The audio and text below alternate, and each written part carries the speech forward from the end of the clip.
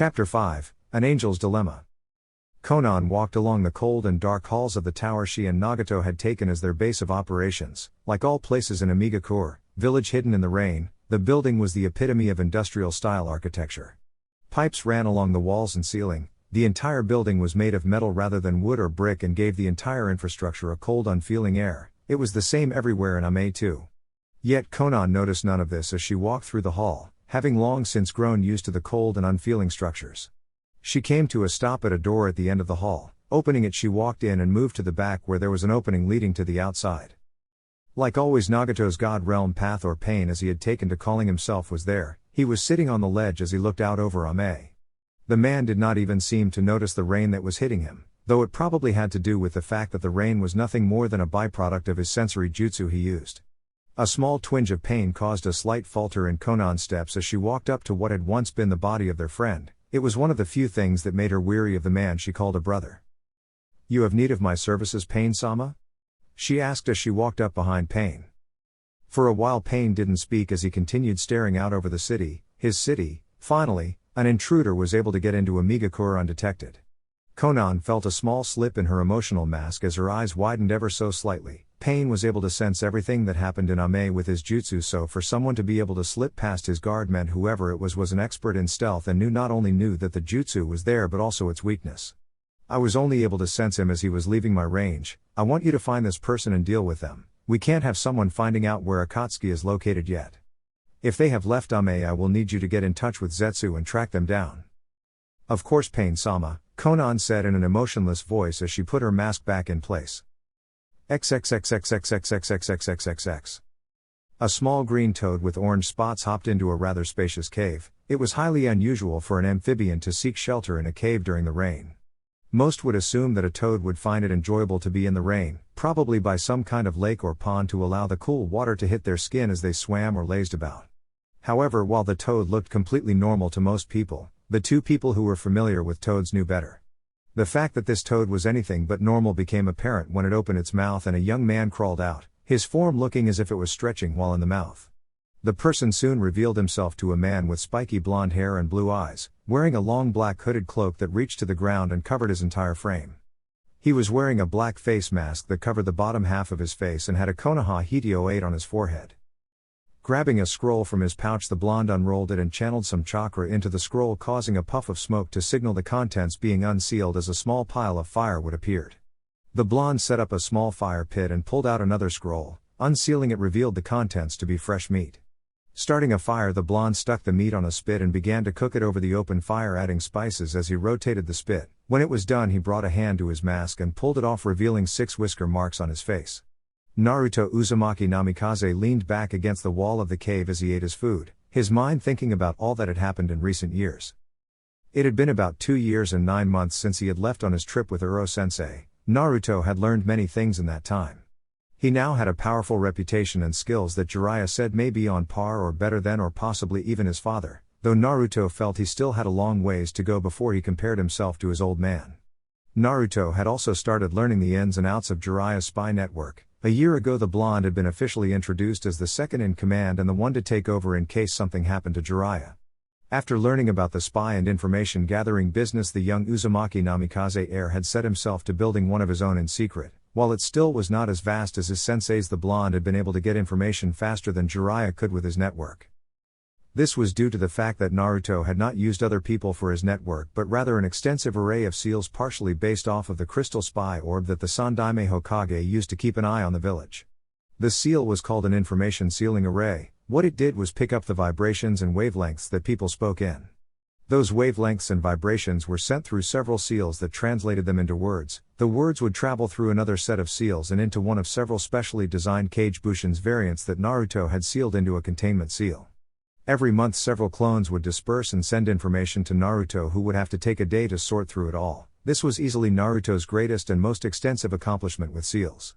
Of course, like with all great ideas and abilities, this one had several drawbacks that made it problematic. The first was that when the clones dispelled themselves and sent information to Naruto, it would take a full day of meditation to sort through them. This required him to find a safe place to be as he sorted through the information. If he was in battle, it could easily leave him vulnerable to attack.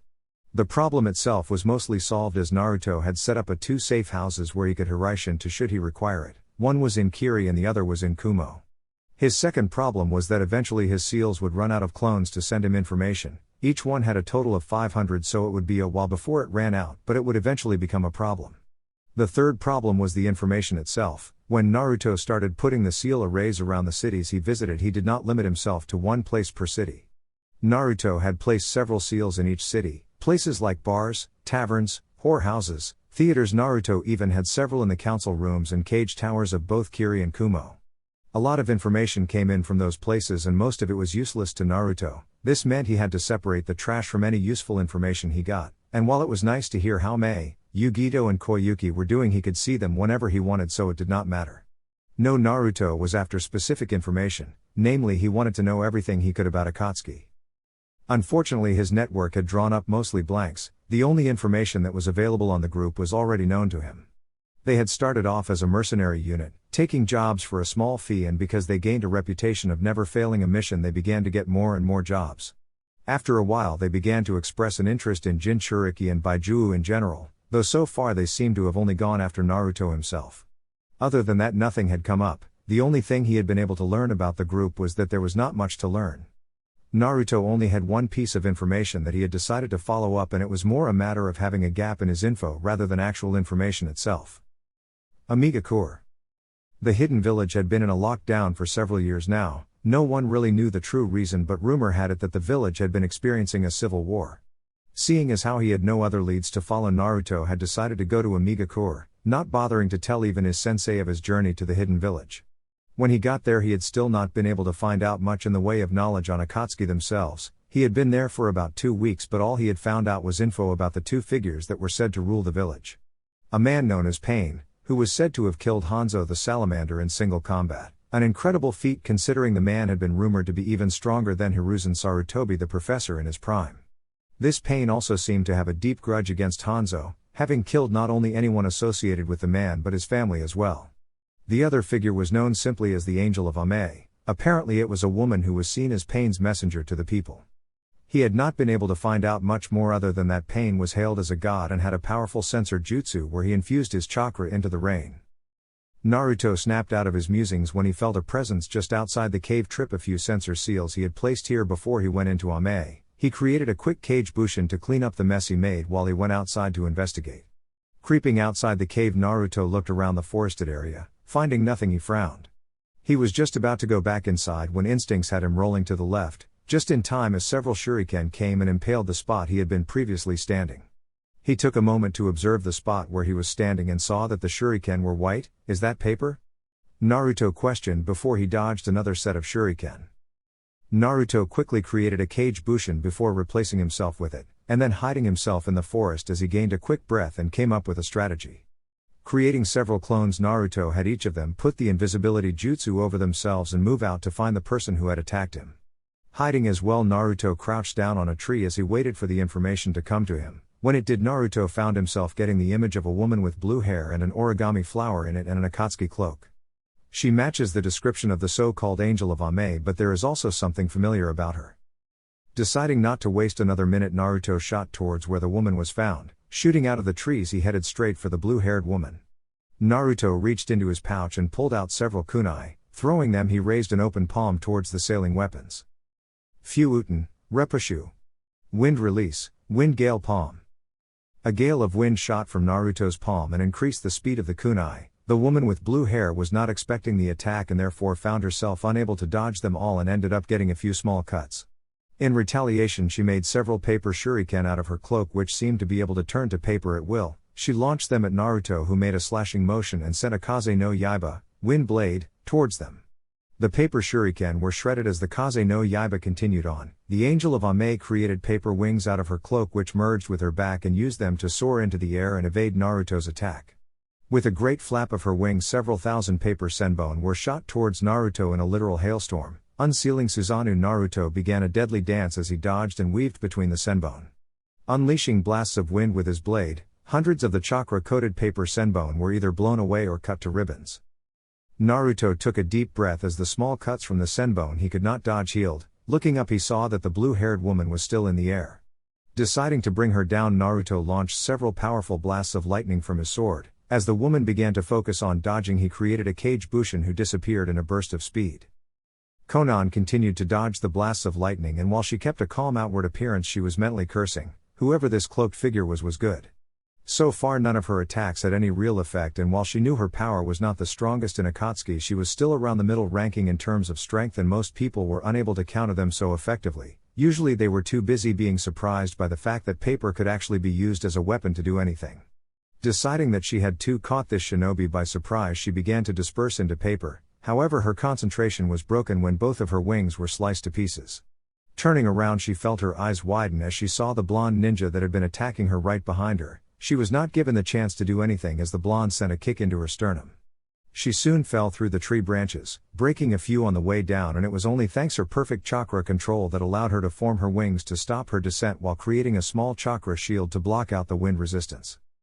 Landing on the ground, she was soon forced to duck under a punch from her blonde attacker. She jumped back to gain some distance, but it was no use as the shinobi before her kept on the pressure. Realizing that she would need to fight back, Konan channeled chakra through her hands, turning them into paper blades and using her chakra to make them hard. She began to attack the blonde using swift strikes with the intent to kill, aiming for vital points like the trachea and lungs. Naruto soon found himself on the defensive as he was forced to dodge and weave through her paper blades. The woman had an excellent style that was able to fully utilize her agile body. Unsealing Susanoo again, Naruto began to meet her strike for strike. Several tears appeared on their clothes as the two continued to battle, but neither was able to get a good hit on the other. Naruto, while physically far more powerful and faster than Konan, he was hard matched to fight someone with two blades, having not done it before and was having a hard time keeping track of both blades. Ducking a horizontal slash, he was soon forced to dodge a thrust sent to impale his eye. Turning around in a 360 degrees counterclockwise motion, Naruto blocked another strike from her left hand. He tilted his head back to dodge a slice meant to open his neck, then brought his sword up in front of him to block her other hand. Deciding he needed to be on the defensive if he was going to beat this woman, Naruto began channeling wind chakra through Susanoo. Making a slashing motion with his blade, Naruto cut clean through the woman's paper blades. Said woman leapt back as Naruto's sword passed through where she had been previously. The woman was just about to charge in again when she felt a prick on the back of her neck, then everything went black.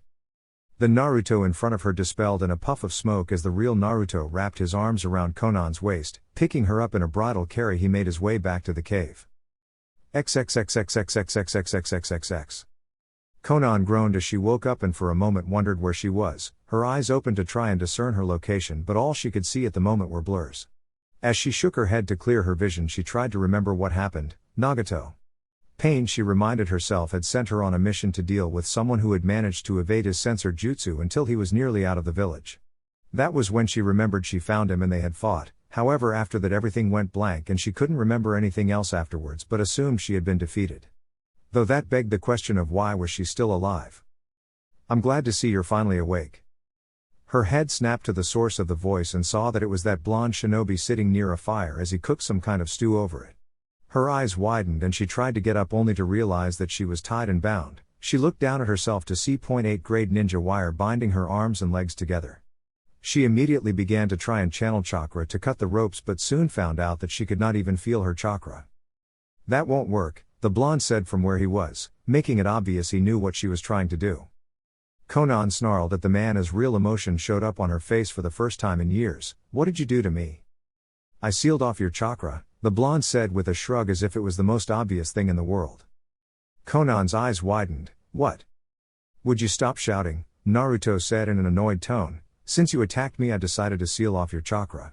He looked at Konan and she could almost see the smirk through the blonde's mask. "If you're a good girl, I may give it back to you eventually." Konan glared at Naruto as she began to struggle even harder. Knowing it was futile, Naruto turned his attention back to his stew. Konan's struggle continued for half an hour before she realized that she would not be able to escape. Without her chakra, she was as helpless as a civilian and the wire was bound too tightly for her to wiggle free. With nothing left to do, Konan merely stared up at the ceiling of the cave. About an hour later, a delicious smell filled her nose. Turning her eyes, she saw her blonde captor kneeling down next to her with a bowl of stew.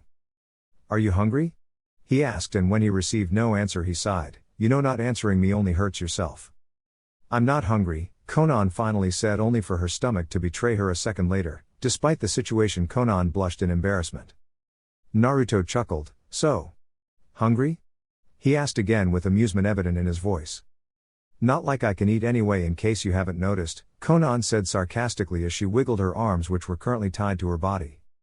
That could be a problem, Naruto said, nodding in agreement and causing Konan to scowl at the amusement in his tone. And unfortunately I can't just untie you, as that would ruin the whole point of tying you up in the first place, aside from the fact that I don't trust you not to kill me the first chance you get. Thankfully I have a way around that. Konan eyed him wearily for a moment as she tried to find out what he meant. When she did, sent him a glare that would have melted lesser men. I won't be fed, least of all by you. Her stomach gurgled again and Naruto shrugged. If your pride means more to you than living, then be my guest and starve to death. Konan bit her lip as she felt her stomach going off again while Naruto moved to get up. Wait, she said. Naruto paused as he turned around. Yes? Konan paused as she swallowed the bit of pride she had as a kunoichi. Slumping her shoulders, she spoke again. I would like that food. Please. Naruto nodded as he went back to her. Kneeling down, he tenderly picked her up and set her so she was leaning against the wall. Going back, he grabbed the bowl of stew before sitting next to her. Scooping up a spoonful of the food, he lifted it to Konan's mouth. Konan opened her mouth without protest as Naruto brought the spoon inside her mouth before she closed it. The woman's eyes widened as the flavor of the food exploded on her tongue. While she did not want to admit it, the food was some of the best she had had in a long time. Strangely enough, she was reminded of Jiraiya and the times he would cook for her, Yahiko and Nagato, when the man had lived with them. As she ate the food, she could not help but spare several glances at her captor. She could not tell his age, but from the sound of the voice he was fairly young, at least in his mid to late teens, and yet the way he walked and the confidence he exuded was the exact same aura she saw in most veteran shinobi that Akatsuki had. Would you like seconds? Her captor asked, and Konan found herself taken aback by the kindness and warmth in his voice. No, thank you, she said, blinking as she wondered why she was being so polite to the person who had essentially taken her prisoner. She looked at him again as he went to clean out the bowl and sealed it and the food in a scroll. Finally she asked the question that had been burning in the back of her mind since she realized her situation. Why did you spare me? Naruto turned to look at her and tilted his head as he found himself slightly surprised by the question. Why did he spare her? She not only attacked him, but was also a part of Akatsuki, so by all rights he should just kill her and be done with it. And yet... Shrugging, Naruto evaded the question. I'm not sure, to be honest. He looked up at the ceiling before looking back at her. Considering the group you're with, I probably should kill you. Konan instantly tensed, even though she knew if he wanted to kill her there was nothing she could do to stop him. Yet at the same time something tells me not to. Walking up to her, he sat down and leaned against the wall. Konan watched the man as he closed his eyes. She was not sure what to make of that last comment. Most shinobi would have either killed her by now or at the very least raped her or something. Yet he had done none of this and even treated her well. Deciding to get more information until she could make her escape, she asked him more questions. What do you plan to do with me? Naruto sighed as he ran a hand through his hair. You know, I haven't thought about it, though I do know I'm not gonna let you go back to that crackpot you call a leader. Konan's eyes narrowed dangerously. Don't you dare talk about Pain-sama like that. Pain, Naruto said as if testing it. Is that what he calls himself these days? Konan's eyes instantly widened, wondering what this man knew about pain. Naruto looked over at her. I wonder. Are you talking about Yahiko? He watched as her expression fell and realized with small pang of guilt that her friend was dead. However, that also left only one other option about Pain's identity. So, Nagato is Pain, eh? How do you know these things? Konan asked in a low and somewhat strained voice. She would not admit it, but being reminded of her dead friend hurt. Only a few people ever knew who we were, so how do you know this? Naruto hummed a second before speaking. I'm not sure I trust you enough to tell you. Maybe I will later though. If you earn my trust. Realizing she was not going to get anything out of the blonde, she stayed quiet. Eventually Konan began to feel tired and despite being in the presence of an enemy ended up falling asleep. Naruto looked over at Konan and gently lifted her up. Moving over to a sleeping bag, he unzipped it and tenderly set her in. Now that she was asleep, he took a small moment to study her. Konan had short light blue hair done up in a short shoulder-length cut with a small origami flower in it. Her face was perfectly heart-shaped and held a definitive feminine beauty that most women, kunoichi or otherwise, would be extremely hard-pressed to match. She also elaborate piercing under her bottom lip. Her skin was a milky white, and despite wearing the Akatsuki cloak, Naruto could easily see the feminine figure that rivaled Mei and Yugito's under it. He studied her face for a moment. Now that she was sleeping, her face looked innocent, peaceful and even slightly vulnerable, especially compared to the neutral or angry and annoyed looks she had given him when she had been awake. Resisting his natural urge to brush away a few strands of her hair, Naruto instead tucked her in and got out another sleeping bag from a scroll, laying in it where he went into a very light sleep. XXXXXXXXXXXX. Konan woke up the next morning the same way she had last time, the only difference was the absolutely heavenly aroma that seemed to penetrate her nose. She moved around a bit and frowned when she realized she was much warmer than she had been last night. Lifting her head, she saw that she had been moved into a sleeping bag. "Good morning." Hearing the voice, Konan took her attention off of her situation. She turned to look at Naruto, who was currently over an open fire and had a pan in his hand. "Breakfast will be in just a minute." Konan blinked as she saw the blonde flip something into the air and catch it back in the pan. A little while later he came up to her and sat down a plate piled with what looked like bread of some kind. Naruto unzipped the sleeping bag before picking Konan up, much to her protest, and propping her up against the wall. "Do you want any butter on these?" Konan blinked again as she fought to maintain a neutral expression. "What are they?" Naruto tilted his head to the side in a quizzical fashion before shrugging and decided to explain. "It's called French toast. Apparently they're a foreign food of some kind, though I have no idea where they come from." "So butter?" he asked again. Konan merely shrugged, causing Naruto to sigh. "I suppose we'll just try both ways then." Cutting piece of French toast off and sticking it with a fork, Naruto brought it to Konan's mouth. Said woman only hesitated for a second before taking it. Like last time, the food was easily the best she had ever tried, and did not hesitate the next time he brought the fork to her mouth. As Naruto continued feeding her, Konan tried to figure the blonde out. She had no clue why he was being so nice to her, even going so far as to give her food and placing her in a spare sleeping bag so she would not get cold during the night. Nor had he touched her inappropriately in any way. If he had, she would have noticed, since there were always ways to tell when someone had done something to her, such as her clothing being ruffled or even removed entirely. Unfortunately, she could not come up with any explanation that may shed some light on the blonde man's strange behavior. It was most vexing, to say the least. "Aren't you going to eat?" Konan asked after she finished swallowing a bite of food, since while she did not care about the man, she had yet to see him have any food, and she had to wonder if he had possibly poisoned the food, though she could not think of a reason why he would. Naruto let out a small chuckle. "I already ate this morning before you woke up, but thank you for the concern." Konan let out a humph but continued to eat. When she finished, Naruto went about cleaning the dishes and getting rid of any evidence of him being there. Looking back over at Konan, he sighed. Moving back to her, he sat down as Konan watched him. For a while neither spoke as the two tried to come up with an answer to their thoughts, though both were thinking completely different things. "Why do you do it?" Naruto finally asked, as he figured beating around the bush would not help anything, nor get him the answers he sought. "Why do I do what?" Konan replied as she answered his question with another question. "Why do you follow Nagato?" Naruto asked. "I mean, I know he's your friend and all, but really the guy's obviously gone mad." Konan snarled as she tried to lunge at him, only to fall on her face. "Don't you dare speak of him that way. You know nothing about him, or the pain he's been through. Someone like you could never understand." "Someone like me, huh?" Naruto asked with sarcasm. "Well, that's good, because frankly I wouldn't want to understand some megalomaniac with the desire and ability to kill people without remorse, all for the sake of power." Konan began struggling more as this man insulted her one reason left for living. "Shut up. You know nothing. He's doing this to create peace." "Peace?" Naruto questioned as his incredulous tone turned into anger as her comment got the better of him. "How can trying to capture the Baiju ever create peace? How could gaining that kind of power bring us peace?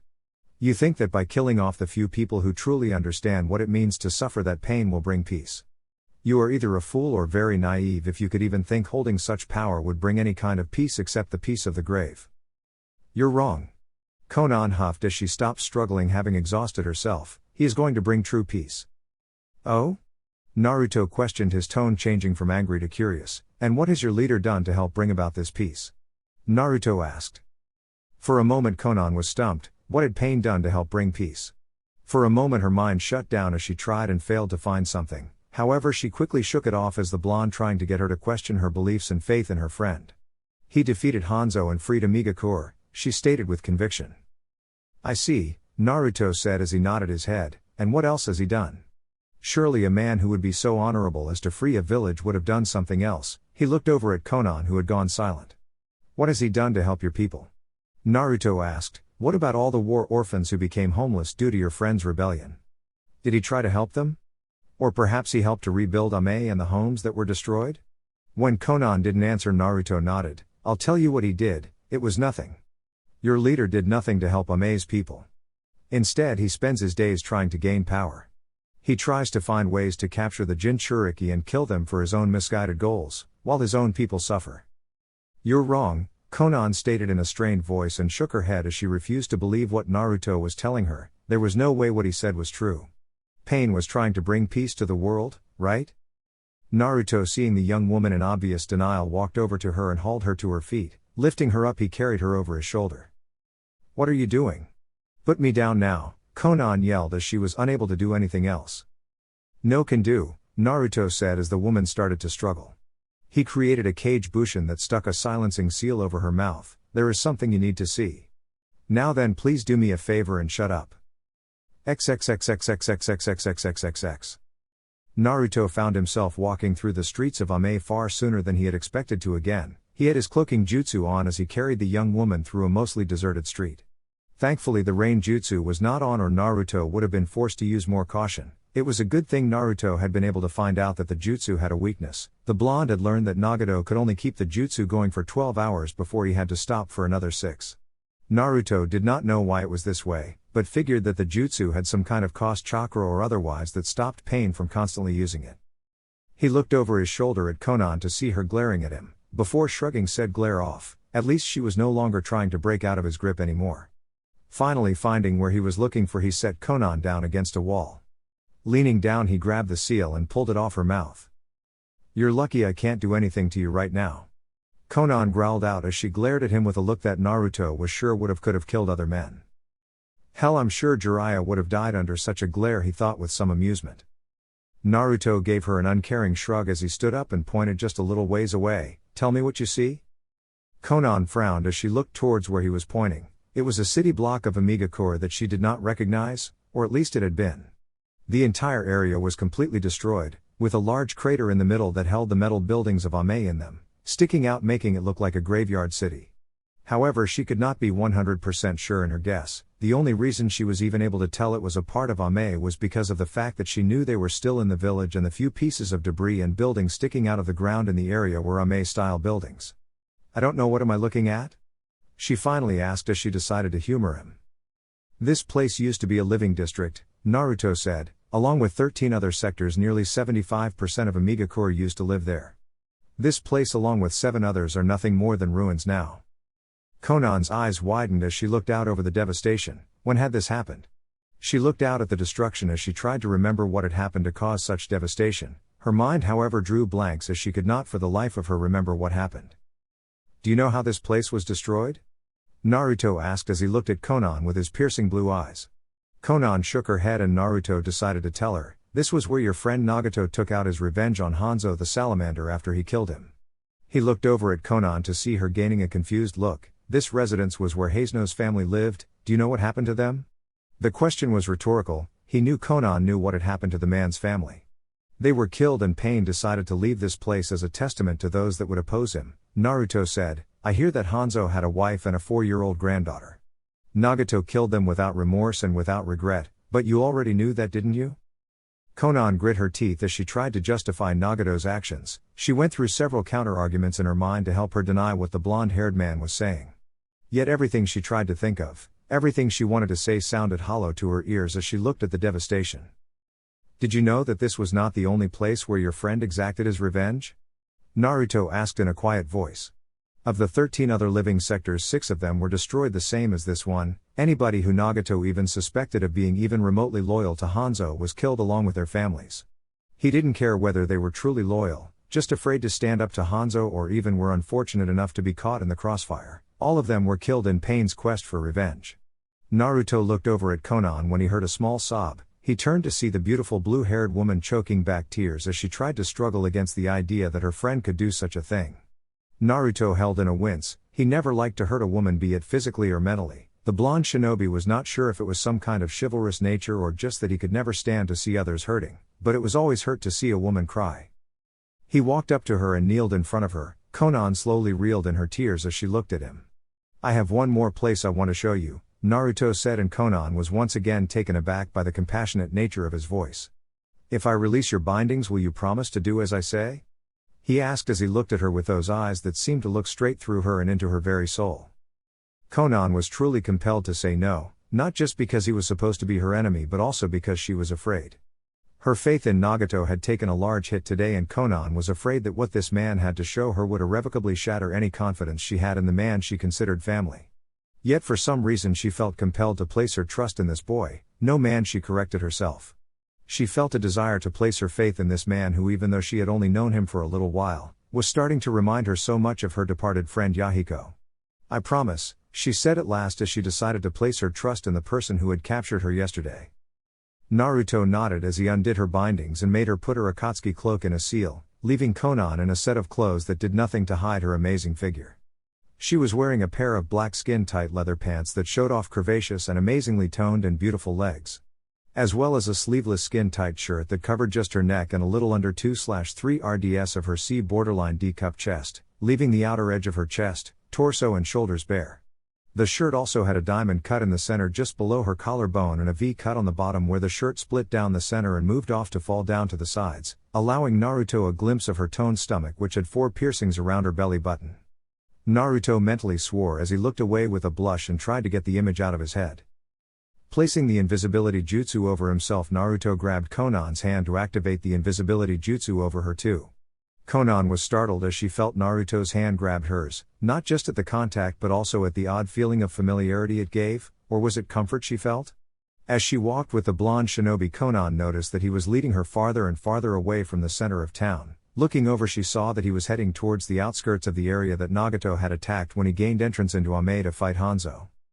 When they got there, she noticed with some surprise that there was a cottage at their destination. It was made out of steel and looked fairly new, mainly from the fact that it was not only different from any of the buildings found in Ame but also because this area had been nearly destroyed by Nagato's assault and none of the buildings aside from that small cottage stood.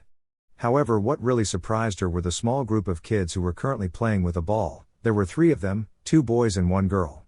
The 3 stopped playing as they looked over at Naruto as he dropped the invisibility jutsu. If Konan had been surprised before, she became absolutely shocked when the 3 gave a shout of Oni-chan and rushed over to Naruto. The 3 soon surrounded the 2 of them and began firing off questions at Naruto. Said blonde just laughed as he lifted the 3 of them up, placing the girl on his shoulders while the 2 boys were in each of his arms. Now that she got a closer look, Konan noticed that they could not be much older than 7 or 8 years old. "I thought you were leaving, Oni-chan?" said the boy on the left, a kid with messy black hair and green eyes. "Hey Oni-chan, who's the pretty one-chan you brought with you?" asked the boy on Naruto's right arm. He had dark blue hair and brown eyes. "Is she your girlfriend?" the girl with dark green hair and blue eyes as she leaned on his head asked with a giggle as she held up her pinky. Konan was hit with a wave of nostalgia as she watched the blonde interacting with the young kids, though she blushed at the compliment and question that were thrown at Naruto concerning her. It was in a way so much like how she, Nagato and Yahiko had been found by Jiraiya-sensei all those years ago. For a few minutes she zoned out before being brought back when she heard a squeal of delight. Looking towards the source, it was to see all of the kids on a clone of Naruto as they headed into the house. "I found those 3 kids scrounging around a garbage can when I was trying to find information on Akatsuki here," Naruto said as he saw Konan look over towards him with a questioning gaze. "Do you know what they told me their dream is?" he asked Konan as he looked towards the cottage. Konan shook her head. "No. They said they wanted to lead a rebellion to free Ame," Naruto said as Konan gasped in shocked. Those 3 kids were the only ones to escape from Nagato's revenge. Apparently their parents had them hide in a secret cellar before they were killed. "Is this familiar to you?" "It's almost just like Nagato, Yahiko and I when we were younger," Konan said as she saw the similarities between her old group and the 3 she had just met. They even had plans to free Ame like Yahiko had come up with after Jiraiya-sensei had left, only this time it was against pain rather than when she and her friends had been facing Hanzo. These kids were living like they had, and she knew that it was because of her and pain that they were. She felt tears begin to fall down her eyes as she realized she was no longer able to hide the truth she had denied to herself, with the startling knowledge that Nagato had lost his way when he took up the name Pain and became blind by a lust for power and the belief that he was God. Her faith in him shattered. Falling to her knees, Konan began to cry in earnest. Without her faith in Pain, who had become her reason to live, she felt even more empty than after Yahiko had died. Naruto watched as the woman wept and could not help the feeling of regret that encompassed him. Despite knowing that she had to cast off the illusions she put up for herself, Naruto still found it hurt him to see a woman cry. "Curse my conscience," Naruto said to himself as he closed the distance between them and knelt down. Konan was startled when she felt a pair of arms engulf her torso, feeling herself being pulled into an embrace as a warm feeling encompassed her. She instantly moved towards the small source of comfort she found. Pressing her head into a shirt, she let out all of the pain and loneliness she had been feeling since Yahiko's death. After the death of cheerful boy who tried to act tough and be their leader had died, Nagato had never been the same. He had started to become colder and colder with each passing day, so much so that Konan had to put up a wall around her emotions, a wall that had just broke. Konan gripped the cloth of the shirt she had buried her head into as she continued to let her tears fall unabashed down her face. She felt a hand start to make soothing motions as it rubbed her back and a voice whispered in her ear. "It's all right."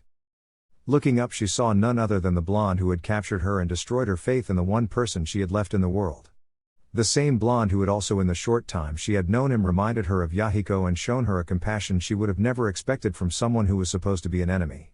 She looked into his eyes trying to understand why he was doing these things, why he would strip away her beliefs yet at the same time why he was so nice to her despite them being enemies. It took a while. Eventually she saw something she had not expected to see. Pain. The young man's eyes were pools of pain and loneliness that she had not even seen in Nagato's or her own eyes. This boy, she realized, understood pain even better than she did, yet even then Konan could see that he still held on to his compassionate and caring nature. "Who are you?" she asked even as tears continued to fall down her face. Naruto brought a hand to Konan's face and gently brushed away a few tears. "I'm someone who understands pain." Bringing his face up to his mask, he slowly pulled it down, revealing 6 whisker marks on his face. Konan's eyes widened in recognition. While she had never met the Kyuubi's Jinchuriki, she had been given a general description. To think that this entire time she was with one of the people they had been trying to kill. "I am also a student of Jiraiya's, like you." "That was how you knew who I was," Konan breathed as she finally figured out how he knew of her and Nagato. Naruto nodded. "Jiraiya-sensei told me the story of how he met you three," Naruto said, figuring it would be best to use his sensei's real name instead of his nickname for the man. "He had told me that he was going to get you three after the war and take you to Konoha with him, but received information you had been killed." Naruto shrugged. "To be honest, I wasn't even sure it was you until I mentioned Nagato and Yahiko. All I had was your general description that gave me a hunch." Konan felt lightheaded as she tried to wrap her mind around all the startling revelations today. It was all too much to handle in too short a time. It almost seemed like some kind of divine intervention from a real god. To think that the man before her was not only the Kyuubi Jinchuriki but also that he was a student of Jiraiya's as well. Then he comes here and meets her, showing her that pain was not what she had thought he was. It was almost enough to make one believe in fate.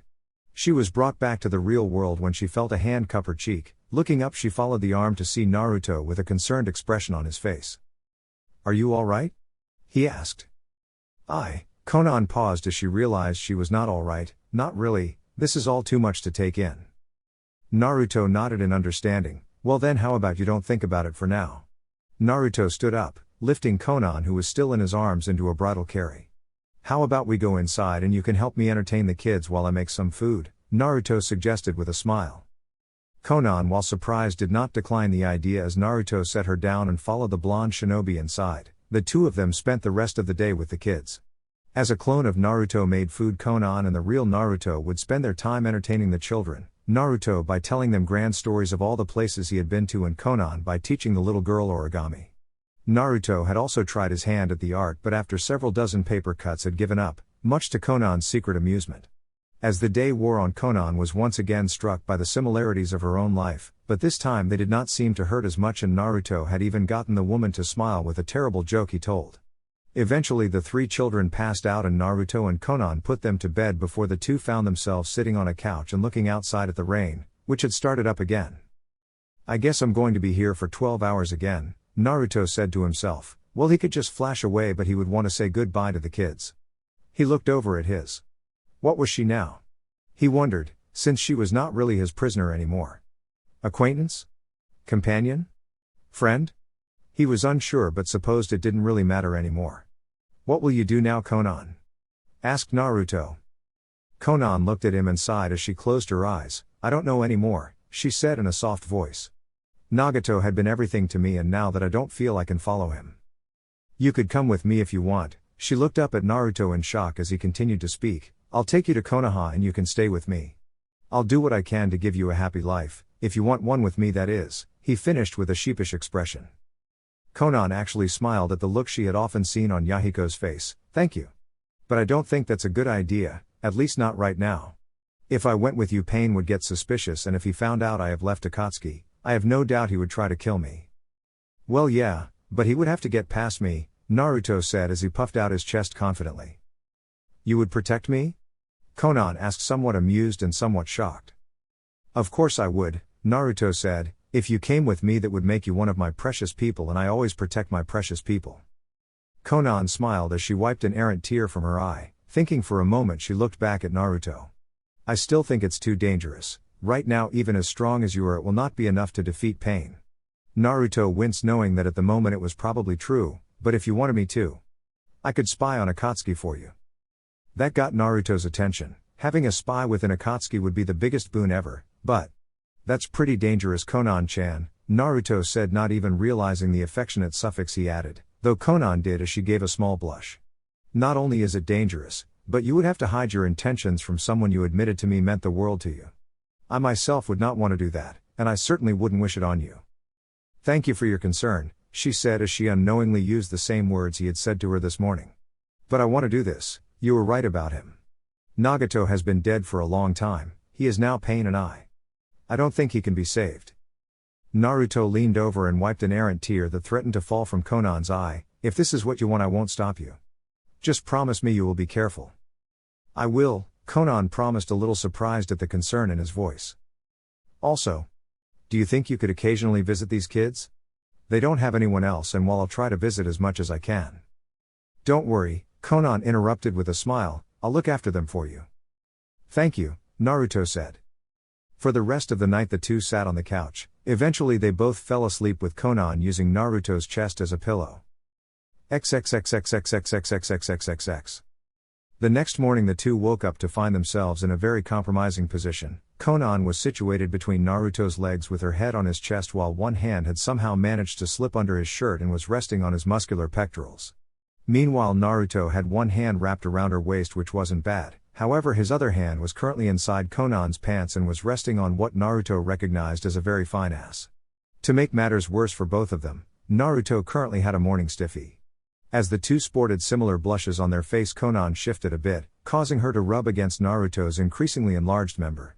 The blue-haired woman became positively mortified when she felt a low moan escape her throat as his length rubbed against her inner thigh, with a speed that would have made the former Senko proud and definitely impressed the current one. Konan shot off of him and sat at the edge of the couch. For a long while neither of the two said anything, nor could they even look at each other. Eventually Naruto coughed. Listen, I'm gonna go take a shower, a very cold shower. Do you think you could start breakfast for the kids? Konan looked at him for a second before blushing and averting her eyes. Unable to actually speak, the blue-haired woman merely settled for nodding. Naruto got up and went to the small bathroom in the cottage. Meanwhile Konan went to the kitchen and began to prepare breakfast. After a cold shower to get himself under control, Naruto came into the kitchen and helped prepare breakfast. Thankfully most of the lingering embarrassment that hung in the air was for the most part gone as the two worked in silence.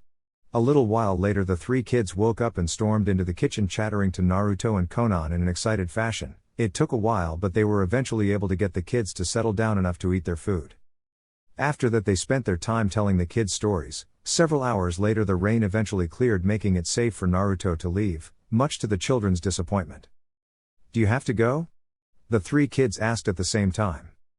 Naruto smiled as he kneeled down so he was eye level with them. Yes, unfortunately, there are a lot of things I need to do and I can't do them here. He looked at each of them and noticed that the girl looked like she was about to cry. He moved his hand up and gently brushed away the small moisture in her eyes.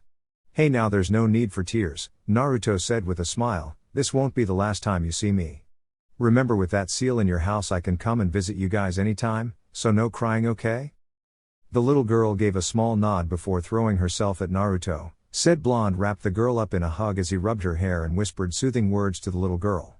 They broke away a little later and Naruto stood up and looked at the three of them. Now do you three remember what I told you? True strength only comes from protecting someone precious to you, the three said in unison, causing Naruto to smile. Good, Naruto said, I want you to remember that and make sure to protect and look after each other. Can you do that? He received three nods and smiled. All right then, we'll see you later. He and Konan made their way outside and left the small cottage. XXXXXXXXXXXXX. You're later than I expected you to be, Pain said as Konan walked onto the ledge, not even bothering to turn and face her. He was a stronger opponent than I expected, Konan stated in her emotionless voice. Pain turned around to look at her and saw that she did indeed look a little roughed up. Her Akatsuki cloak was ripped in several places and he could see a few scars here and there denoting to where she had been cut. Turning around, he put it out of his mind. So long as whoever had come into Ame was dead, it did not matter. Very well, Pain said, giving Konan a clear dismissal. Bowing slightly, Konan left, walking through the office and into the hall. Eventually she reached a door and went inside. Looking around at her sparsely furnished room, she sighed and walked into her bedroom. Throwing her cloak on the floor, she fell onto her bed as she decided to get some sleep. As she closed her eyes, her hand went up to clutch a necklace, more specifically the tri-pronged kunai attached to it, as she closed her eyes and went to sleep. XXXXXXXXXXXXXX. Naruto sighed in relief as he flopped onto the bed in his hotel. It had been about 2 weeks since he had gotten out of Ame, and this was the first time he had been able to rest in a bed since then. Opening his eyes, Naruto stared at the ceiling and thought he was going to meet up with Jiraiya again next month, having received a message that they were going to go on a mission together. What it was he didn't know, but was looking forward to doing an actual mission with his sensei. Even though he had trained with the man for nearly 3 years now, they had never done a mission together. He absently wondered if he should tell his sensei about what he had found. Shaking his head, Naruto decided against it for now. If Jiraiya knew that his 2 students were alive, he would not doubt go to Ame and Nagato would kill him. For now he would keep this a secret between him and Konan.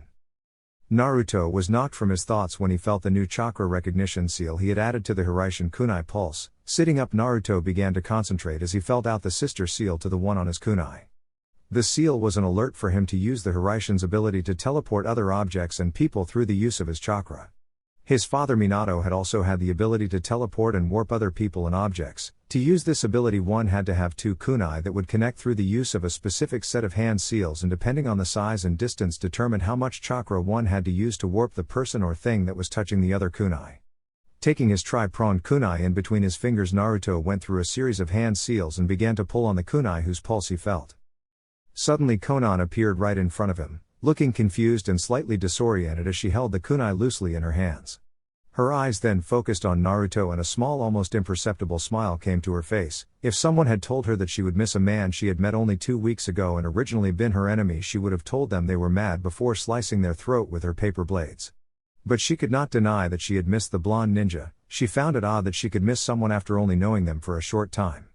But after he had broken through her emotional barrier, she had felt lighter, as if a burden had been lifted from her shoulders, and the time she had spent with him and the kids had been some of the best she had in years, reminding her of the times Jiraiya had lived with her, Nagato and Yahiko.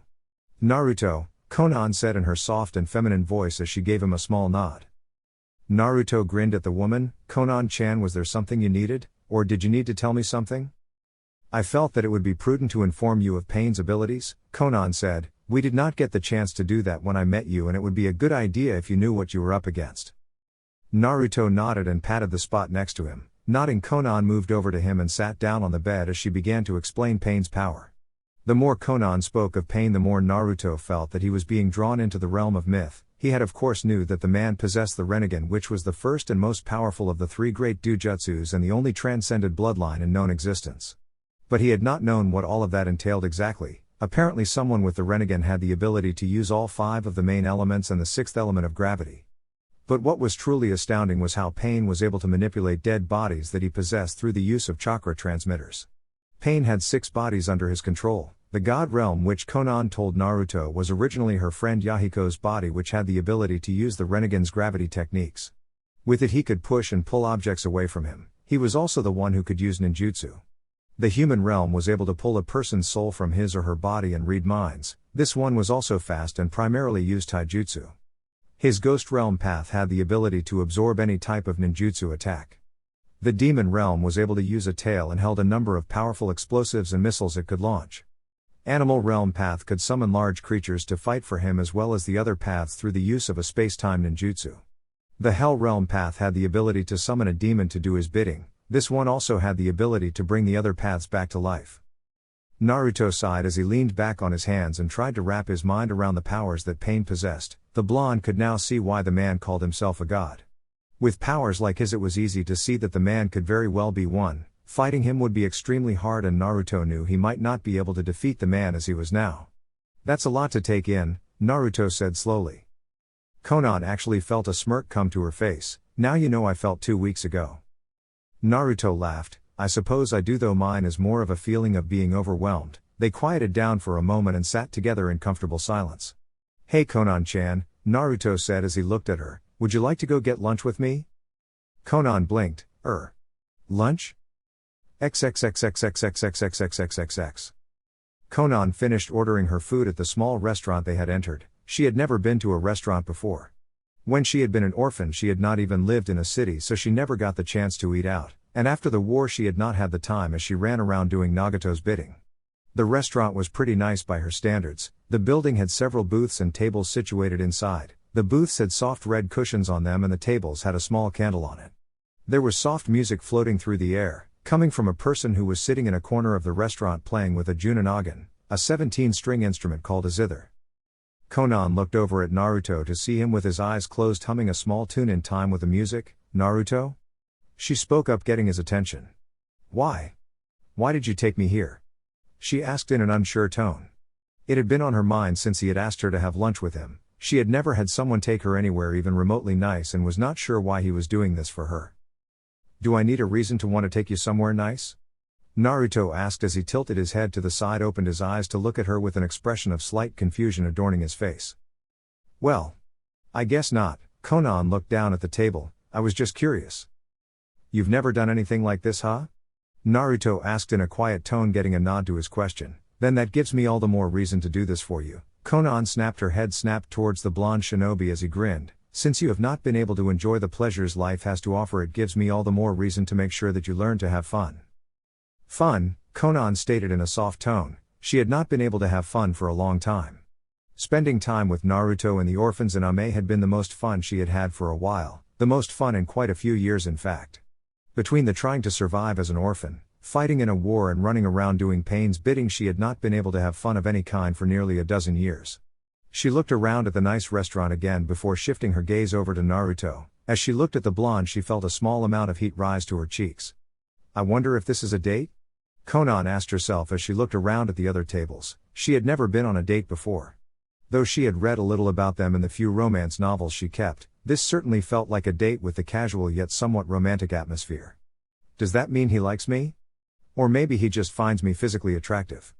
While Konan was not vain, she knew she considered beautiful by most standards. Some of the missions she had done both during the war and for Pain afterwards had her using seduction techniques to assassinate her enemies. The food soon arrived and she tried not to think about the questions she felt as she began to eat. The meal itself was a quiet affair. Konan would occasionally throw glances at Naruto, who was eating peacefully and seemingly unaware of her looks. In truth, he knew Konan as throwing him unsure glances, but did not feel that teasing her like he would normally do was a good idea right now. After dinner, Naruto took Konan out to walk around the town, hoping to get her to experience a life without fighting for a little while. Konan looked around at all the people walking and talking in surprise. The place was so peaceful compared to what she knew. She looked as couples walked hand in hand as they looked in the windows of various shops. Parents were walking with their children and occasionally buying them treats. She felt a small pang of sadness at having never had the chance to experience any of these things after her parents died when she was young. The part of her that had started to come out since meeting Naruto would have jumped at the chance to experience a normal life. She was shaking out of her thoughts when she felt an arm wrap around her shoulder. Stopping, she turned her head. She saw Naruto looking at her with a concerned expression. Hey, are you alright? Naruto asked with a little concern in his voice. Konan nodded. Yes, I'm just not used to this. She gestured towards all the people around her. Naruto smiled. We'll just have to make sure you become acclimated to it, Naruto said as he grabbed her hand and began to pull her around the village. Naruto took her to all of the different kinds of shops, places such as sweet shops, souvenir stores and clothing stores. Konan found that she was actually enjoying herself as they went around to all the different places Naruto took her to. By the end of the day, Konan had a genuine smile on her face as they went back to Naruto's room. Thank you for taking me out to dinner, Konan said with a small bow as she tried to hide the pink on her cheeks. Naruto gave a sheepish grin as he rubbed the back of his head. You don't have to thank me, you know. I wanted to take you out. In fact, I was wondering if you would like to do it again the next time we meet. Konan looked up at Naruto to see he had a light blush on his face as he averted his eyes. I would like that, she said with a soft smile. Naruto gave her his foxy grin. Then it's a date. Before Konan could reply, Naruto focused his chakra into her kunai. In less than a second, the young woman found herself in her room right next to the paper seal Naruto had told her to put in her room. A date. Konan felt her cheeks heat up at the thought of going on a date with a young man. She found herself looking forward to meeting Naruto again and going on that date with him. XXXXXXXXXXXX. 3 months later. For the next 3 months Naruto would use the Hiraishin to summon Konan when he was not with Jiraiya. She would give a report on what was going on with Akatsuki and then Naruto would take her out to do something fun. Letting Konan try out all of the activities and other such things she had missed in her life, whether it was going to a movie, having a picnic or taking her shopping for clothes. Not that he didn't love the skin-tight bodysuit she always had on, but he would always end up needing a cold shower after she left when she wore that. The fact that she continued to wear it even after they bought her clothes made him think she knew what it was doing to him and wanted to tease him, though it was hard to tell since she for the most part still kept a neutral expression except for the few occasions he caught her smiling. After the first 3 weeks Konan and Naruto began to see each other more frequently, having started to grow closer together. Whenever Naruto was with Jiraiya he would often ditch the white-haired senin at some pub or whorehouse and summon the blue-haired woman. The two would usually go out to dinner or take long walks around or outside of whatever town Naruto was staying in. As she continued to get to know him Konan began to open up to the blonde a bit more. She began to tell him stories of when she was a little girl. Most of her stories involved Yahiko and the things he had done for her. She told the blonde of how they had met and later found Nagato and had him join their group. She spoke of how Yahiko had declared that he would become a god and end the fighting in Namikaze, as well as stop the rain which Yahiko had likened to the people's tears. She talked about how they had met Jiraiya and he later taught them how to be ninja, staying with them for several months. After Jiraiya left them the 3 orphans had began to gain a reputation and other comrades who held the same belief as them. Using their growing power they had spread their beliefs that war should be stopped without violence. However that was when they had become a threat to Hanzo, the leader of Namikaze who much to Naruto's extreme displeasure had struck a deal with Danzo Shimura to help deal with the 3. Konan had confided to Naruto about how she had been captured and Nagato was forced to choose between having Hanzo kill Konan, or killing Yahiko himself. The blue-haired woman told Naruto how Yahiko had thrown himself on Nagato's kunai and told Nagato to continue their mission to find peace. When Naruto had asked her why she trusted to tell him this, her actions and answer afterwards had shocked him. Konan had quite literally thrown herself on top of him and began to cry. The beautiful blue-haired woman told the blonde how he reminded her so much of Yahiko, both in personality and personal philosophy. Yahiko, like Naruto, had desired to become the leader of his village. He had that never-give-up attitude that Naruto, despite maturing greatly, had never lost. Also, like Naruto, Yahiko had the desire to become strong enough to protect Konan and Nagato, much like how the blonde shinobi was with his own friends. Naruto realized that he reminded her so much of her old friend that it was almost like she was with Yahiko whenever she spent time with him. When Naruto commented on this, Konan said that she felt as if Naruto was carrying on the dreams of Yahiko instead of pain. She had also confessed that when they were younger Konan had something of a crush on Yahiko, who had become their leader when they were orphans and even afterwards when they began their journey to bring peace to Ame. Deciding that because Konan had trusted him with what he knew was her most painful memory he should trust her as well, Naruto began to tell her about his pain. How he had been hated for his whole life because his own father sealed the Kyuubi inside of him, the abuse and malnourishment he had suffered in the orphanage. Being kicked out of said orphanage at the age of 4, where he was forced to live on the street for a year before the Hokage had found him and given him an apartment. He told her how the people of his village always looked at him with hate-filled eyes, telling their kids to stay away from him because he was a monster, and how the parents' hate was eventually passed on to their children. Konan was horrified to know just how painful his life was. Sure, she had been an orphan, but she always had Yahiko or Nagato when she was growing up, and she had never been hated. Naruto had no one. Even worse was that while it only happened a few times, Naruto would occasionally get severe beatings by several mobs on his birthday, which was the same day the Kyuubi had attacked Konoha and been sealed into Naruto. The blonde's only saving grace in the whole village had been the Sandaime Hokage, a few of his Anbu, and a small ramen stand who did not hold any prejudice against Naruto and treated him like a human being. It was then that Konan felt her respect and feelings for Naruto grow even stronger. The two were currently sitting under a tree near a small beautiful lake with crystal clear water. As she watched the waves roll up and caress the shore, Konan gave a smile as she thought about how her life had become a lot less bleak. She looked over at Naruto, who was leaning his back against the tree with his hands behind his head. His eyes were closed and he had a small smile on his face. The peaceful look and feeling he gave off caused her smile to widen. She had spent quite a bit of time with Naruto in the last 3 months. Konan had thought about the blonde often nowadays. Even when he was not with her, Naruto would often worm his way into her thoughts. Whenever her thoughts wandered over to the blonde, it made her think of the feelings she had for Yahiko, the desire she had to be with Yahiko had slowly been transferring over to Naruto. Konan didn't even bother to think about how or when this had started happening and instead decided to just accept it. If there was one thing in her life she had learned when living as an orphan, it was not to look a gift horse in the mouth. Being a bit bolder than usual, Konan scooted herself closer to the young blonde and closing her eyes leaned against him whilst laying her head on his shoulder. Naruto opened his eyes and looked down at her in surprise. Kona-chan, what are you doing? He asked in a confused voice. I want to be near you. Konan opened her eyes to look at him. Do you not like me being this close to you? Naruto relaxed as he wrapped an arm around her waist and pulled her closer. Not at all, I was just startled. But are you sure you're okay with this? I mean. You do know that I will have to rebuild my clan? Naruto had told Konan about this little bit of information a while ago, along with the fact that he had 3 women he was currently secretly engaged to since he did not want anyone coming after them until he felt he was strong enough to protect them. I know, Konan said in a voice that was just above a whisper, I don't care about that so long as I can be with you. Naruto looked startled as Konan lifted her head off his shoulders and looked at him. There was only one person I ever thought I would love. After Yahiko died I didn't think I would ever get to find someone like that again. She gave him a large smile. But you showed me something when I had nothing but the desire to follow the dreams of a man who lost sight of his goals and became corrupted by power and a madman. Naruto knew who she was talking about. Aside from telling him about Pain and the others, she also told Naruto about the true leader of Akatsuki, Madara Uchiha. Apparently the old Uchiha leader was not as dead as everyone had been led to believe. The man had not only survived his fight with Hashirama Senju but also had found immortality. Madara had been living all these years, and when he saw the chance created Akatsuki, he used Nagato's desire for peace, warping and twisting it until there was nothing left but a man with delusions of grandeur. And even though Kyuubi refused to talk to him about it, Naruto was positive that Madara was the one responsible for its attack on Konoha at the day of his birth.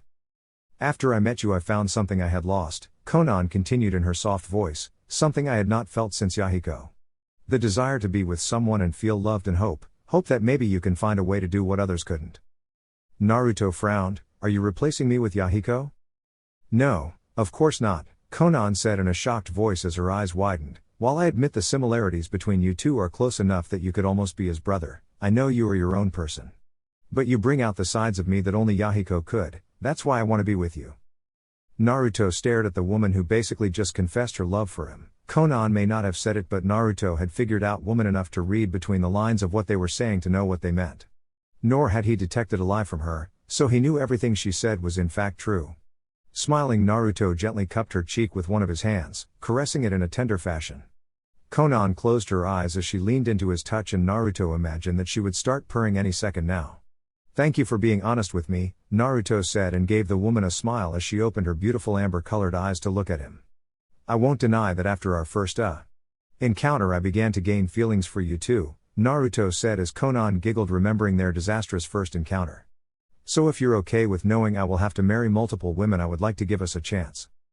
Konan's breath hitched as Naruto began to lean down, his hand going from her cheek to below her chin as he gently lifted her head to meet his. She slowly closed her eyes as Naruto's face came closer, so she didn't see when their lips met, but she did feel it, and when it happened Konan felt a small jolt run through her body. Konan wrapped her arms around Naruto as she leaned into the kiss. Naruto did likewise as he wrapped his arms around her waist, shifting Konan's position so she was on lap.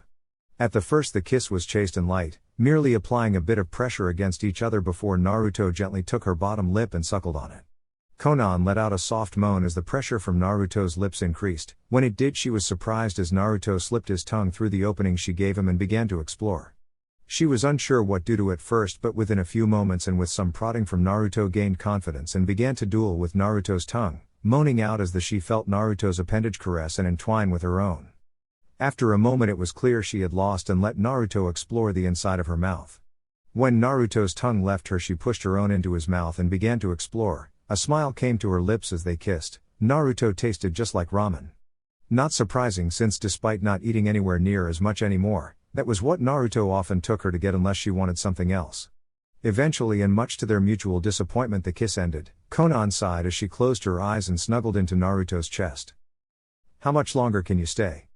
Naruto asked after a few moments of companionable silence. I can stay until tomorrow without Pain getting suspicious, Konan said after a moment of thought.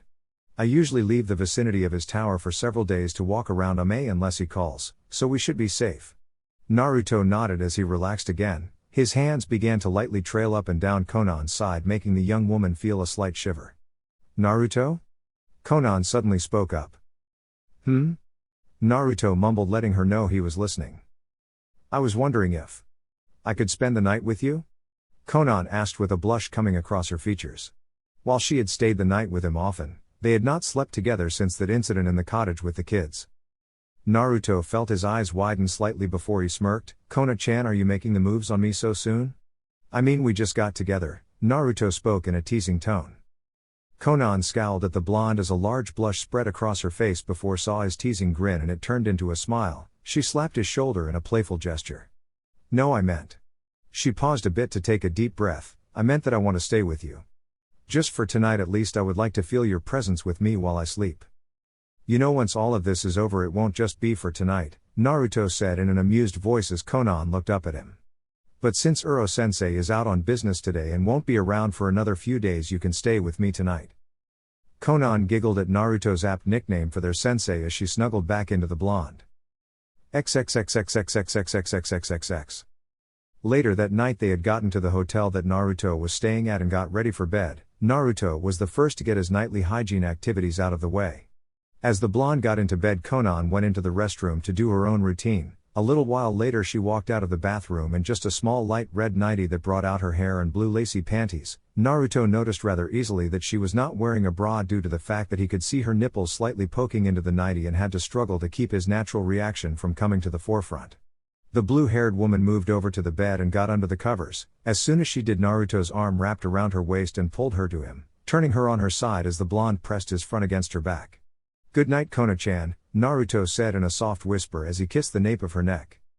Konan smiled as she closed her eyes and moved herself closer to Naruto until they were practically melded together. Night, Naruto-kun. XXXXXXXXXXXX. It's time for us to capture the Jinchuriki, Pain stated as once again all of those in Akatsuki met. Konan watched from Pain's side as all of the others nodded at his words. The blue-haired woman knew this going to happen soon. Pain had been talking about going after the Jinchuriki once they found them all for a while now. It had taken 3 years, but Pain had finally managed to find out where all of the Jinchuriki were located. She would need to find out where the members were being sent so she could tell Naruto. Pain turned to look at 2 of the 9 members that were here. Sasori, Deidara, how far are you to the target? The one with the hunchback look shifted. We'll be nearing Suna and the one-tail soon. Good, Pain said as his eyes pierced the others in the room. I want constant updates on your target status. That goes for all of you. The figures all disappeared again, leaving the room empty save for the ugly statue. XXXXXXXXXXXX. Naruto hesitated in his step when he felt his kunai begin to pulse as he walked alongside Uro-sensei. Looking over, he made sure to see whether or not the man noticed. Once he was satisfied, Naruto turned his attention to the kunai. After his success with the chakra recognition seal on Konan's kunai, Naruto had put it on each of the girls' kunai, that way he could summon them if they wanted to get out of their village. He had used it several times with Mei, Koyuki and Yugito, and despite the people they lived with freaking out when they were unable to find them, Naruto and the girls continued to do it. Recognizing the signature as Konan's, Naruto looked over at Jiraiya. Hey Uro-sensei, one of the girls are calling me. Jiraiya gave his student a lecherous grin. My boy, I am so proud of you, getting 3 powerful and hot women like that. Naruto eyebrow twitched. Can it, you damn pervert. Gah, if it's going to be like this every time, maybe I shouldn't tell you and just flash away rather than listen to your pervy speech. And you wonder why the only women you get are the ones you have to pay for. Hey, show some respect, Gaki, Jiraiya yelled at his blonde pupil. I'll show you respect the moment you earn it, and stop peeping in the hot spring, you perverted old coot. Who are you calling an old coot? Naruto grinned. The only one I see standing right next to me. You damn brat, Iata. He didn't get the chance to say anything else as Naruto disappeared in a bright yellow flash. He paused for a few seconds as he blinked at the spot Naruto had been standing. Damn Gaki, not giving respect to his elders. At least he's good with woman, Jiraiya said to himself with a small giggle as he pulled out a notebook. It's too bad I'm not there to see anything happen, but the ideas this kid gives me from what I do see and hear alone is a gold mine. Jiraiya let out a perverted giggle as he began walking down the road, giving off perverted giggles as he wrote down the ideas for his next hit book, Icha Icha, Lone Warrior, a tale about a powerful shinobi with a tragic past who ends up saving the world and in thanks receives his very own harem. The white-haired man giggled as he began writing out more scenes for his book. He was sure this would be a great hit, especially when he released them in the limited editions he was creating. Blonde, blue and red. XXXXXXXXXXXXX. Naruto flashed to the cave where he had first met Konan. Finding nothing larger than a mouse within the sensor seals he had set up, Naruto summoned said woman. The first thing the woman did when she got there was to wrap Naruto in a hug and plant a kiss on his lips. Pleasantly surprised, Naruto returned the gesture before they broke away. Something wrong, Kona-chan? Naruto asked as he could sense a small amount of tension, though it seemed to be leaving her. Konan shook her head. No, just important information you might want to know. Naruto raised his eyebrow but didn't speak. Akatsuki is going to begin hunting for the Baiju'u now. Their first target will be the One-Tails. Sasori no Akasuna and Deidara the Mad Bomber are the ones assigned to this task. Tsunade? Naruto mumbled more to himself than Konan. He looked up from his musings and gave said woman a smile. Thank you for telling me this. Gaara is not only a Jinchuriki but a good friend of mine. Leaning down, Naruto gave her a tender kiss on the lips. I'm sure you'll come up with ways to thank me. Konan spoke up between kisses. Naruto gave her his foxy grin as he pulled a little bit away. You know, after I save Gaara, I think I've got just the thing to express my gratitude. Konan blushed at the implication and tone of Naruto's voice, though she was quite eager to see what Naruto would do for her. Naruto looked out of the cave mouth as he thought about the information he had just received. A smile found its way to his lips. It would be good to see Gaara again. His smile grew into a grin. It would be even better after having Gaara owe him for saving his ass. XXXXXXXXXXXX. Omake, what Pain does when not stewing in his god complex. Konan sighed as she walked down the hall towards Pain's office. She had just received some information on one of the Jinchuriki and in keeping with her cover was going to inform Pain about it. As she walked, her mind strayed and she began to think of Naruto. She hoped to see the blonde again soon. Finally she reached the door leading to Pain's office. Like usual, she did not bother to knock on the door since Pain was usually outside anyways. As soon as she opened the door, however, she froze. Her eyes began to widen to the size of dinner plates. Pain was in fact in the office, his back to her as he sat in a chair, and while this was unusual, it was not unheard of. However, what was unusual and most disturbing was a combination of the things he was doing and what was going on in the room. In front of Pain was a television. On said TV was the new Icha Icha movie playing, which was rather easy for her to recognize. After all, while she would never admit it, she had the same movie stashed away under her bed. Pain himself was making unusual panting and grunting noises, as well as mumbling what sounded like "yes Akako-chan" and "damn that Jinchuriki," which was highly disturbing to her, especially considering that Pain's god realm was nothing more than a possessed corpse, and of a man she had once loved no less. The orange-haired man seemed to be so preoccupied with his activities he had not even noticed her presence. For what felt like hours but in truth was only a minute or two, Konan just stood there with her mouth hanging open and her eyes nearly popping out of her sockets. Finally she turned on her heel and left, closing the door behind her so Pain would not know she had been there. She began walking down the hall and mentally swore to herself she would never ever mention what she saw this day, lest she get nightmares from this. Chapter 6, Human Puppets, Bombing Transvestites and Rescuing a Cage. Jiraiya looked at his student and shook his head. So? Another bounty, eh? Naruto nodded as he sealed up all of his equipment in several scrolls containing weapons, seals, medical supplies and anything else he could think of, and placed them in the containment seals on his pouches. I don't really need the money or experience, but I hear this guy's been terrorizing a small mining town. Jiraiya smirked at his student. Well, just make sure you're careful and don't get cocky. You may be powerful, but even the strongest of people can be taken down. You know, you tell me that every time I leave, Naruto said with an amused smirk. You worried about your precious student? Worried that I might not have any new material for my books if you go and get yourself killed, Jiraiya shot back as they went through their usual banter. You do know if I see any material that I even suspect has me or the girls, and I will castrate you, right? Questioned the blonde with a sadistic grin on his face. Jiraiya snorted, kind of hard to find out when you refuse to read my work. Naruto shrugged, I'll just have your publisher tell me. After all, ever since my novel came out he's liked me more than you. Jiraiya gave him a mock glare as Naruto returned it with a cheeky grin. I'll probably be gone a few weeks, so don't wait up. Yeah, whatever, Jiraiya waved him off. Just get going. Naruto grinned as he left their small hotel room. Two people were walking through the desert towards Suna, and while they were both wearing the same uniforms they couldn't be more different. One of them had blonde hair that was tied in a ponytail and had large piece of hair hanging over one side of his face to cover his eye, with a large straw hat that was covering his head and had stringers falling around it. The other person was short and had a hunched over back and was wearing a bandana over his mouth, covering the lower half of his face so that all you could see were his black eyes. On top of his head was a straw hat with a single tassel, which he used to cover and hide the rest of his face. Both of them were wearing black cloaks with red clouds, the clothing of Akatsuki, and were S-class missing ninja. However, both of them were so different from each other it was hard to imagine they were partners.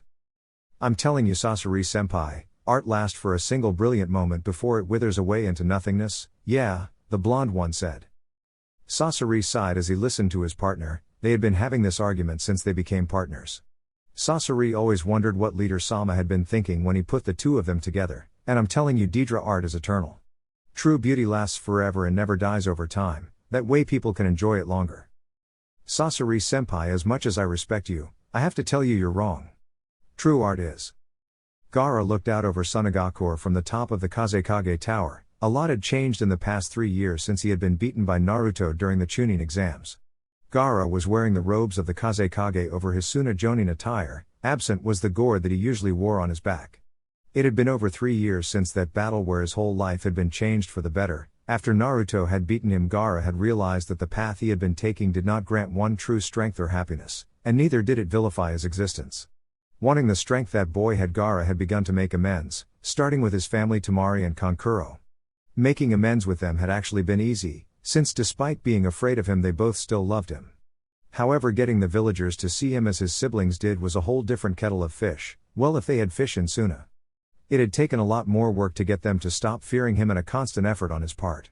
However, through hard work and with the support of his siblings, he had been able to overcome the hate the villagers had on him and gain acceptance, and just last year Gaara had been accepted as the god Kazekage. As he stared at the village he had sworn to protect, he wondered where the person who had made this all possible was and how he was doing. Naruto had been his first friend, the first person to accept him and the only person he knew who could understand him. It was only because of the blonde shinobi that Gaara was able to change and gain the acceptance he had always craved. He knew that Naruto was currently on a training trip with Jiraiya of the Sennin. The rumors and stories that had spread about Naruto had reached everywhere in the elemental nations. It made Gaara curious to see how powerful Naruto had become. Kazekage-sama, Gaara turned his head to see one of the council members behind him. The meeting is beginning soon. Gaara nodded. Very well. He looked out over the village one last time before following the council member to the council chamber. The council chamber itself was merely a large cylindrical room with a circular table. Around the table were 12 seats for those who were a part of Suna's council. Gaara entered the chamber and took his seat between Baki and Yuura. Baki had been Gaara's Jonin sensei during the invasion of the Chunin exams. After the invasion had failed, Baki had been the one who had pushed for them not to do anything rash and try to get the peace treaty between Konoha and Suna reneged. Later he had been appointed to the advisory council for his loyalty to Suna, and had been the one who promoted and supported Gaara's rise to the position of Kazekage. Baki had always been of the belief that loyalty to your village was one of the most important things to a shinobi. No matter what the situation was, he would always strive towards doing what he felt was best for the village. Baki now wore the robes of a counselor over his Jonin attire. He still had a bandana on his head with a cloth covering half of his face. Yuura was the Jonin who had originally been in charge of the guards who watched the gate into Sunagakure. 4 years ago he had managed to work his way up towards the position on the advisory council. Yuura wore counselor robes and wrap-around bandana. He had spiky bangs that covered half of his face and a small beard. The Chunin exams are coming soon, one of the counselors stated as this was Suna's year to host the exams. I am looking forward to the results. Yuura stood from his seat to garner everyone's attention, as am I. However, I have received some rather disturbing information on a rumor that has come up recently. What kind of rumors? Asked Baki as he looked at the man. This information is from Jiraiya of the Legendary 3, Yuura stated, getting everyone's attention. Have you all heard of a group called Akatsuki? Mumblings surrounded the announcement of that name. While many people knew of them, most thought they were a simple mercenary group. Gaara looked at Yuura as he continued. They seem to be a powerful group made of 9 S-class ninja who are after a specific group of people. They are after Jinchuriki. The noise in the room increased as everyone began to talk about the information. Many of the advisors were looking at Gaara, who remained impassive at the information. Furthermore, I believe that because of the threat these people pose, I think it would behoove us to tighten security during the Chunin exams, just to be on the safe side, Yuura continued. Do you believe these people pose a serious threat to Kazekage-sama? Asked one of the other council members. The information itself comes from Jiraiya-sama, Yuura said in answer. If he feels that they are a threat, I believe it would be best to err on the side of caution. You make many good points, Counselor Yuura, stated Gaara, who had up until this point been silent. When the young Kazekage spoke, everyone quieted down. It was a rare event for Gaara to speak at the meetings, but when he did, they were often said with a wisdom not usually found in one so young. We will do as you suggest and up the security measures during the Chunin exams. It would also be a good show of strength while the other nation's shinobi are here. I would like you to handle the security detail. Can you do it, Yuura? Of course, Kazekage-sama, Yuura said with a bow. The rest of the meeting was mainly listening to the various pieces of information about the Chunin exams, as well as the security measures Yuura was going to take. Then this meeting is adjourned, Baki said as the members of the council stood up to leave. Gaara stood up as well and began to make his way to the Kazekage Tower. Since he could not sleep, he might as well finish the paperwork. Yuura began to walk through the halls of the council buildings with one of the other members. Well done, Yuura, the man said. It is a fine idea to tighten the security on the village. Even Kazekage-sama seemed to think so. I'm just glad I could help my superiors that I've been working for the past 4 years, Yuura said in a humble tone. Besides, this information came from Jiraiya-sama himself, so I had to make a decision quickly.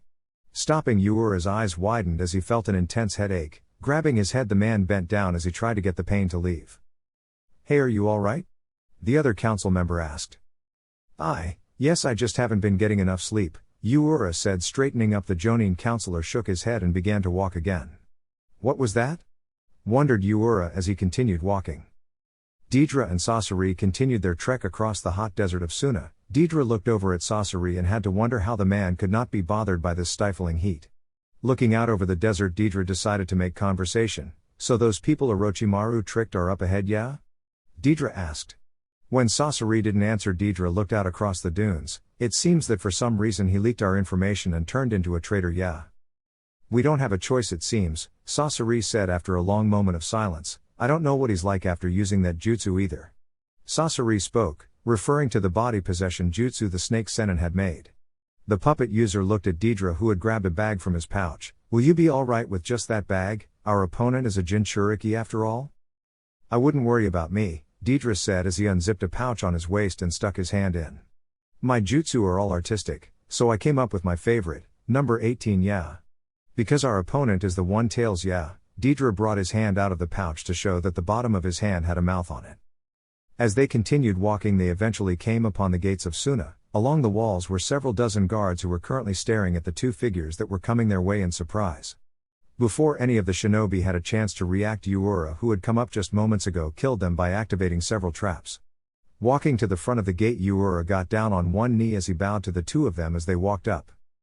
Sasori and Deidara walked up to the bowed-down figure. Well done, Sasori said in his gruff voice. Do you remember me? Yes, sir. Of course, Sasori-sama, Yuura said, still in a kneeling position.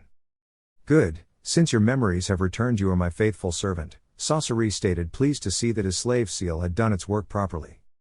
All right, Deidara said, if you'd forgotten I might have had to use my jutsu. Yeah. Deidara looked at the mouth on his left hand as it finished chewing the clay he had it eat. All right, then here we go. The mouth coughed up some clay and Deidara began to mold it into a bird. Sasori, your husband should watch to, yeah, Deidara said in a teasing voice. He threw the bird into the air and held his hands in a hand sign. There was a puff of smoke, and when it cleared, the little bird that Deidara had molded was now twice as large as Deidara himself. Jumping on the bird, Deidara threw off his hat and grinned as he looked back at Sasori. What do you think of my artistic modeling, yeah? Deidara asked Sasori as he flew into the air, not giving the man a chance to speak. The Ichibi Jinchuriki had a date with his art. Naruto sighed as he looked out over the desert. Everything looked the same for miles and miles. All that he could see were sand dunes and more sand dunes. Now he knew why Jiraiya had never taken him to Suna. I wonder how Gaara could stand this desert, and this heat. Putting his hood up, Naruto started walking out into the desert. As he walked, he found himself glad that he had started taking some bounty hunter work, otherwise it would have been much harder to escape from Uro-sensei. After his meeting with Konan, Jiraiya had asked where Naruto had gone off to. In order to make an excuse, Naruto had claimed he had done some bounty hunter work. This seemed to convince Jiraiya, and he had actually started to give the blonde bounties as a form of training. Whenever Naruto was out catching a bounty, he would usually be able to visit or teleport one of the 4 girls who had come into his life. That way he could for the most part avoid Jiraiya's constant lecherous comments. It was also a good alibi for what he was about to do, since when accepting a bounty Naruto would often disappear for about a week or 2. Naruto sighed again as he looked out over the desert and thanked Kami that his cloak hid him from the sun. Still, this heat is stifling. Gaara sat in his office after having just finished the last bit of paperwork. A part of him wondered why other cages like Tsunade always complained about having too much paperwork to do. Of course, because Gaara could not sleep, he was able to get all of his paperwork finished faster. Still, he mused that it would be easier for them to just do the work rather than complain and throw it off. As he continued on with his musings, Gaara looked out of the window behind his desk and frowned when he spotted a giant white bird flying outside. Deidara grinned as he looked down at the village where the one-tails was supposed to be. Moving the hair out of his eye, he revealed that he was wearing a viewing lens and camera. He pressed a button on the side and began to count the number of ninja on the roofs. Once he got a good lock on all 3 sky guards, he made 3 small clay spiders.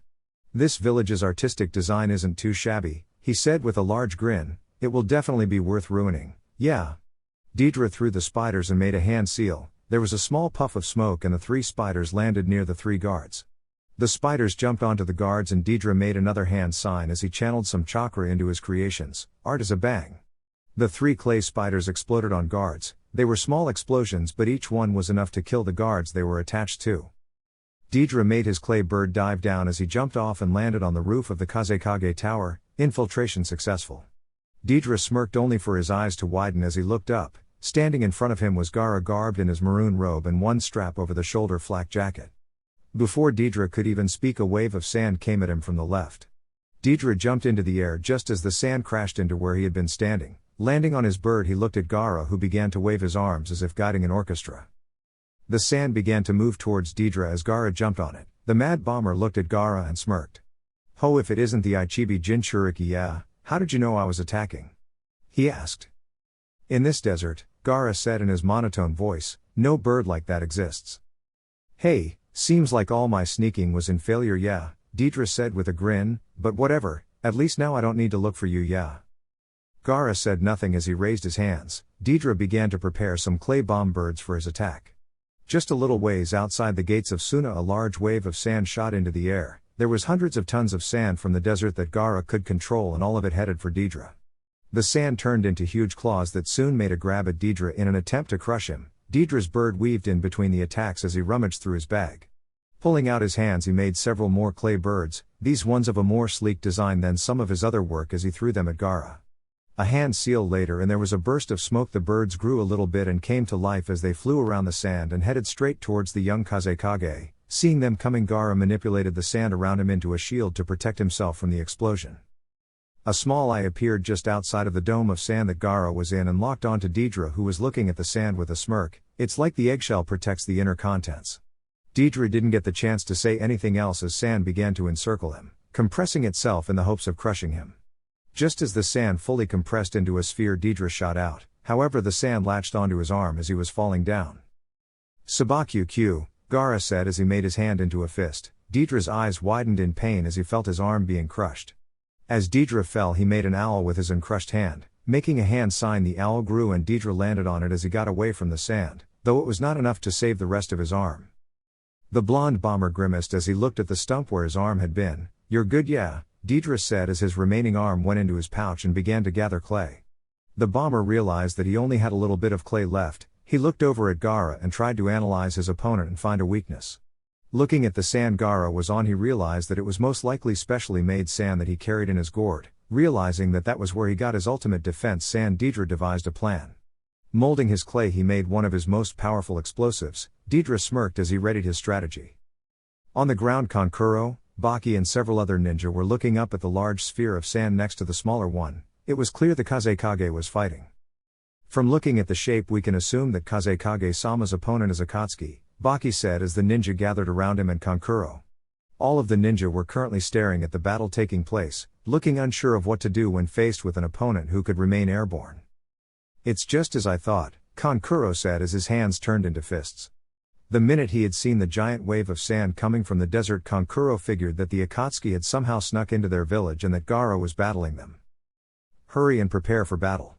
We're going to assist the Kazekage," Baki said as he began to order their forces. Medical teams set up a barrier. As the ninja began to follow Baki's orders, said ninja turned to look at Kankuro. Kankuro. Kankuro turned to look at Baki. What is it? We need to consider what will happen if Gaara loses control and Shukaku comes out again, Baki said in a solemn voice.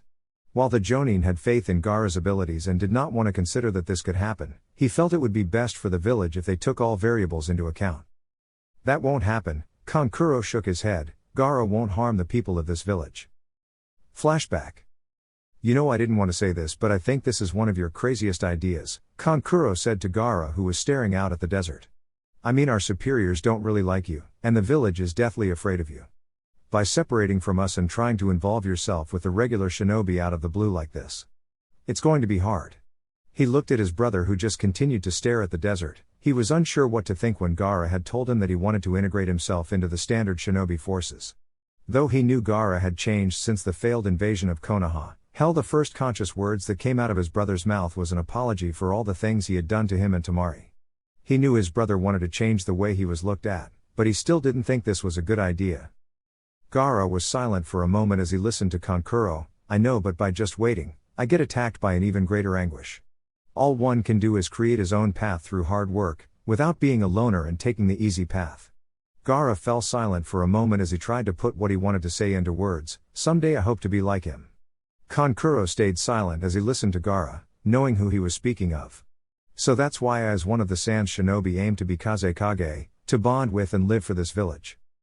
Gaara, Kankuro said, awed by how much his brother had truly changed after his battle with that orange-clad shinobi.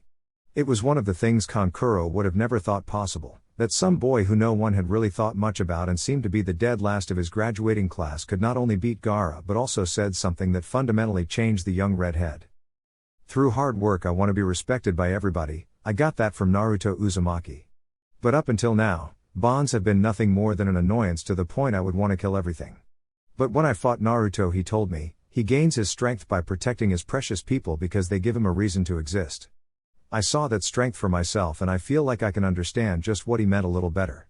Hate, sadness, and even happiness, to be able to share these things with another person. Gaara looked out at the desert with a contemplative look on his face. I learned that with my fight from Naruto Uzumaki. He knew pain like I did, and he taught me that you can change that path. Gaara nodded to himself as if to confirm his beliefs. One day I wish to be needed by somebody, not as a frightening weapon. Gaara turned his head and Kankuro saw a small smile on it, but as the Sans Kazekage. Flashback end. Naruto looked up into the sky as he finally saw Suna in sight. Channeling chakra into his eyes, Naruto zoomed in on the battle going on overhead. Looks like Gaara's already been started his battle, Naruto sighed. Well then I'd better. Naruto was cut off as his instincts forced him to jump from his spot just as a giant tail crashed down where he had been. Looking at the tail, Naruto followed it to a hunchback figure. Naruto recognized it as Akasuna no Sasori, Sasori of the Red Sand, from the description Kona-chan gave him. The blonde looked at Sasori with a smirk. You know it's rude to try and kill someone without even introducing yourself. He was answered with the tail trying to impale him. Moving into a series of backflips, Naruto got some distance between him and Sasori. Said man looking at him with narrowed eyes, who are you? Sasori asked. Oh, no one important, Naruto said with a smirk, even though Sasori could not see it through his face mask. I'm just trying to get through to help the Kazekage. Then I am afraid I cannot let you pass, and if you try I'm going to have to kill you, Sasori said as he took off his cloak and got down all fours to reveal that he was inside a puppet. It had a large tail that was coming out of an orange mask. The legs and arms had joints that made odd clicking noises as they moved. I do not know who you are, but if you really are here to help the Kazekage, then I am afraid I must kill you. Naruto's smirk widened. Well, you know that's fine by me since I was already planning on killing you anyways, Sasori. Sasori was surprised that this person knew who he was but did not show. He focused his eyes on the hooded shinobi. There was nothing about the man that would reveal the type or style of fighting he used. The large black cloak covered his entire frame all the way to the feet. The hood covered up his hair, and because of the face mask the puppet user could not even see who it was. Naruto raised a hand towards Sasori and pointed two fingers at him. Raiten, Byakuri. Lightning release, pale white lightning. A large bolt of lightning so bright it looked white was shot from Naruto's fingers straight at Sasori. Despite being in a puppet, Sasori moved out of the way quickly. Naruto appeared right in front of the puppet user and was about to attack only to be forced to dodge Sasori's tail. Jumping back, Naruto was forced to dodge a hail of senbon. According to Kono-chan, those senbon are poisonous. I don't think poison will work on me, but it will still take time to flush it from my system, so I better not get hit by any of those. Thinking on his feet, Naruto thrust a closed fist forward as another burst of senbon came his way. Fuuten, Genkotsu no Kaze. Wind release, Fist of Wind. A giant blast of wind in the shape of a large fist blasted the senbon away and headed for Sasori. The puppet user managed to move out of the way in time to dodge. But Naruto had already calculated where he would be and was waiting for him with a spinning ball of chakra in his hand. Naruto thrust the Rasengan right into the puppet user. A body was launched out of the one Naruto had just destroyed, landing several feet away before standing up. "It's been a long time since anyone could defeat Haruko," Sasori said with a voice that sounded really young. As Sasori looked up, Naruto saw that the person still looked like a teenage boy. According to Konan, Sasori had turned himself into a puppet when he was younger. This not only gave him eternal life, but also made him stop aging at the time he had been turned into a puppet. "I will enjoy adding you to my collection," Sasori said as he pulled out a scroll and unrolled it. There was a puff of smoke and Naruto found himself staring at the figure that came out. It was a puppet, with an olive complexion, spiky black hair and a long brown cloak. "This puppet was the hardest one to get in my collection," Sasori spoke. "You should feel honored to see it." "I see, so you turned the Sandaime Kazekage into a puppet," Naruto said as he narrowed his eyes. While the Kazekage were not a cage of Konoha, they were still cages, a position that Naruto respected no matter what village it came from.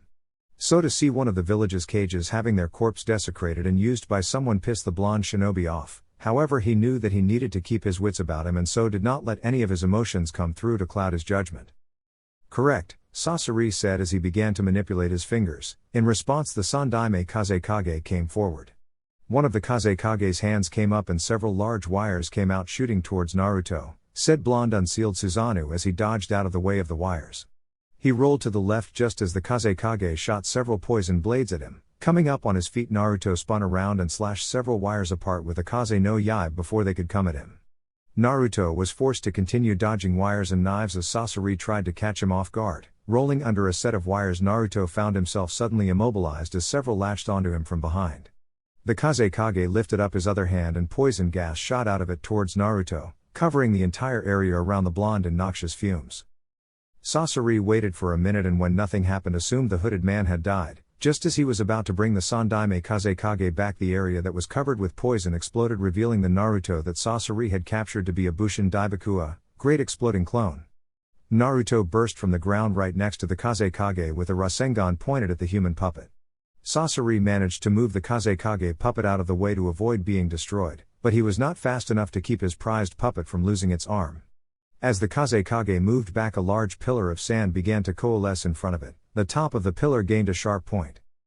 The blonde shinobi knew what this was. Like Gaara, the Sandaime Kazekage had the ability to manipulate and control sand. Naruto was unsure how it was done, but given the name Iron Sand, Naruto assumed the man's bloodline allowed him to manipulate the iron particles found in the sand, possibly through magnetism or some other form of control. It was said that the Sandaime Kazekage had created the ability based off of Shukaku itself, hoping to find a way to utilize the power of the desert without the Baijuu. The pillar soon came barreling down point first towards Naruto. The Uzumaki Namikaze air resealed Susanoo as he dodged the giant pillar. Naruto came at the Kazekage with another Rasengan and tried to smash into the puppet. A sphere of sand covered the Kazekage's frame to block the ball of destructive chakra. Sand shot everywhere as the Rasengan drilled into it, but despite the power behind the jutsu, Naruto was unable to penetrate the protective sand sphere. He was forced to jump back and dodge several spikes that shot out of the protective sand, moving into an impressive series of twirls and flips as the sand spikes shot out at and then flew past him. As soon as Naruto's feet touched the ground, he rolled to the left, dodging another large pillar that crashed into the sand. Getting onto his feet, Naruto took out a scroll from his pouch. Unsealing, a large torrent of water came out. Naruto went through a few hand seals before calling out his jutsu. Hyotan, Tokitsuryu no Jutsu. Ice Release, Ice Dragon Jutsu.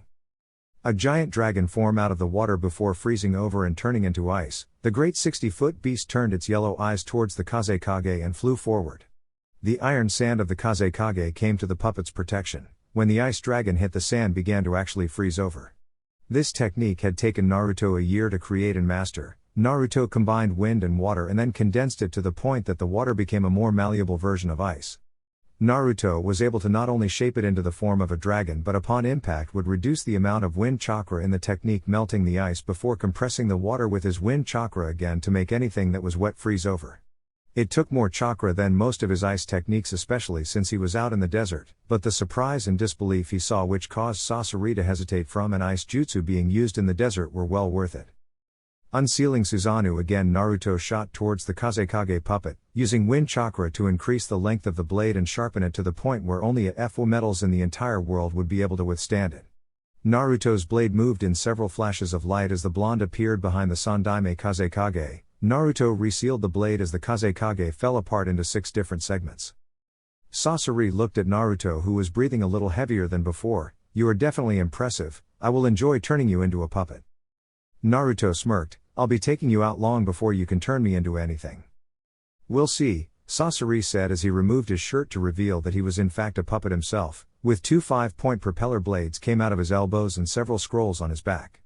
Naruto also noticed that where the man's heart would be was a container with the kanji for here. He assumed that that was where Sasori's weak point was. "It's been a while since I've used myself," Sasori stated as he raised a hand before a large scroll detached from his back and connected to the hand. Aiming at the blonde, Sasori shot out a powerful jet of water towards Naruto. Said blonde merely smirked as he brought his hand forward and infused his own chakra into the jet of water. He wrested control of the water from Sasori and sent it right back at him. Sasori jumped to the left as he was forced to dodge his own attack. "Using one of my most powerful elements against me was a foolish move," Naruto stated, and Sasori could almost see the smirk on his face. "I apologize," Sasori said as he held up his other hand. "Why don't we try this one?" A powerful blast of fire shot out, coming at Naruto, who began to run away from the fire, which started following him as Sasori kept the blonde in his sights. Naruto was able to just barely stay ahead of the flame and realized he needed more speed. Making a single hand sign, Naruto charged chakra into several seals located throughout his body. Kai, release. Were it not for his cloak, Sasori would have been able to see several lines begin to run along Naruto's arm, legs, chest and back. As Naruto did have the cloak on, he did not see those, so when the blonde shinobi suddenly disappeared in a burst of pure speed, Sasori was shocked. It was only a case of hard-earned shinobi instincts that allowed him to dodge as Naruto appeared on his left with a massive Rasengan in hand. There was a large explosion as the Udoma Rasengan blew up and sent sand and dusts everywhere. Naruto came flying out of the blast like a bat out of hell as he launched himself towards Sasori. Said opponent tried to launch a jet of flame at him, but the blonde merely kicked up his speed again and disappeared. Sasori looked around for his opponent only to find him coming down from above. Sasori brought his 5-bladed propeller blades in an attempt to slice his opponent to ribbons. Naruto unsealed Susanoo for another round. Sasori jumped away when Naruto's blade became nothing more than several flashes of silver. The puppet user looked at his opponent before looking at where his blades used to be. He looked back at his opponent, who was staring at him, the man's eyes completely dead, reminding the puppet master of a certain red-eyed shinobi in Akatsuki. Never in his life had Sasori faced such a strong opponent. So far he had been unable to actually do anything to the young man and was starting to find himself backed into a corner. Sasori realized would need to fight using something more powerful to beat this enemy, or perhaps more numerous? Sasori removed one of the scrolls from his back as a compartment in his chest opened up. There was a large puff of smoke as several hundred chakra strings were launched from the puppet's chest. When the smoke was blown away by a light wind, it revealed 100 puppets surrounding Naruto. "I would like to introduce you to my most powerful jutsu," Sasori said. Naruto was sure that if the man's puppet body could smirk, it would be, "This jutsu has taken down entire fortresses before." Naruto looked around at all the puppets and sighed. "That's a lot of puppets," said Naruto in a voice that was as lazy and uncaring as a certain pineapple-headed Nara heir. "Looks like I'm gonna have to use that jutsu," the blonde thought as he reached his hands into the 2 pouches at his hips. When he pulled them out, there were 5 Hiraishin kunai in between each finger. "While this is an impressive jutsu, I feel I should tell you." Naruto disappeared. Sasori looked around his opponent only to find him in the air. "My jutsu has destroyed whole armies." Naruto released the kunai into the puppets at an even 15 meters so that he could get the maximum effect for the sensor seal arrays.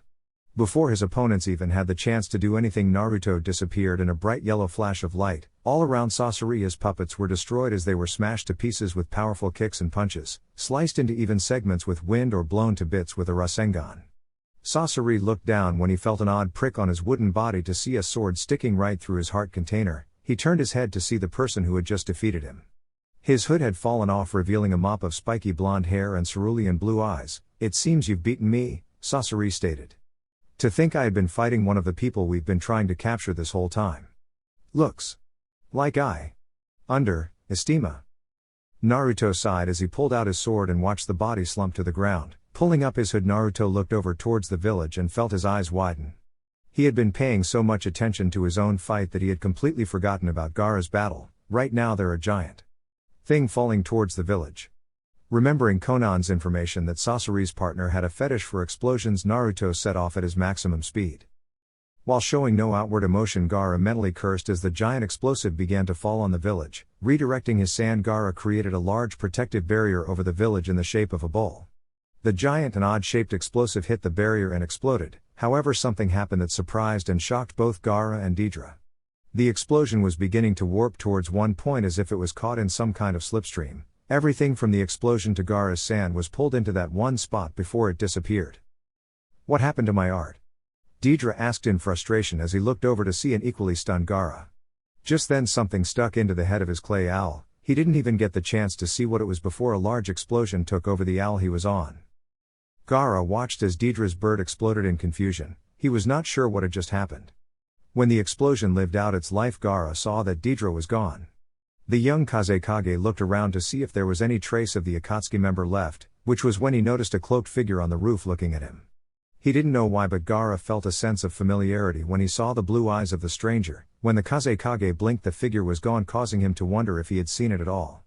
Shaking his head, Gaara floated his sand down until he was on the ground, where he became surrounded by his ninja who were congratulating him on beating such a strong opponent.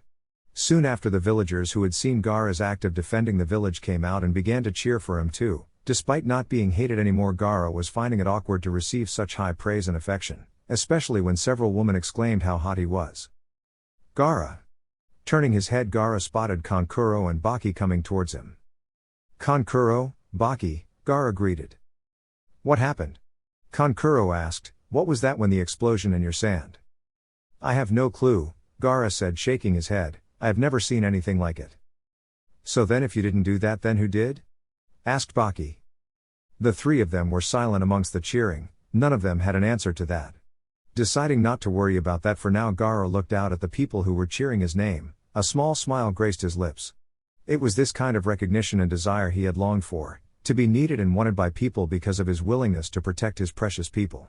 That brought an even bigger smile to Gaara's face as he thought about the person who told him that expression. He would have to thank Naruto the next time they saw each other. Several miles away from Tsunade, Deidara cursed as he sat down on the ground in exhaustion. Not only had he lost an arm, but he multiple second and even a third-degree burn from that explosion. What the hell was that anyway? 1 minute he had been about to enact his plan to use the village as a means to force Gaara to use his special sand so he could set his trap, then his jutsu gets swallowed up and somehow ends up exploding on him.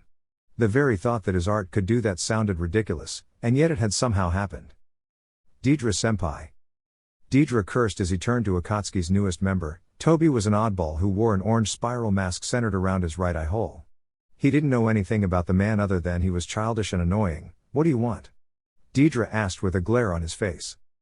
"Oh, senpai is mad," Toby yelled as he threw his hands in the air and began to run around in circles. "Toby, I swear if you..." "Leader Sama wants a report on the One-Tails." Deidara turned to the man who interrupted him. Zetsu was a man who looked like he had been swallowed by a plant and had just his head sticking out. One half of him was white while the other was black. It had been a common joke among Akatsuki that this showed that Zetsu was half good and half evil. Of course there was some truth to that. The white side was fairly polite and not as interested in fighting, while the black side was a lot more violent and liked to feast on human flesh. "I wasn't able to get the Ichibi," Deidara said, "but it wasn't my fault, yeah." He added hastily as he held his one good arm out in defense. "I was just about to capture him with my high-yield C3 when it got sucked into some kind of wormhole. It was weird, yeah. And then my own bird exploded, and if it wasn't for a quick Kuriwimi I would be dead, yeah." As Deidara explained what happened, Toby had gone silent. His explosion was sucked up? Why does that sound so familiar? "What about Sasori, where is he?" asked Zetsu. "Don't know," Deidara shrugged, "I didn't see him, yeah." "This is not good, we will need to report this to Pain-sama." Zetsu spoke. "Don't worry, Toby will tell him," Toby shouted out as he waved an arm around. "After all, Toby is a good boy." It was night and Gaara was currently walking down the hall of the Kazekage Tower to finish the paperwork that this incident was going to cause. He would also have to send a letter to Konoha letting them know Akatsuki was on the move. Gaara stayed up like this most nights anyway. Since he had the Ichibi inside of him, Gaara could not sleep lest the giant Tanuki take over and go on a rampage.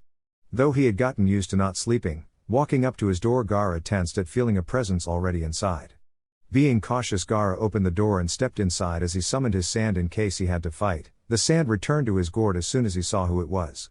It was the shinobi who he was positive had helped him, sitting at his desk with his feet propped onto it, the one Gaara was sure had used that odd jutsu. "Who are you?" Gaara asked wearily. Just because this guy had helped him did not automatically make him a friend.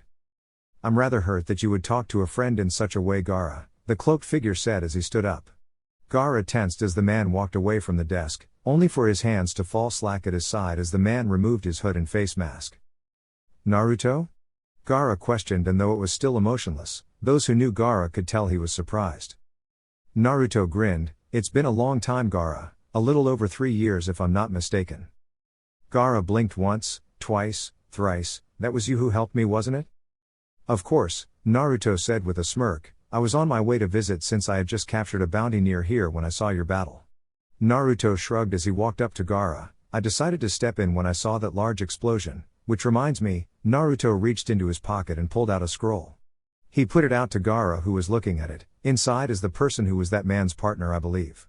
He had been standing just outside the gates as I was making my way in. I believe he is a shinobi that was once a part of Suna and figured you may want his body back." Gaara took the scroll and noticed that it had the kanji for puppet on it. "I will give this to my morticians later." Gaara walked over to his desk and set the scroll down before turning back to Naruto. "It is good see you again, Namikaze."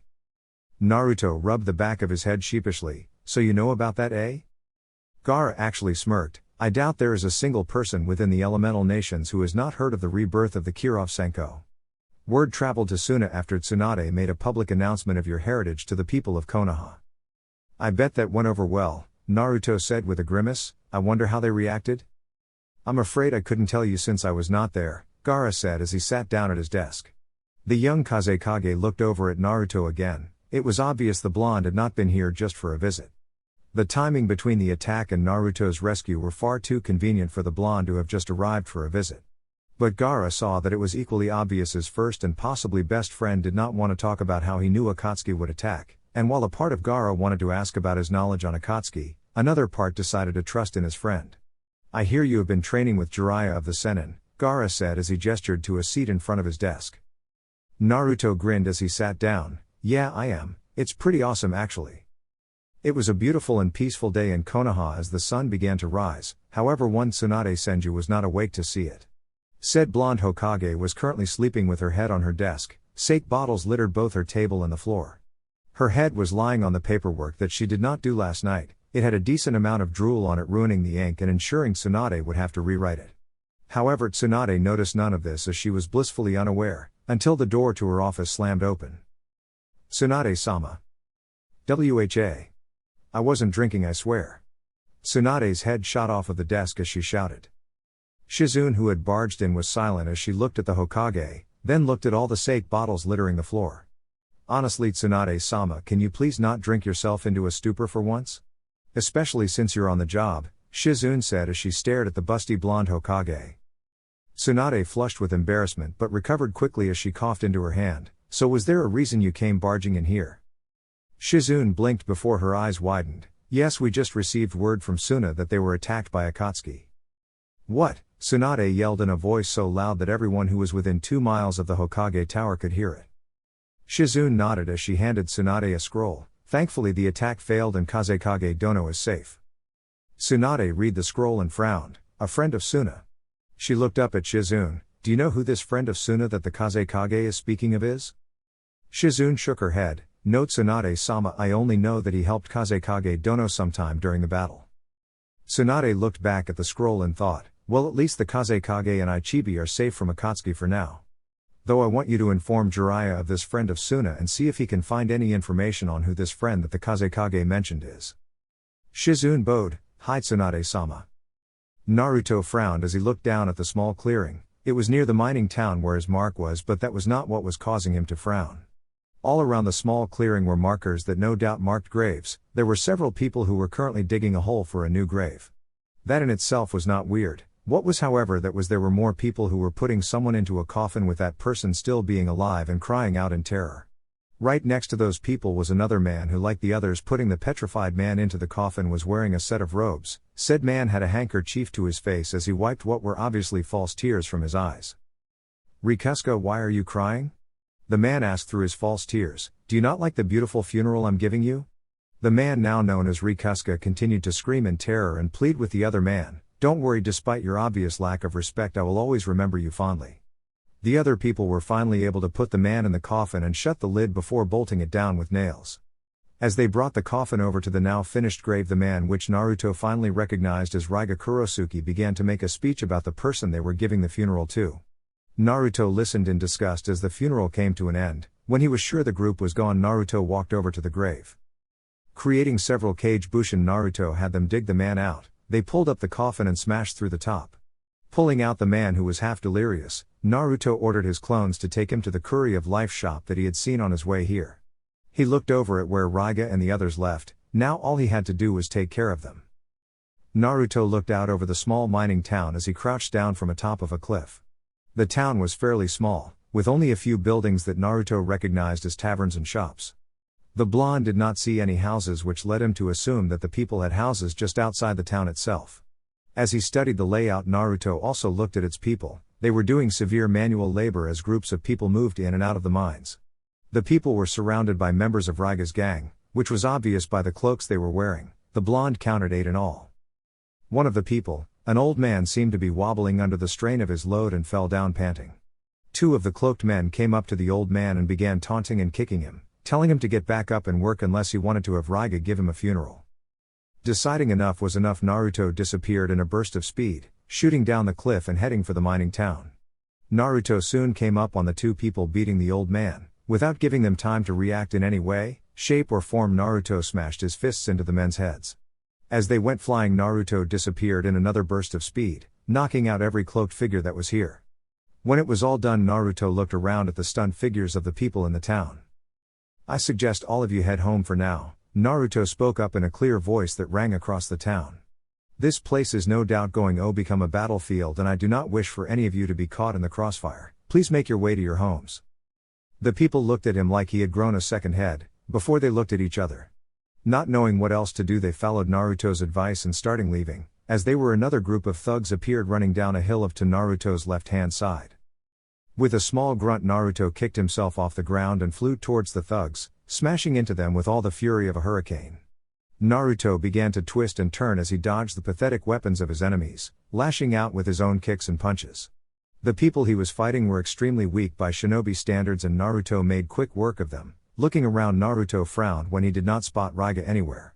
He had been hoping that he could lure the man out by taking care of the members of his gang, yet he could not find Raga anywhere. Little did he know that Raga was standing on the same cliff he had been before beginning his assault. "Well, I did not expect to find such an adversary in this small town," Raga said in his insane voice. He turned his head to look at the bag on his back. "Are you ready?" "Hi Raga-sama, I am ready." Surprisingly, the answer came from the large sack on the man's back. "Good, then let's get started." Naruto frowned as a thick mist came in and his senses began to go haywire, telling him that he was surrounded by enemy shinobi. Closing his eyes, Naruto began to block out all forms of distraction. Reaching out, Naruto tried to gain a sense of the chakra being used for what was obviously some form of illusion. Finally, he found what he was looking for up on the cliff that he had been on before he started his assault. Looking towards and focusing chakra to his eyes, he found a cloaked figure with a large bag on his back. Naruto channeled chakra into his legs and took off running towards the cliff. Once he got there, he jumped onto the cliff face and began running up the wall. There was a puff of smoke in his hand as Naruto unsealed Susanoo. He got to the top of the cliff and in a burst of speed jumped at the smirking form of Raga. Clang! Naruto's blade clashed with Raga's in a battle for dominance. The two soon jumped away as they eyed each other. Well, look what we have here," Raga said with an insane grin. "I have heard many things about you, Namikaze-san." Naruto stayed weary of the man in front who was acting too confident for his liking. "Then you should know that you stand no chance against me." "Hey," Raga smirked as he got into a low stance with his 2 swords, "you're more than welcome to think that. You should be prepared to fall by my blade." Maybe afterwards I'll even give you a funeral. Naruto said nothing as he held Susanoo in a reverse grip and got into his stance, with his blade held in front and his knees slightly bent. The two stayed that way for a while before a slight breeze rustled through the area, which was when both fighters kicked off and began their kenjutsu match. Their forms were mere blurs as the two clashed blades, disappearing only to reappear again when their swords locked. The battle soon picked up in intensity as the landscape began to change, large cracks appearing where the two met due to the power behind their strikes. When they met again, Raga tried to disarm Naruto, using the hooks at the end of one of his blades to grab at Susanoo. When the blonde shinobi found out what Raga was trying to do, he jumped away and made a slashing motion with his sword. Akaze no Yabe was launched from the tip and shot towards Raga, who was forced to dodge. Putting his swords above his head in a crossguard, Raga began to channel lightning into his blade, which soon took the shape of a ball. Raiten, Raikyu. Lightning release, lightning ball. Naruto deftly dodged the attack before making a slicing motion with his sword and sending Akaze no Yabe to Raga. Said man merely jumped out of the way.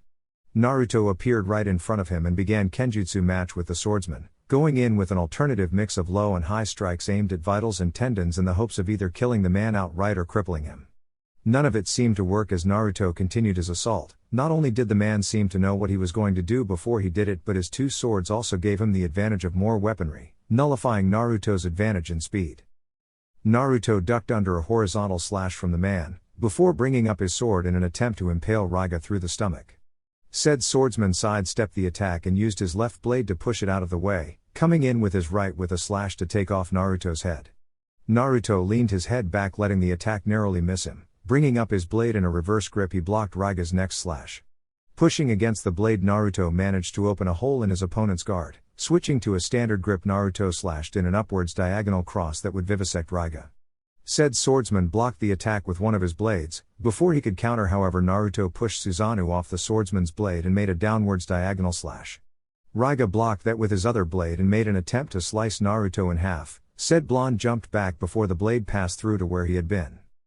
As he charged again, Naruto felt the man channel Raiten chakra into his blades, channeling his own Fuuten chakra. As the two locked blades, the blonde shinobi was able to negate the effects of the man's Raiten chakra. The two began to push against each other in a contest of strength, each vying to push the other off balance.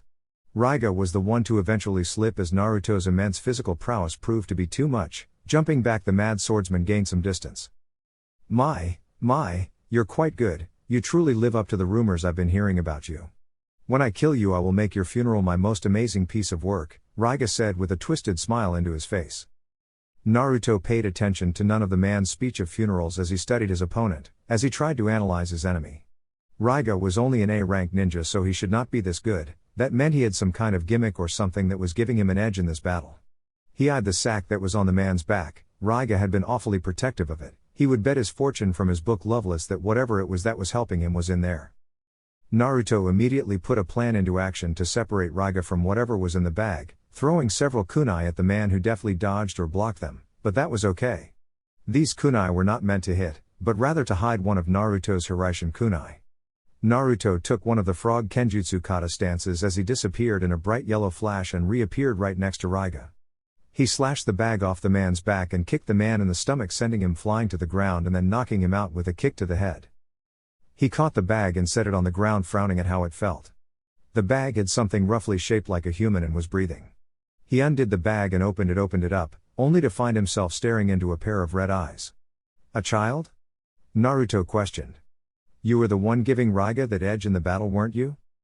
The little boy said nothing. Naruto sighed, knowing he wasn't going to get any answers out of the boy, and refused to torture a mere child. He created a kage bushin and began to give it orders: seal Raga's head in a scroll, burn the body. The clone saluted and was about to go off when a voice stopped him. No. Naruto looked at the kid again. Excuse me? Don't kill him. Raga is all I have in this world.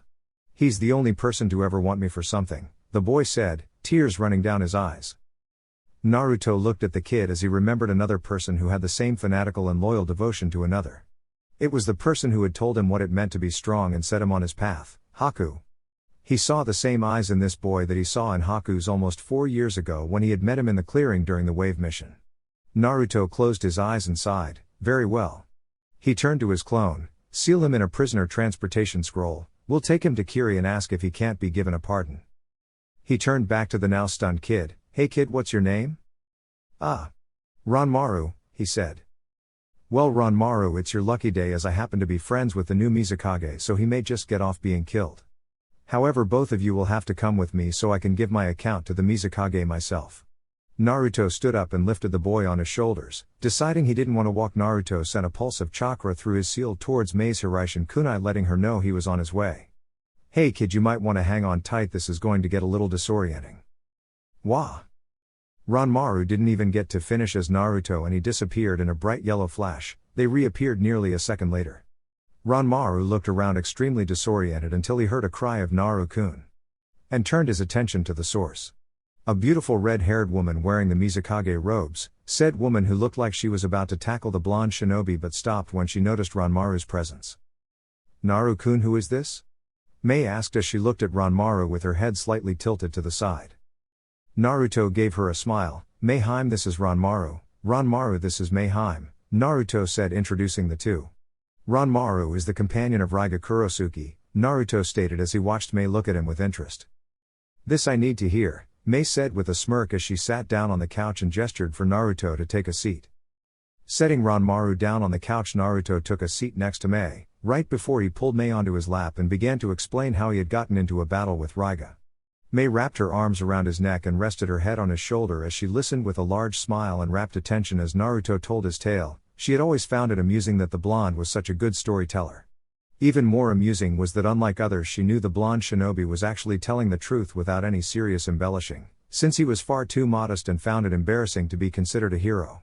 As she listened to Naruto finish his story as well as his request, she closed her eyes as she thought about what he was asking. In truth, she was actually pleased to know that it might be possible to get another of the Kiri no Shinobi Katana Nananin Shu in her ranks. While the war was over and she had more shinobi than she expected to have, any help she could get to bolster her ranks was appreciated. I will ask him if he would like to rejoin our forces, Mei said after a moment, much to Ranmaru's joy. Having another member the Kiri no Shinobi Katana Nananin Shu will greatly help to bolster our ranks, and since Raga left during Yagura's reign, the man's bounty holds no real value. Naruto turned to the little red-eyed child with a grin. See kiddo, nothing to worry about. Anbu. Mei called out. The door opened and in stepped two Anbu officer who ignored the presence of the blonde and red-eyed child as they looked at Mei awaiting her orders. Naruto grinned that the two were not surprised to see him. Naruto had often been seen coming out of the office with Mei without entering, for nearly 2 years, and he had given more than half of the Anbu heart attacks every time he would Hiraishin here. It was good to see they were learning. I would like you to find someone to give Ranmaru here a tour of Kiri, Mei said, gesturing to Ranmaru. When you're finished, make sure he is taken to my house. I'll have him stay there while we wait for Raga's decision on whether or not he will join us. Also, someone will need to carry him since he cannot walk on his own. The Anbu nodded, though Naruto could sense they were surprised about Raga. One of them picked up the child while the other was handed the scroll that had Raga in it. Also, Mei continued, I want you to check in with some of the doctors to see if any of them are capable of healing Ranmaru's legs. The Anbu nodded and left, closing the door after them. As soon as the two of them were alone, Mei pulled Naruto into a heated kiss. Having expected this, Naruto returned the kiss and began to gently nibble on Mei's bottom lip. When the busty red-haired Kage opened her mouth to let out a low moan, Naruto slipped his tongue into her mouth. The two soon began a small duel with their tongues entwining each other, trying to get the upper hand. Naruto decided to submit to Mei and retracted his tongue to grant her access. Mei eagerly began to explore every crevice of his mouth, enjoying the sweet taste Naruto had. Mei pushed Naruto down onto the couch so he was laying down as she straddled his waist, still kissing him as her hands began to run through Naruto's sun-kissed hair. Naruto likewise had wrapped one arm around her waist as the other began to gently massage and fondle Mei's firm butt. It was about half an hour later that they stopped their small make-out session. Mei smiled as she closed her eyes, giving a content sigh as her head rested on Naruto's chest. Even though it had only been around 2 weeks since she had last seen him, she still missed him. The blonde always managed to keep things from being boring and was able to light up her day just by being with her. Koishi, beloved? Naruto asked, causing Mei to smile at one of his frequently used suffixes. Yes, Koibito? Mei responded. Are you done with your paperwork for the day? Mei raised her head to look at Naruto and saw the small glint in his eyes, causing her to smirk. Naruto and Mei smiled and waved to another group of villagers they passed as they walked arm in arm around the village. They had no clear destination in mind and just kept on the move while enjoying each other's company. It was something they had done often when Naruto was around, simply walking around Kiri or whatever town Naruto summoned Mei to and walked around until something caught their fancy. Eventually the couple settled down at a small stand with Naruto deciding to go with some beef ramen and Mei ordering a miso ramen. As the two waited for their meal they discussed some of the new things going on in their life. Mei told him about the new batch of shinobi that just got out of the academy sometime last week. She hoped to have them ready for the Chunin exam next year and was having them trained by some of her more talented jonin. Naruto told her about some of his travels, leaving out his stint at saving Gaara. Not that he didn't want to tell her, but with so many people around he did not feel comfortable talking about it here. You know, I almost wish I could just go wherever I want now that I'm stuck to my desk, Mei said in a teasing voice as she gave him a pout. Naruto affected a mock-hurt expression as he made a few sniffling noises. "Oh, I thought you got to do that already, or is spending time with your fiancé outside of Kiri not good enough for you?" That was another thing that had happened, after Naruto had made that movie with Koyuki he had officially proposed to both Mei and Yugito. Well he had after he made it up to them. When the two had heard that their Naruto had been in a porno they had been downright furious. Thankfully Naruto had made sure Jiraiya sent that letter, which Naruto had changed the contents of making it sound like the perverted sage had blackmailed him, which had not only gotten Jiraiya beaten but also had his testes melted by Mei's yotan when Naruto had summoned them via Hiraishin. Naruto shook his head. Jiraiya had to be used to taking a shitload of punishment to still be able to use his package after something like that. That was not to say Naruto had been let off the hook. It had taken Naruto spending an entire week with Mei as something of a personal slave to get her to forgive him. Though Naruto would not call what she did punishment, he would often take her out to eat or make her food or just treat her like a goddess anyways, so it was no different than what they usually did. Mei had also made him give her a full body message. Of course that was anything but punishment for the blonde. Though there was also that time when she had taken Naruto shopping, which he really did not mind doing things like this for her unlike others of the male gender. He would often do the same thing for Koyuki, Yugito, and Konan. He remembered that this time Mei had gotten a devious streak and had come out of the changing room one time in nothing but lacy blue lingerie. Naruto remembered the way the light blue cloth had not only hugged her curves but had been slightly see-through, making it give you enough of a view to tantalize you and make you want more, but not enough to see everything. Naruto had been blown out of the store by a nosebleed so large he had gone through the store wall and blacked out. Sigh good times. Mei smacked his shoulder in a playful gesture, snapping him out of his thoughts. You know what I mean? Naruto nodded sagely. All that paperwork. He looked at her with a mischievous grin. You could do what Ba-chan does and just drink yourself stupid until you forget about it. Mei laughed as Naruto started telling her stories of when he would find the Hokage whom he called Tsunade Ba-chan getting so drunk that she would oftentimes fall asleep at her desk, only to get scolded by her assistant the next morning. Add on to that fact that Naruto would call one of the legendary three Sennin and the one most known for her super strength and violent temper Ba-chan merely added on to the humor. When their food came the two quieted down to eat, keeping a comfortable silence until they finished. Afterwards the two walked out as Mei held one of Naruto's arms in both of hers, pressing it into the valley of her breast much to the jealousy of both males who wanted Mei and females who desired to have Naruto. As they walked around Mei looked over at a store where she apparently saw something that caught her attention and began to drag Naruto into it, said Blonde just grinning at Mei's enthusiasm.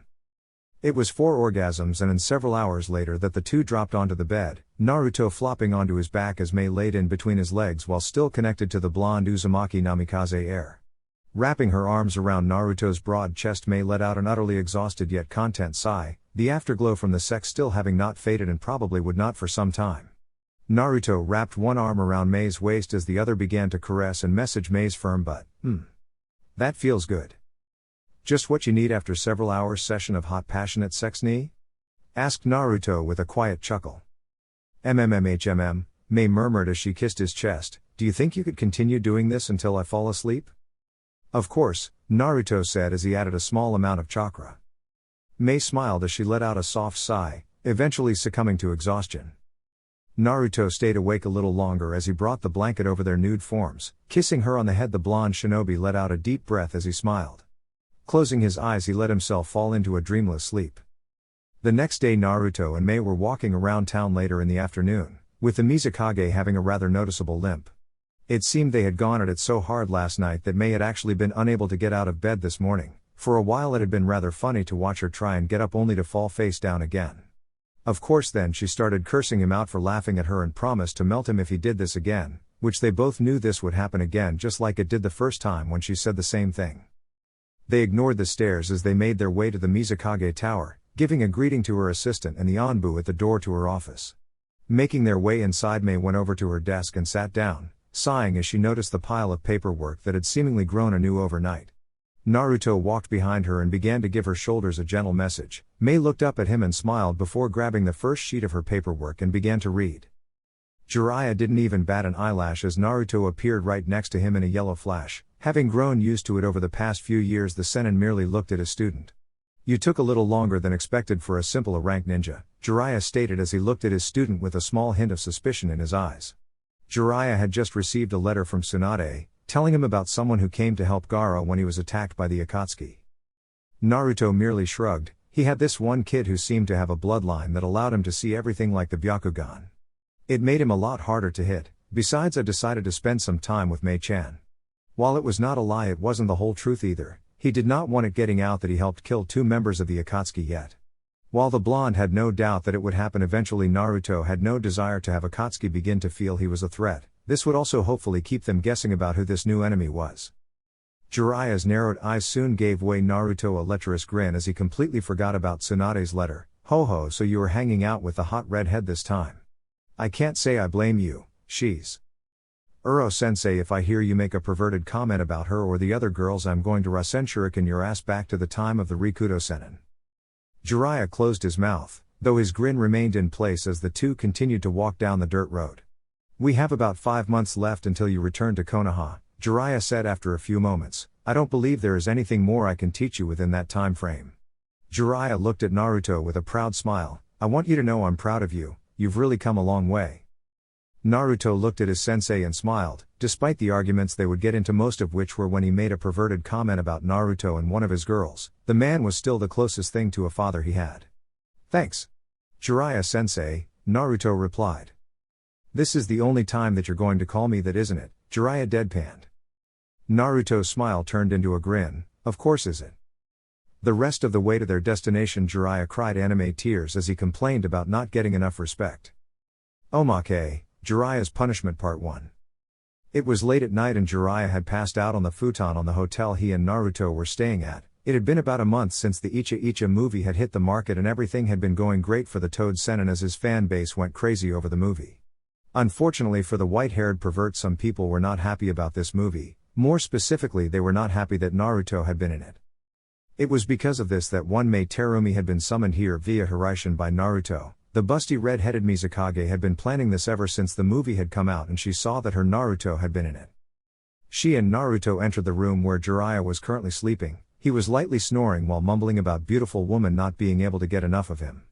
There were numerous sake bottles littering floor, showing that he had gotten extremely drunk this night and would no doubt be out of it until morning. The two of them threw the blanket off of the man and stripped him down until he was in his underwear before tying his hands to the head of the bed, while his feet were bound to the end. The two then waited for till morning for the man to wake up. It was sometime around 11 o'clock when Jiraiya stirred. Opening his eyes, he looked around blearily before trying to rub his face with a hand. When he could not move either of his hands, he opened his eyes and turned his head to find that his hands were bound to the bed. He tugged on them but found they were tied so tightly he could not even move them a centimeter. Looking down, he noticed that his feet were bound in the same way. "Good morning, Jiraiya." Jiraiya froze as he heard the overly happy feminine voice. It was one he easily recognized. The tone was one women use when they are about to cause a pervert extreme pain. Looking over near the door, Naruto found Mei standing there with her arms crossed and the most sadistic smile he had seen to date. The Toad Senin paled but tried to hide his fear with a smile. "Hey, Mizukage Dono, how are you today?" He winced as the smile widened. "Oh, I'm just great, thanks for asking," she chirped as she walked up to him. The shadows from her bangs hiding her eyes and added with her smile was making her look like something that came from hell itself. "I mean, I just found out a little while ago that my Naruto was in a porno which you had made." Jiraiya's face became as white as the sheets he was sleeping on. "And now me Mizukage Dono. For blackmailing my Naru-kun into making your perverted movie, you must be punished," Mei said, with her last words being merely a whisper. Jiraiya felt his eyes widen as he realized what was happening and how he had been duped. "Damn you, Naruto." Mei went through several hand seals before she called out her jutsu. Yotan, Ryu Sui no Yugen. Lava release, stream of lava. A stream of lava was shot from Mei's mouth and hit Jiraiya's goodies before melting them. Aiwee. Naruto and everyone else looked up when they heard the screams of what could only be described as utter agony. Shaking his head, Naruto went back to writing his story, Loveless Duets, 2. Chapter 7, The Zombie Brothers. Naruto opened his eyes when he felt something stir in his arms. Blinking a few times to adjust to the light, the blonde looked down and found a smile work its way on his face. Konan was lying on his chest sleeping peacefully, a content smile showing on her face as she tried to burrow her way deeper into his muscles. He gently rolled the blue-haired woman off of him and leaned on his side as he looked down at her face. Reaching out with a hand, Naruto brushed away a few strands of Konan's hair as his knuckles caressed her cheeks. Leaning down, Naruto pressed his lips to hers in a light kiss, which seemed to wake up Konan as she began to stir. Opening her eyes, Konan smiled as she saw a pair of familiar blue eyes looking at her. The blue-haired woman wrapped her arms around Naruto's neck, bringing his head in down for another lip lock. "I hope you plan on waking me up this way every time we sleep together," Konan mumbled with half-lidded eyes and a coy smile. Naruto grinned at her as he went in for another kiss. "When you're ready, I'll wake you up in far better ways than this." In emphasis, Naruto let his hands ghost across her chest, lightly touching her nipples, which could be felt through the fabric of her shirt since she never wore a bra to bed. Konan gave a soft moan at his touch before Naruto brought his hand back up to her face, cupping and caressing her cheek with his thumb. Even though she had slept with Naruto many times since they became an official couple, Konan had asked Naruto that they wait to go any further, and so they had not done anything other than some heavy petting. Naruto knew this was Konan's first relationship. Because of that, she wanted to take things slow, to find out more about him and more about herself after having finally been given the chance to do so. It was something Naruto could understand and in truth had no problem doing. I'll be looking forward to that time," Konan told him with a small smile on her face. "What time is Jiraiya-sensei going to be here?" "Not for another few hours," Naruto replied as he lay down on his side and pulled Konan to him. Jiraiya had gone out to have a last-second meeting with someone in his spy network, before he and Naruto left for Konoha. Since Naruto was not sure how long it would be before he could spend any real time with Konan or the others, he had taken to spending a full day with each of them. Yesterday had been Konan's day, and the two had spent most of their time at an area that had 4 waterfalls which combined into one large waterfall with dozens of little pools at the bottom. The place was called Taki no Kesso, Crystal Falls, and they had gone there for a picnic before just cuddling together under the stars. After hearing that she still had a few hours with Naruto, Konan gave a grin that was almost similar to the blonde's as she rolled them over so she was straddling his waist. "Since Jiraiya-sensei is not going to be here for a while, what do you want to do?" she asked with small, almost imperceptible smirk. Naruto smiled as brought his lips to meet hers. XXXXXXXXXXXX. Yugito let out a tired huff as she continued to run. She was not sure how long she had been running.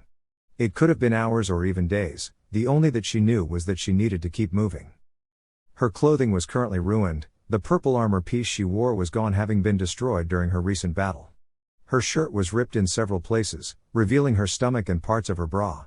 Her pants were destroyed, having been turned into shorts, with several large gashes running along the sides. Some of her wounds were still bleeding, having not had the chance to heal with the amount of chakra she had used in her battle. The blonde Kumo Jonin had just been returning from a mission when she had been attacked by 2 men wearing black cloaks with red clouds on them. Akatsuki. She was not quite sure just how they had managed to locate her, but she supposed it didn't matter. They had found her and demanded that she come with them. Knowing who they were and what they wanted, she had refused, and the two had proceeded to try and capture her. After her first battle with them, she had realized that she was at a serious disadvantage when fighting them out in the open. Knowing this, she had created a distraction and ran. Currently she was in a sewer system deep below a village several miles off the border to Kaminari no Kuni. It was her hope that she could get them in an enclosed space and trap them there. If she could do that, she was sure that she could take them out by playing to her strengths, but she knew not to underestimate the two. She had done that before when they first caught her, even knowing what group they belonged to. That had nearly cost her her life. The two were not only strange looking, but were also vastly more powerful than the average shinobi, with an odd mix of techniques she had never seen and powers she did not know existed. One of them was a tan-skinned man with a bandana like Hideo 8. It had a waterfall symbol with a slash mark through it, showing he was a missing ninja from Takigakure, village hidden in the waterfalls. His irises were a greenish color and pupil-less, while the rest of the eyes were red. He wore a black mask, leaving everything covered except his cheeks and eyes visible. The thing that got to her, however, were the 4 masks the man had on his back. If that was not odd enough, then the fact that those masks could detach themselves and fight independently certainly was. Not only that, but it appeared that each mask was linked to a specific element and the man would often combine two elements into a collaboration jutsu of some kind, making the fight not only 6-on-1 but also 12 times harder. The other person she was faced with was even weirder, despite being the more normal looking of the two. He had slicked back white hair with purple eyes, while he held a three-bladed scythe in one of his hands. Despite this seemingly normal look, she had found out the man was anything but. When she had first attacked him he had been severely injured, with Yugito managing to puncture one of his lungs with her signature Keizuki assassination attack. Despite that injury, nothing had happened except for him to start cursing her out about how he was going to sacrifice her to Jashin. Apparently he had gained some form of immortality by becoming a zealot for a religion known as Jashinism. While Yugito had not quite believed what he had said, his religion was later proven to be much more than she had first thought. After making some kind of weird occult symbol on the ground, the man had proceeded to ingest her blood, which he had gotten with a lucky hit. As soon as he did, the man's entire appearance had changed. His skin turned black with a white exoskeleton over it. He had then used the scythe he had been carrying to impale himself through the leg, and somehow, much to the blonde woman's shock, that same injury appeared on her own leg. It wasn't hard for her to figure out that anyone whose blood he'd ingested became injured when he injured himself, so long as he was in the middle of that symbol. Knowing this, Yugito had used Nibi's chakra too and blasted the man out of the symbol, before ruining it and running. It was then she had headed into a village she recognized from the few times she had been there, and then headed straight for the sewers. Just a little bit further, she thought as she ran into an open room. Just as Yugito reached her destination, instincts kicked in, causing her to duck just as a large scythe passed through where she had been standing. Spinning around, she looked over to see the two that had been chasing her walking in, the scythe being yanked back into the white-haired man's hands. "That was pretty good of you to dodge, Nico-chan," he said with a grin, "though I am the slowest member of Akatsuki." "Careful, Hidan," said the one with the mask in a gravelly voice, "she might kill you, if you're not careful." Hidan merely smirked. "PFT, you know that's not possible. If she could kill me, I'd let her." Yugito took several deep breaths as she slowed her heart rate. "I'm going to make you regret underestimating me." She reached into her pouch and pulled out one of her kunai, which had an explosive note attached to it. At the same time, she felt a ring on her finger shift as it pressed against the fabric of her pouch. She recognized it as the proposal ring that Naruto had given to her about a month after the blonde had spent a week with her, to make up for being in the Icha Icha movie. Like Maze, it also had the seals on the underside, so that she could use it to call him when she needed him and never lose it. She personally did not want to get Naruto involved in this and possibly get hurt, but she knew he would not only be pissed if she did not call him, but that he was also more powerful than her. Besides that, she had promised Naruto that she would call him if she ever ran into Akatsuki. "Now I'm gonna show you why I'm the second strongest ninja in Kumo."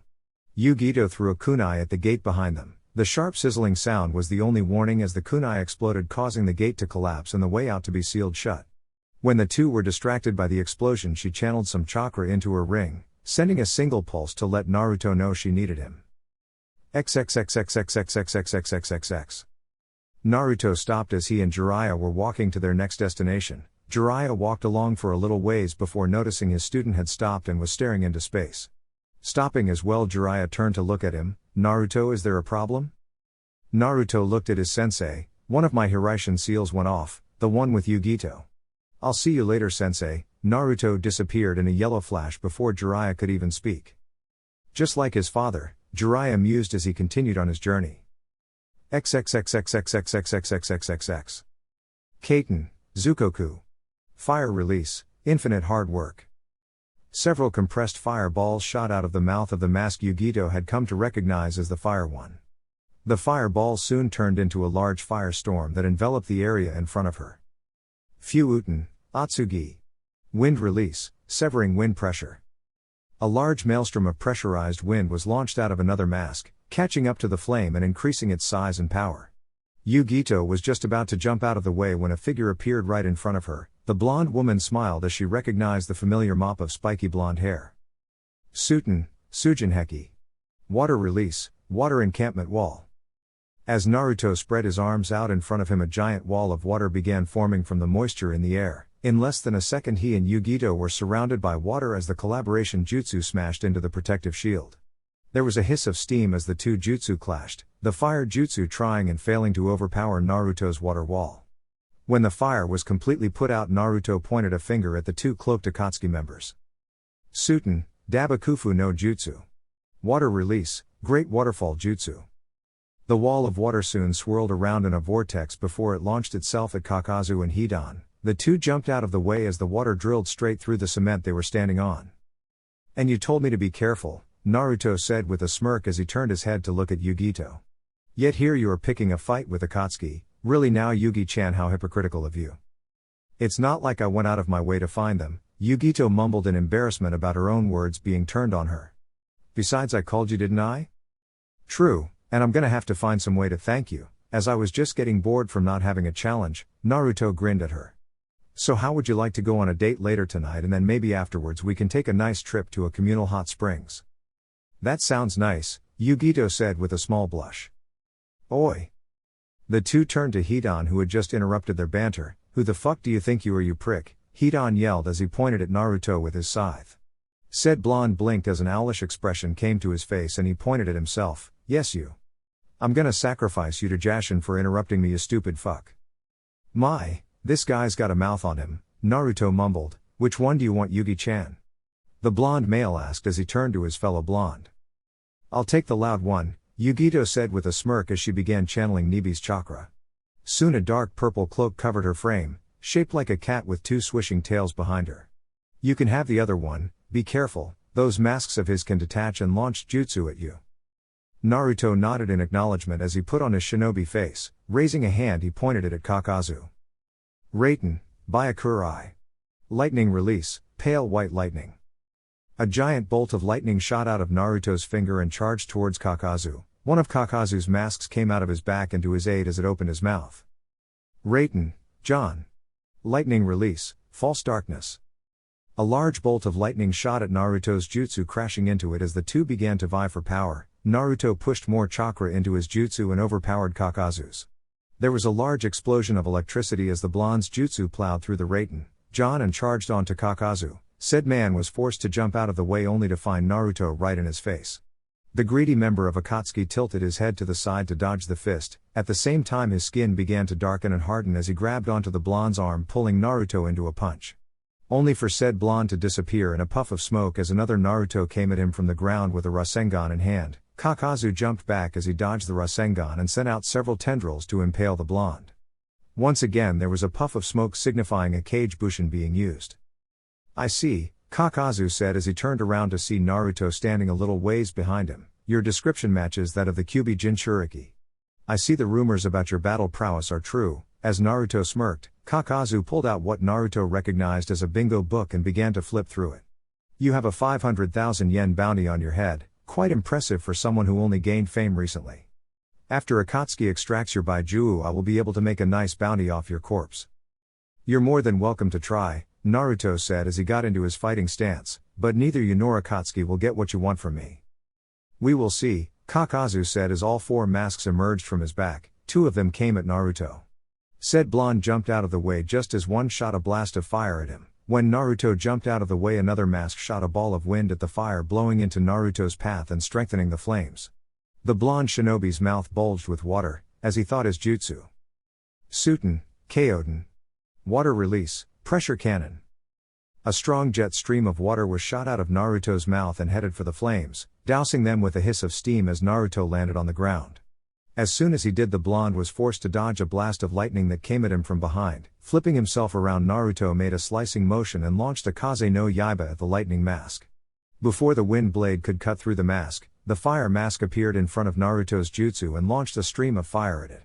The wind was soon reduced to nothing as the fire overtook it and headed for Naruto, who jumped out of the way and held out his hand. "Suten, Saryu Udan no Jutsu. Water release, water dragon jutsu." A large dragon made of water coalesced into existence besides Naruto and crashed against the powerful flame, overpowering it and heading for the fire mask, which jumped out of the way. Naruto turned around just as the lightning mask shot a blast of lightning at him. "Reiten, Byakurai. Lightning release, pale white lightning." Naruto launched another lightning bolt from his fingers, slicing through his opponent's lightning bolt. Landing on the ground, Naruto was forced to continue dodging jutsu and launching counter jutsu, finding that he was not gaining any ground against his opponent. The blonde cursed as he continued to find himself being forced to react defensively and never get in a solid advantage. Whenever he managed to get the upper hand on one of the masks, one of the others would come to back it up. As another Fuuten, Kaiten collaboration jutsu headed for him. Naruto decided it was time to change the playing field. Suten, Bakasui Shoha. Water release, exploding water shockwave. A large amount of water burst out of nowhere and covered the entire area, dousing the flames and forcing Kakazu to jump on the water. As soon as he did, Naruto was there aiming a punch at the man's face. Kakazu hardened his skin again as he grabbed the fist and pulled the blonde into a knee. Naruto jumped up and over the knee as well as the rest of the bounty hunter, forcing Kakazu to let go. Naruto came back down with an axe kick, only for Kakazu to sidestep the attack and smash a foot into Naruto's face. Naruto puffed out of existence and Kakazu only had enough time to turn around as Naruto smashed a palm strike into his solar plexus and sending the man flying. The blonde had no time to celebrate his hit as one of the masks launched a blast of lightning at Naruto. Said blonde began to spin as he covered himself in a protective layer of chakra as he called upon his elements. Soon a mixture of wind and water swirled around him in a tornado-like fashion. When the lightning hit, it was merely absorbed and combined with the other two elements. The swirling wind, water and lightning started to change into a black mass with electricity as several thousand wind blades occasionally flying out while water swirled around him in a whirlpool-like fashion. The entire spectacle looked like something akin to a miniature hurricane contained in a ball. Naruto grit his teeth as he continued his spin, combining and controlling the three elements within his vortex. This was the culmination of all of Naruto's years of trying to combine his elements. For a long time the blonde had imagined combining all three elements into a single attack. It had only been about a week since he had been able to create his first ever combination of his three main elements, managing to create a storm cloud by gathering his elements into the palm of his hand and compressing it into a super dense matter. The ability to do this was ridiculously difficult to control, requiring him to split his attention between the three different elements until they merged, but the power behind any of the jutsu Naruto planned on making would be unlike anything ever imagined. Suddenly Naruto shot up into the air as the speed of the storm swirling around him began to increase. Suddenly it stopped and for a moment it seemed as if everything around Naruto had become frozen in time. Right until several thousand dark storm clouds filled with lightning, cutting winds and large cannonball-sized water drills and hailstones were launched everywhere around him with all the fury of a raging tempest.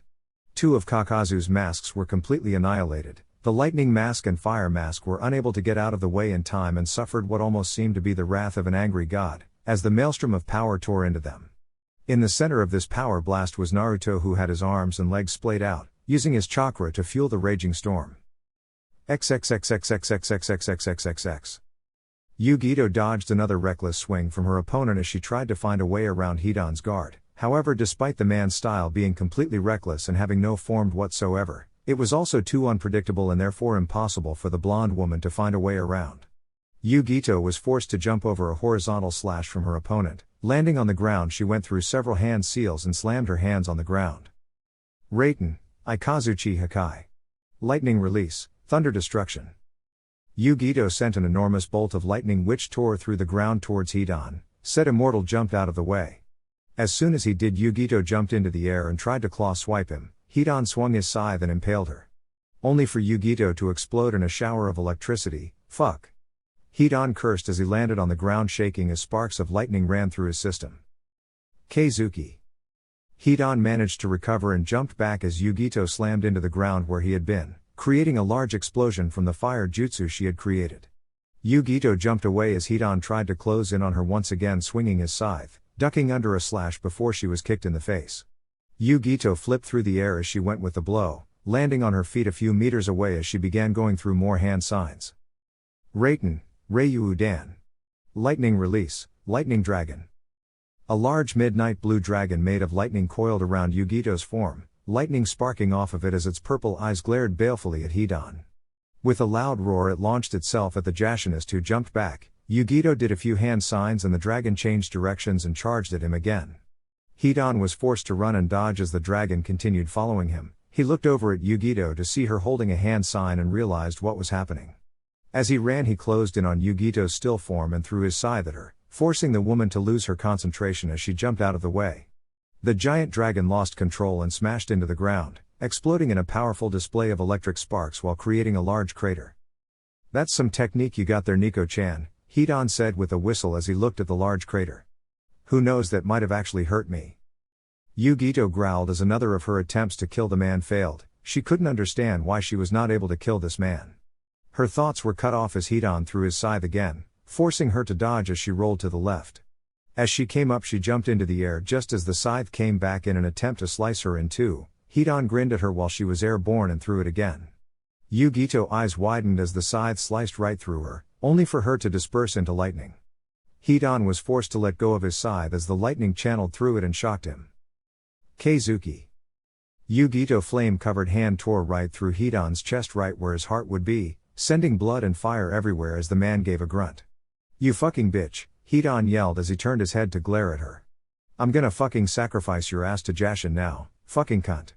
The Jashin zealot spun around with enough force that Yugito was picked up off her feet and thrown through the air. Flipping around she channeled chakra to her feet as she landed on the wall. Looking up she had just enough time to dodge Hidan's slash as his scythe came down, ripping through the spot she had been standing on. Yugito found herself completely on the defensive as she continued to dodge the white-haired man's mad attacks, ducking, sidestepping and twisting her body every which way in a desperate attempt to not get cut. Reaching into her pocket as she continued to weave through Hidan's attacks, Yugito pulled out an explosive note, putting it on the scythe as it made another pass that managed to cut off some of her hair. Creating a single hand sign, the young woman charged some chakra into the tag, jumping back just as it exploded and allowed her some breathing room. "Nibi, I'm going to need your help with this." "How are we going to do this then, kitten?" "I'm thinking full transformation."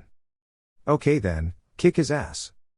As Hidan got up and tried to find his scythe which had gotten thrown into a wall, Yugito once again became surrounded by dark purple chakra. Going down on all fours, making the blonde kunoichi look like a human cat, before she began to change.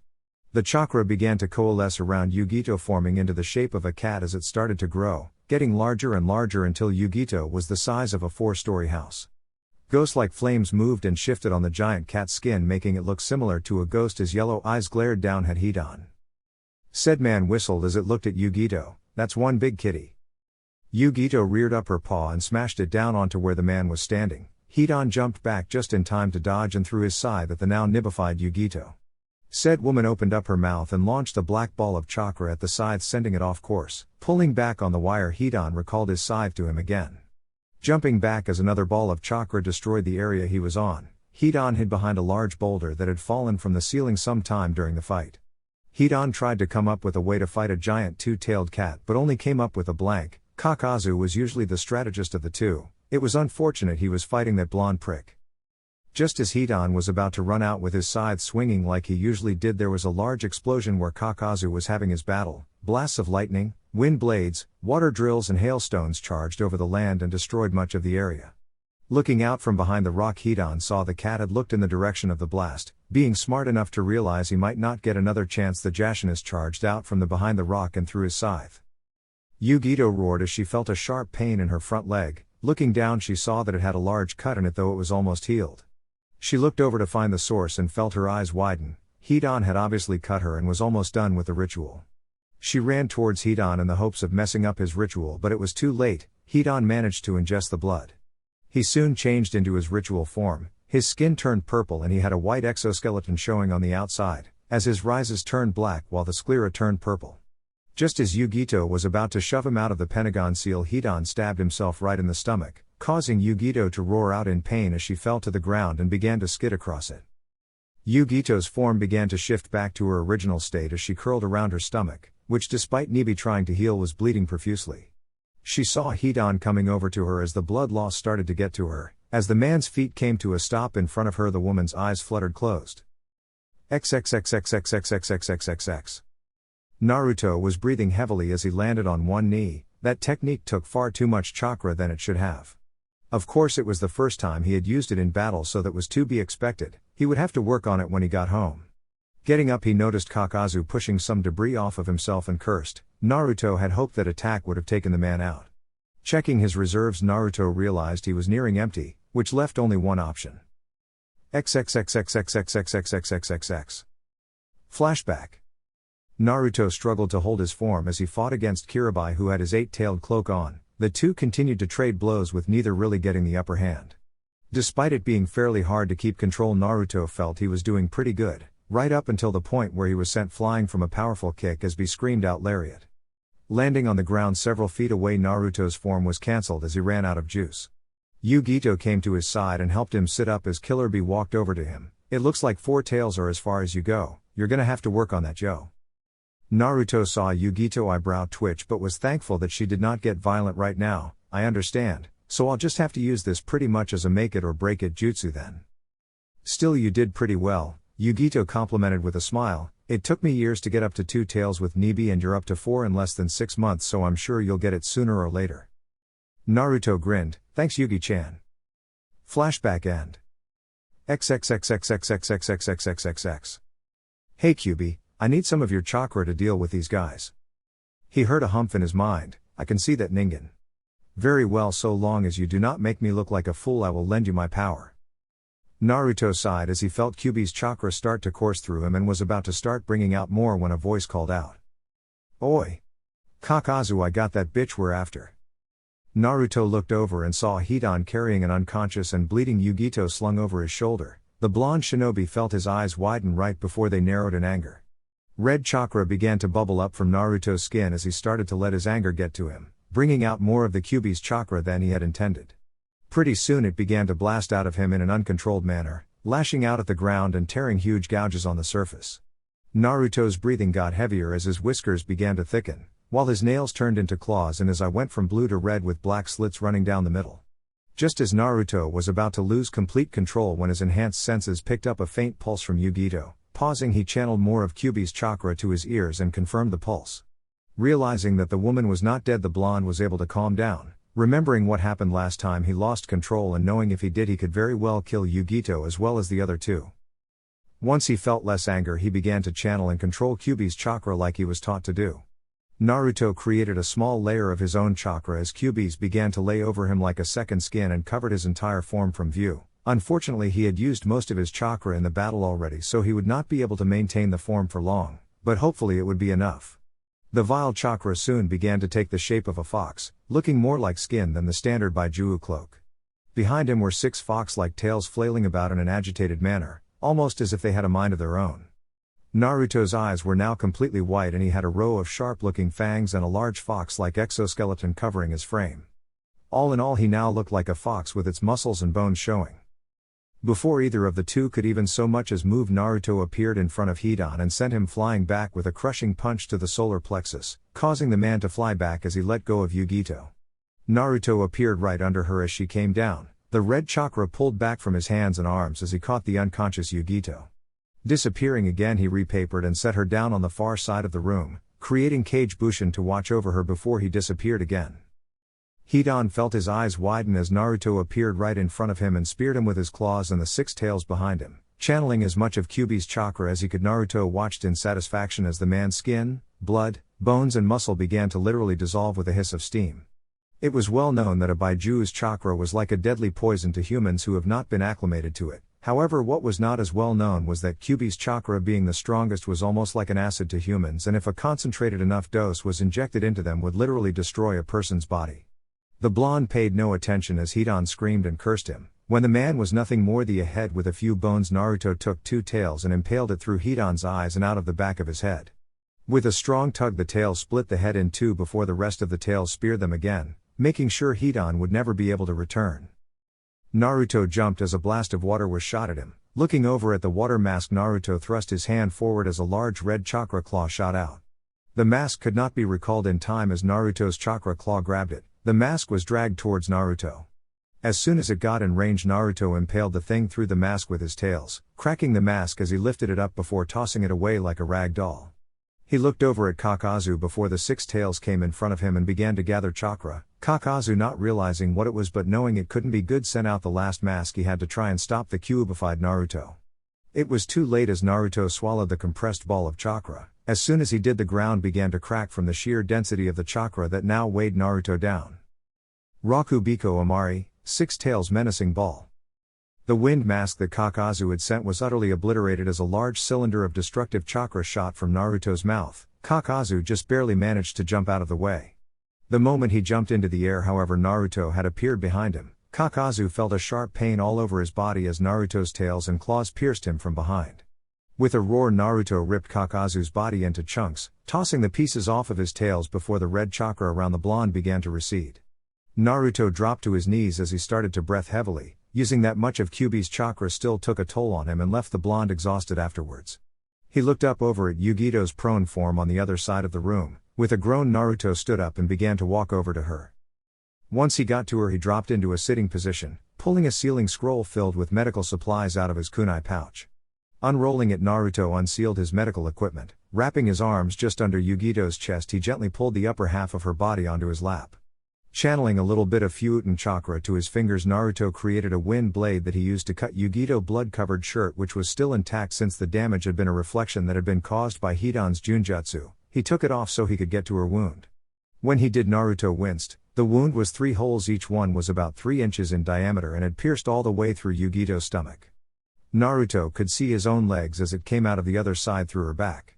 Had Yugito not been a Jinchuriki, this injury would have no doubt killed her. As he looked, Naruto could see Nibi trying to heal the wounds but feared that the giant cat would not be able to heal a wound this massive before the woman died of blood loss. Naruto quickly grabbed his disinfectant and put it on one of the medical cloths. He began to dab the cloth against the torn skin, watching as the alcohol bubbled and burned away anything harmful that may have been in the wound, such as poison or dirt, to help Nibi hasten the healing process. After Naruto watched in satisfaction as the wound began to heal a little faster, a sign that there were several forms of bacteria that had forced Nibi to divert some chakra to destroying whatever was in the dirt. Grabbing the tube for his medical cream and a large amount of bandages, Naruto began to apply them to the young woman's torso. Since Yugito was a Jinchuriki, Naruto dumped an entire bottle of his healing ointment on the bandages rather than a small dose to hopefully help Nibi hasten the healing. The blonde shinobi put a hand to the neck and checked for a pulse. Noticing it was dangerously slow, he began to double the pace of his work. "Come on, Yugito, you have to pull through this for me," Naruto mumbled, unaware that several tears had leaked out of the corner of his eyes as he worked. If she did not make it through this, he would never be able to forgive himself. Once he finished patching the blonde woman up, Naruto grabbed some blood pills. He put them into his mouth and ignored the vile taste as he began to chew on them. When the pills were more liquid than anything, Naruto placed his mouth over Yugito's and began to use his tongue to push the mush into her mouth. He gently massaged her neck when Yugito made several gurgling noises, in order to help her swallow the medical supplement. Naruto checked her pulse again and sighed in slight relief as he found that despite the young woman's injury, she seemed to be out of danger. He tried to stand, only to find he was too tired to actually get up back up. Wrapping an arm under Yugito's bosom, Naruto dragged them both over to the wall with his other hand. Leaning back, Naruto sighed as he pulled Yugito the rest of the way onto his lap. "You know, you worried me?" Naruto said to her despite knowing she could not hear him. He put a hand to her cheek and began to caress her face, smiling as Yugito seemed to subconsciously know it was him and snuggled into it while purring lightly. Leaning down, Naruto kissed her forehead before putting his head to hers. "Looks like I've got to wait a few hours before I can get us out of here." He closed his eyes as he thought about the battle. Had it not been a last resort, he would have never used Kyuubi's chakra. Despite the great power he got from it, the chakra did not come without great cost as well. Often it would leave him exhausted. Because Kyuubi's chakra was extremely corrosive, Naruto had to apply a continuous stream of his own chakra and a protective layer under Kyuubi's. Even with his own ridiculously vast reserves, Naruto could only hold this form for several hours max. After that, he would usually pass out from chakra exhaustion and unfortunately had yet to work a way around that problem. He also had to add on to the fact that while Kyuubi was not actively hindering his use of its chakra anymore, the intense feelings of rage and hatred that came with it could sometimes be overwhelming, which was the reason he could not go above 6 tails yet, even after extensive training. After an hour, Naruto felt he had enough chakra to start moving. Putting an arm under Yugito's legs and back, Naruto lifted himself and her off the ground. Looking around, Naruto found an opening in the ceiling where one of the misfired jutsus had hit. Moving up to it, Naruto channeled some chakra to his legs and jumped from the debris as he made his way out of the sewer. When Naruto left, a large plant-like man emerged from the ground. "This is not good. Leader Sama will not be pleased when we inform him of another failure." Zetsu looked over at the chunky remains of Kakazu's body. Moving over to Kakazu's hand, Zetsu grabbed the ring off the man's finger before eating the chunky remains of the corpse. Looking around and noticing there was nothing else, Zetsu left. XXXXXXXXXXXX. Naruto sat in a chair right next to the bed that Yugito was laying in. He had managed to get to Kumo just under an hour after the battle and informed the Raikage of what happened. It had been about a day since then and the blonde woman had yet to awaken, a testament to just how badly she had been injured. Both of his hands were holding one of hers, gently caressing the back with his thumbs. Naruto frowned as he tried to think of a way he could have prevented this from happening, yet no matter how many angles he looked at it, he did not know what he could have done differently. Even though he knew of his opponent's abilities from Konan, had it not been for Kyuubi's chakra, he would have most likely been defeated. While most people would consider it amazing that he was able to come out of a fight against S-class criminals alive, Naruto was not most people. Not being able to defend one of the people he cherished more than anything in this life or the next and nearly passing out from chakra exhaustion afterwards was not a solid victory, especially when the two people he fought were not at the top of the food chain in Akatsuki. It just means I need more training, Naruto said to himself as he banished any defeatist thinking from his mind. He better than anyone knew that asking pointless what-ifs would not get him anywhere. His failure simply meant that he just had to try harder. Next time I won't let one of my precious people get hurt, Naruto vowed to himself as he looked at Yugito's unconscious form. Naruto heard the door open but did not bother to look behind him. He already knew who it was. "What do you have for me?" the blonde asked as the man came to stand behind him. The person behind him sighed. "Unfortunately, I don't have any useful information on who could have given out the information about Yugito's mission." Naruto frowned and closed his eyes in thought. Ever since Jiraiya had given Kumo information on Akatsuki, the missions that the two Jinchuriki had taken were kept a secret from everyone except those with high levels of clearance. Very few people could have known not only that Yugito was on a mission but also where the mission took her. The only ones Naruto knew who had any clue about the missions undertaken were the Raikage and members of the Shinobi Council. This meant that there was a spy for Akatsuki in the council, since the Raikage was extremely loyal to his shinobi and would never sell one of them out, especially Yugito and his brother. This treachery did not surprise Naruto as much as it might have at one point in time. After all, Suna had had a spy in the council through the use of a slave seal. It could be something like that, or one or more of the counselors could have been bribed. There were a number of possibilities about why someone may be willing to sell out their Jinchuriki. "Would you mind if I look through the information you have found?" Naruto asked as he finally turned to the person he was talking to. A look distinctly uncomfortable to acquiesce to Naruto's request. In truth, the Raikage actually would not mind if the blonde shinobi looked through the reports he had gotten. He both respected and trusted the young man, especially when it came to Yugito. However, handing out classified information to a shinobi who belonged to a foreign village was extremely frowned upon, not just because of the political fallout he could get, but also because of how that information could be used against Kumo if the information got out to another village. Naruto sensed A's hesitation. "Look, we both know that you have a traitor somewhere in your council. The only other people who knew where Yugito had gone were you and B. You would never betray one of your ninja, and B is almost like a brother to Yugito, so that leaves just one option." "Yes, I do know that, but we both know it's not that simple," A said in a gruff voice. In the end, it came down to whether or not he felt that the safety of Yugito was more important than the political fallout he would receive if anyone found out about this. In the end, the choice was no contest. "Very well, I will give you the information you need," A sighed as he came to a decision. His shinobi's lives were more important than what some scheming politician could do. "Thank you," Naruto said as he turned back to Yugito. A looked at the young man for a little while longer, before leaving to go get the files for him. XXXXXXXXXXXXX. Jiraiya set down his empty dish of sake as he sat at a bar in a village just inside Ki no Kuni. Grabbing the bottle next to him, he filled another glass and drank. The Sennin had decided to stop here while he waited for his apprentice to finish spending time with one of the three beautiful women that came into his life. Jiraiya let out a small perverted giggle as he thought of all the women his prized pupil had. The kid was an absolute gold mine when it came to material for his books. He was almost finished with his next one, thanks to Naruto. He was even thinking of making another one called Icha Icha Cat Tales, after the success of his other book that the white-haired Sennin made based off of Naruto. He had a plan to write a book for each of the women Naruto was with. The Toad Sennin giggled perversely at the thought of his new books as well as the money they would make. Jiraiya set his saucer down and was about to grab more sake when a toad hopped onto the bar top with a scroll in its hand. "It's from Naruto." The toad held out a scroll.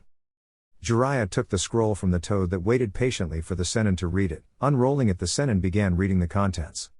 Jiraiya kept a mostly neutral expression when he read, but if one looked closely enough they could see a small trace of worry in the Sennin's countenance.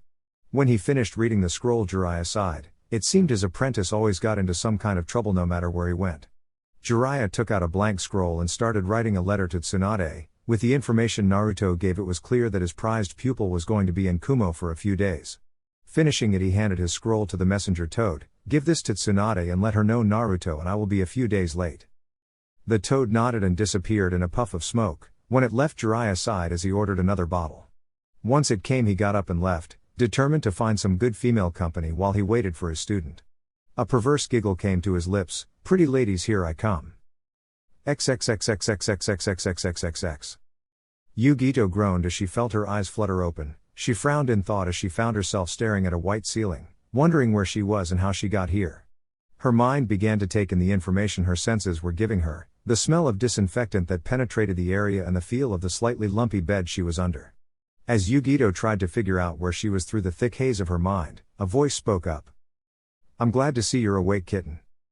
"Nibi? What's going on?" All I remember was her eyes widened as she remembered her battle with Akatsuki. She tried to sit up only to fall back with a hiss as she felt a dull pain in her stomach. "Easy, kitten," Nibi said, "you took a pretty rough beating, even I had a tough time healing you." "What happened? Where are we?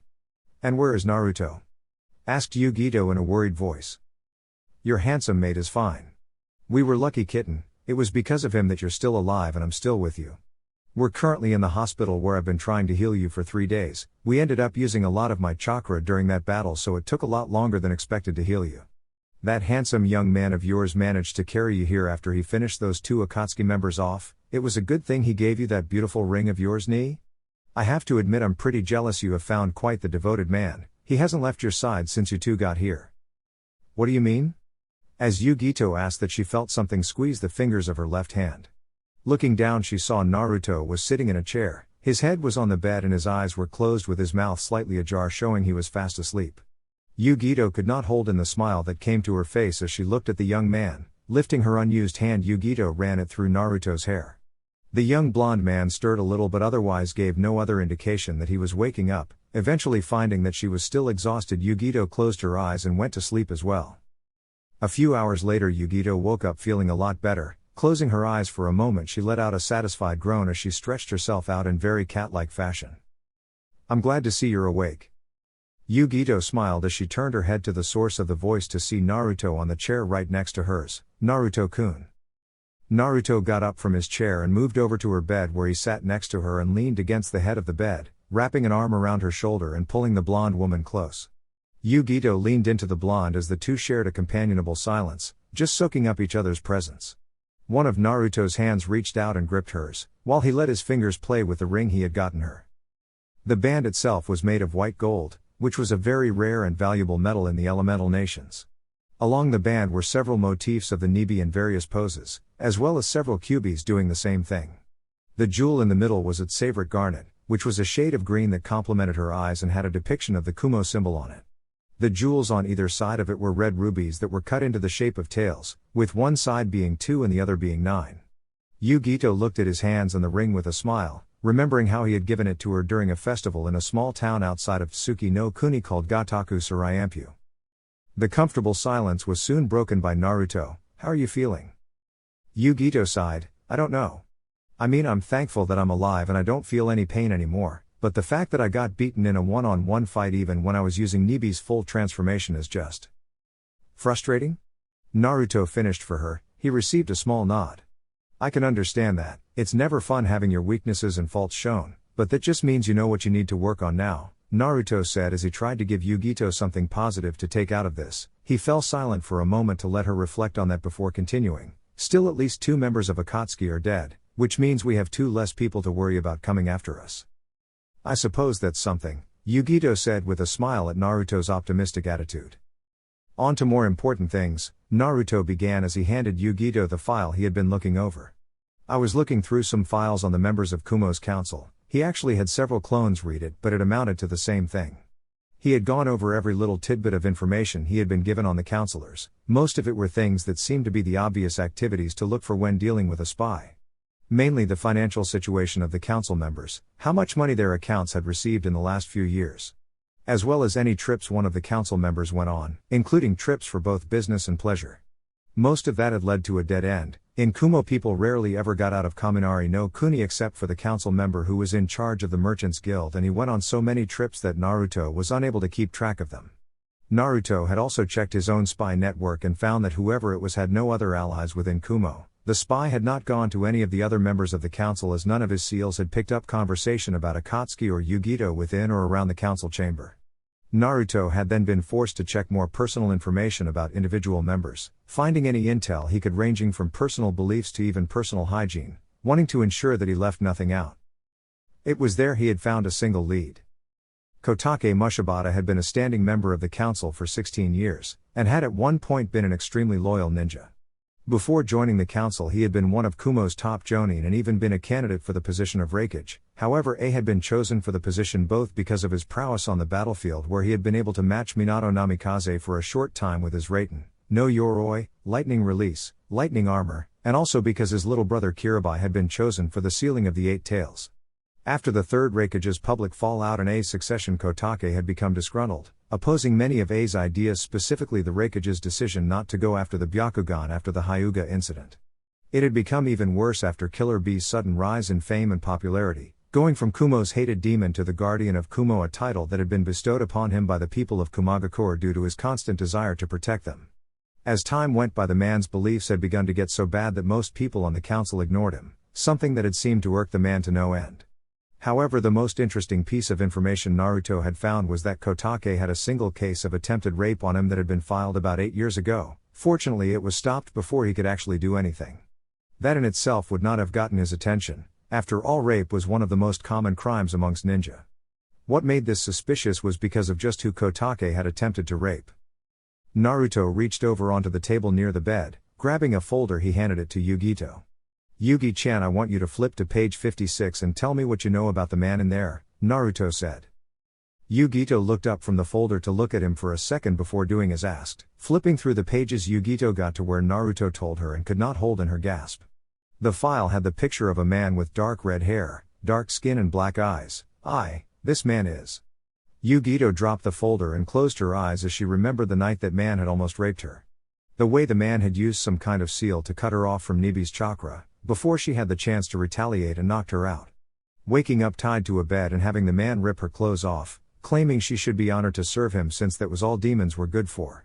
While Raikage-sama's Volt had managed to rescue her before anything could happen, it had still taken a year's worth of counseling sessions before she would let a man other than A and B near her.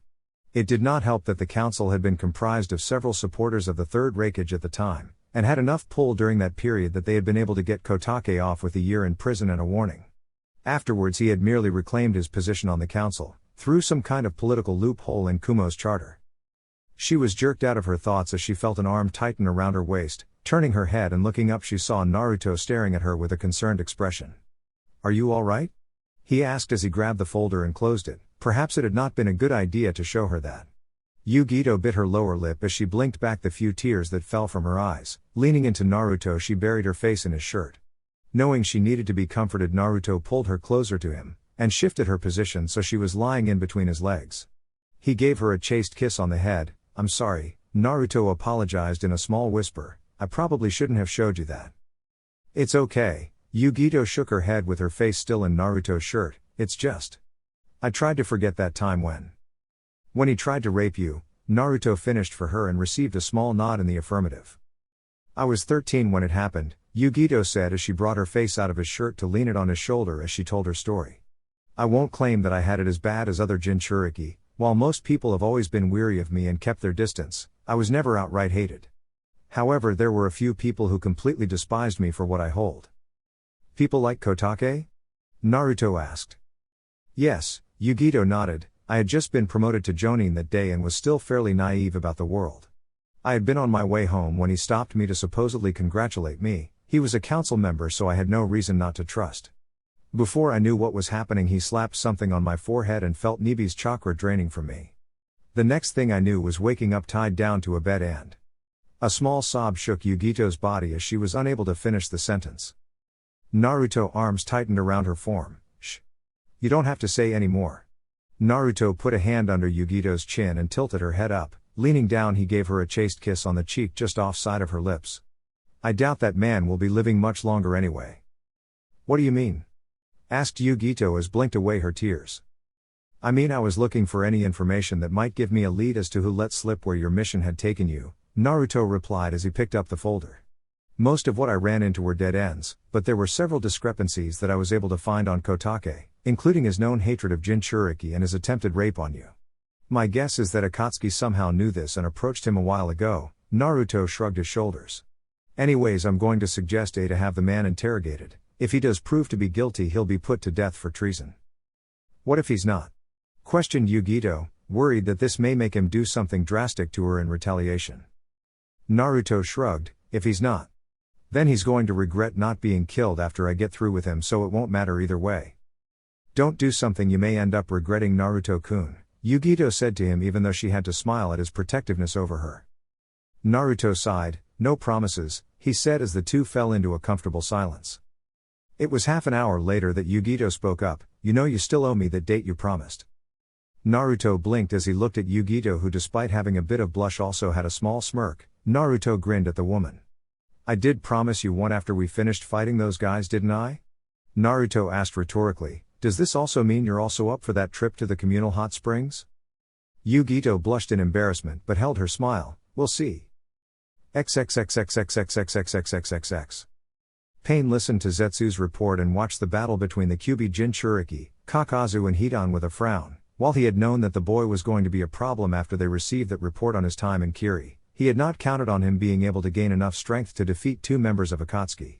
To make matters worse, they were now down another two members and only had the Rakubi to show for it so far, adding on to the fact that the Kyuubi's Jinchuriki would most likely grow even stronger. This news is troubling, the man said at last as his Renegan eyes scanned the others in the room. Kisame smirked. The Gaki's certainly gotten stronger from the little twerp Itachi and me ran into 4 years ago. I look forward to the day Samaheda and I can have a real fight with him. It should be interesting. Do you think we should go after him, Leader Sama? Asked Zetsu. Pain stayed silent for a moment as he tried to decide on a course of action. No, at the moment it would cause more trouble than it was worth. The 9 tails must be sealed last. That means we would need to keep him alive until we get the other Baijuu sealed. Pain looked around at the others for a moment. We will continue gathering the other Jinchuriki and for the moment leave both the Ichibi and Nibi alone. They are not as important anyway. Itachi. Kisame. Pain called, getting Kisame to look at him and Itachi to open his eyes. How far are you from your target? I think we're pretty close, Kisame said with a shark-like grin. Samaheda is starting to get excited. I want you to capture the Gobi Jinchuriki as soon as possible, Pain said. The rest of you should also get your Baijuu as soon as you can. Don't worry, yeah, Deidara said as he flexed his new arm. I'm almost near the Sanbi. We'll get that one soon, yeah. Yeah, Deidara-senpai is gonna lay it on that thing, Toby yelled out as he pumped a fist into the air. Toby, how many times have I told you to shut up, yeah, Deidara yelled. Oops, sorry senpai, Toby rubbed the back of his head sheepishly. Don't worry, Toby will be a good boy. Standing next to Pain, Konan looked over the others with her usual blank mask. However, inwardly she was thankful that Pain was not sending anyone after Naruto yet. She was not looking forward to the time when Naruto would be in danger. Even as strong as he was, the blue-haired woman still feared for him. I hope all of this ends soon, she thought to herself. XXXXXXXXXXXX. All of the members of the Kumo Council were currently sitting around the large stone table, wondering why it was they had been called so suddenly. While something like this was not unheard of, it was very rare for the Raikage to ever call a meeting. Normally only the most extreme emergencies could ever get him to even come to one, that or his attendant had to drag him. It was well known that the man disliked council meetings almost as much as he disliked paperwork, or anything that could take him away from his training. As the council continued talking, the door opened and in walked 3 figures. The first was easily recognized as the Yondaime Raikage, who was in front of the group. The second one the council recognized as Yugito, who was back in her standard shinobi garb. Many wondered what she was doing here but were not overly concerned since she was a shinobi of the village. However, it was the last figure that got most of the attention. Said figure was completely covered from head to toe in a black hooded cloak. The hood was up covering the man's head in shadow and he was wearing a black face mask. The only thing the group could make out were a pair of piercing blue eyes. Many of the people within the room were intimidated by the cloaked figure, none more so than Kotake, who as soon as the figure turned his eyes towards him felt an immense and concentrated dose of killing intent that made the traitorous council member nearly release his bowels before it withdrew. The Raikage went over to his seat with Yugito and the unknown figure following him, both of them standing on either side of the Raikage as he sat down. I would like to get back to work soon, so I am not going to beat around the bush, the Raikage started in a gruff voice. 4 days ago one of our shinobi was attacked by a group known as Akatsuki. There was a slight rumbling among the counselors as they began to talk, while occasionally throwing Yugito discreet glances. I am sure all of you know that after receiving information about this group from one Jiraiya of the Sennin, it was determined that we would be much more cautious about where we send our 2 greatest guardians. The Raikage was quiet for a while as he looked around at those in the room. Many seemed merely curious about what had happened, while a few seemed disgruntled. However, A had noticed that Kotake was looking nervous, his eyes were darting from himself, Yugito and the cloaked figure, and the Raikage could see a sheen of sweat on the man's features. It seems Naruto is right, Kotake is a traitor. To be more careful, we deemed that only those with a high level of clearance would be able to have access to any information on where Yugito and B were sent, so imagine my surprise when an ally of ours came into Kumo 4 days ago with a bloody and beaten Yugito. At this information, many of the counselors looked over to Naruto, having managed to realize that he was the ally their Raikage was talking about. Now the reason I have called you all here is because it seems someone has betrayed this village, giving information on the location of one of my most valuable ninja to a group of S-class criminals. A raised a hand, and before any of the people knew what was happening, several of Volt officers appeared and surrounded one Kotake Mushibata. Said man, who had previously been sweating, stood on his feet. Raikage-sama, what is the meaning of this? He shouted as he tried to bluff his way out of the situation he now found himself in. I thought it would be obvious, Kotake, said in a dark tone as he glared at the man. You have been found guilty of treason and will be interrogated and then tried. Volt, take him away, and put him in one of the holding cells until he can be interrogated. The man began to struggle as the Volt officers began to drag him out. As he flailed, he looked around wildly, and soon his eyes found who he felt was the reason behind his problems. The person who had caused him so many issues. You bitch. Kotake shrieked out as he glared at Yugito with an expression that spoke of madness. I should have killed you when I had the chance, you fucking dirty demon. Gurgle. Everyone stared wide-eyed as the cloaked man stood right in front of Kotake, having seemingly just appeared there. They looked over to where he had been only to see the fading of an afterimage. Looking back to Kotake, they saw the man was now clutching at his throat, which had several senbone pierced into it. You're going to want to take him to your best medical ninja, the cloaked man said in a whispery voice that sent chills down the spines of everyone in the room. I just destroyed his voice box, so if you want a confession it will need to be fixed. Spinning on his heel, the man walked back to the Raikage's side. Did you really have to do that? The Raikage asked the man in a whisper once he got back as he shot the cloaked figure a glare. Said man just looked at him. He insulted Yugi-chan. In my books that's ground rules for death, so you're lucky he is still whole and will be able to talk after he gets healed. The Raikage just sighed, realizing that with all the things he had seen this man do for Yugito, it should have been obvious he would not put up with someone insulting her. He gave the man a nod before turning back to the rest of the council. That was all I wished to discuss with you today. Tomorrow we will hopefully have a confession from Kotake, and if he is found guilty, schedule his execution. The council stood up, with many of them on slightly shaky legs. Most of the members were feeling very disturbed by what they had just witnessed. When all of them had left, the cloaked figure pulled down his hood and mask, letting his spiky golden blonde hair and 6 whisker marks show. The moment he did pull down his mask, Yugito pulled him into a hungry kiss. While he had not expected it, that did absolutely nothing to stop him from returning it. Thank you, Yugito mumbled against his lips, with her voice as nothing more than a whisper. Naruto pulled back from the kiss and gave the young blonde woman a happy smile. You know, there's no need to thank me. I did this because I wanted to, because I care for you and because I love you. Yugito smiled at his words before Naruto turned to the Raikage. When do you guys plan on interrogating Kotake? A blinked as he registered the question. We will be doing it sometime tomorrow, which reminds me. The Raikage turned his eyes on Yugito. Do you want to be there for the interrogation? Yugito gained a surprised look. She paused as she looked down at her feet. She really did not want to be in that man's presence again. Even today, just being in the same chamber as him made her feel vulnerable and frightened. She knew it was an irrational fear, and the best way to get rid of it was to confront the thing she feared, yet at the same time the thought of being anywhere near that man was absolutely terrifying. She was jerked from her thoughts as an wrapped around her shoulder. Turning her head, she saw that it was Naruto looking at her with a concerned expression.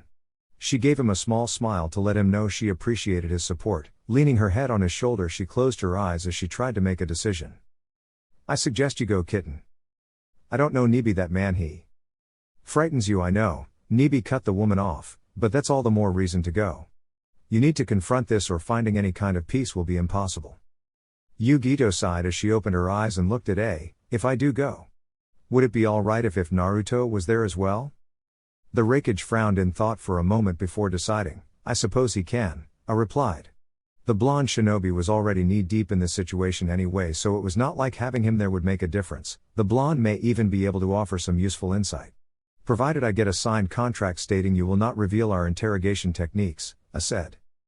Naruto grinned. I have a better idea. Reaching into his pouch where there was a puff of smoke, he pulled out a scroll and tossed it to the Raikage. I looked at the scroll, which had the kanji for torture on it, before looking at Naruto with a raised eyebrow. that contains torture and interrogation methods I came up with myself during my travels and the Bloodline Civil War. If you wish to keep your own methods a secret, you can use those, Naruto said in answer to the large man's silent question. Despite being surprised that the man would give something like this, A merely nodded. Very well, we will use these so that you can come as well. The interrogation will start early tomorrow morning at 8 a.m. so, don't be late. Naruto nodded. We won't, he replied before turning his attention back to Yugito. Sticking his arm out to her, he gave the woman a smile. Now that this is over with for now, how would like to go out and get some sushi? The Raikage let out a chuckle as Yugito grabbed Naruto by the arm and ran so fast the young man was pulled off his feet, as she dragged him to her favorite sushi bar. XXXXXXXXXXXXX. Naruto absently ate the sushi on his plate, as he watched the blonde woman next to him scarf down her food like it was going out of style. Long-time association with Yugito had made him used to her eating habits, which never really bothered him to begin with since he ate ramen the same way she ate sushi. So we really had a traitor in the council. Naruto turned his attention to Amoe, who managed to keep the sucker in his mouth despite eating his food. It makes you wonder if we might have more traitors somewhere. If we had one traitor already, there's no reason to assume we might not have another. Or perhaps he was working for someone outside of Kumo. Maybe we even have a traitor within the daimyo's court. Or it could. Smack. Damn it, Amoe, shut your paranoid mouth. Karuo scowled at the blonde-haired Kumo shinobi, as she smacked him in the back of the head. If you keep this up, then even I'm gonna be paranoid. Amoe picked his head out of his plate, wiping off the noodles he had managed to get on it. You two should keep it down, Samui said in her cool and professional voice. We could get kicked out if you cause a ruckus. Naruto shook his head at the two Chunin, who had picked up their argument again while Samui tried to be a mediator. He and Yugito had run into the three on their way to Yugito's favorite sushi bar. The three had already heard rumor about what had happened and decided to follow the two. Amoe and Kaoru had tried to force an explanation out of Yugito, however she had not been comfortable talking about what happened. Naruto had been the one to discuss the events that had occurred within the council chamber, though he made sure to leave out some of the details as he did not know how much A wanted others to know. Naruto sensed movement coming towards his plate, and used his reflexes to grab the hand that had been just about to steal some of his sushi. He looked over to the owner of said hand and grinned. Now Yugi-chan, it's not nice to steal my food. Yugito flushed with a bit of embarrassment at being caught. She tried to move her hand away but Naruto was holding fast. Let go of my hand, Yugito said as she continued her effort to pull it out of his. Now why would I do that? Naruto asked rhetorically as he gave the blonde woman his foxy smile. You would just try to steal my food again. Because you love me, Yugito answered with a smile as she tried to appeal to him. Well that is true. Naruto trailed off as if in thought. However, rather than let go, Naruto brought Yugito's hand to his lips and began to plant kisses on it. He scooted his seat up a bit as he trailed kisses from her hand and moved up her arm, causing the woman to blush as she felt her body begin to heat up. Finally Naruto was right next to her. Yugito found herself leaning into him as he wrapped an arm around her shoulder. As she looked up, Yugito noticed that his face was much closer than before and was getting closer. She slowly followed his actions as she closed her eyes.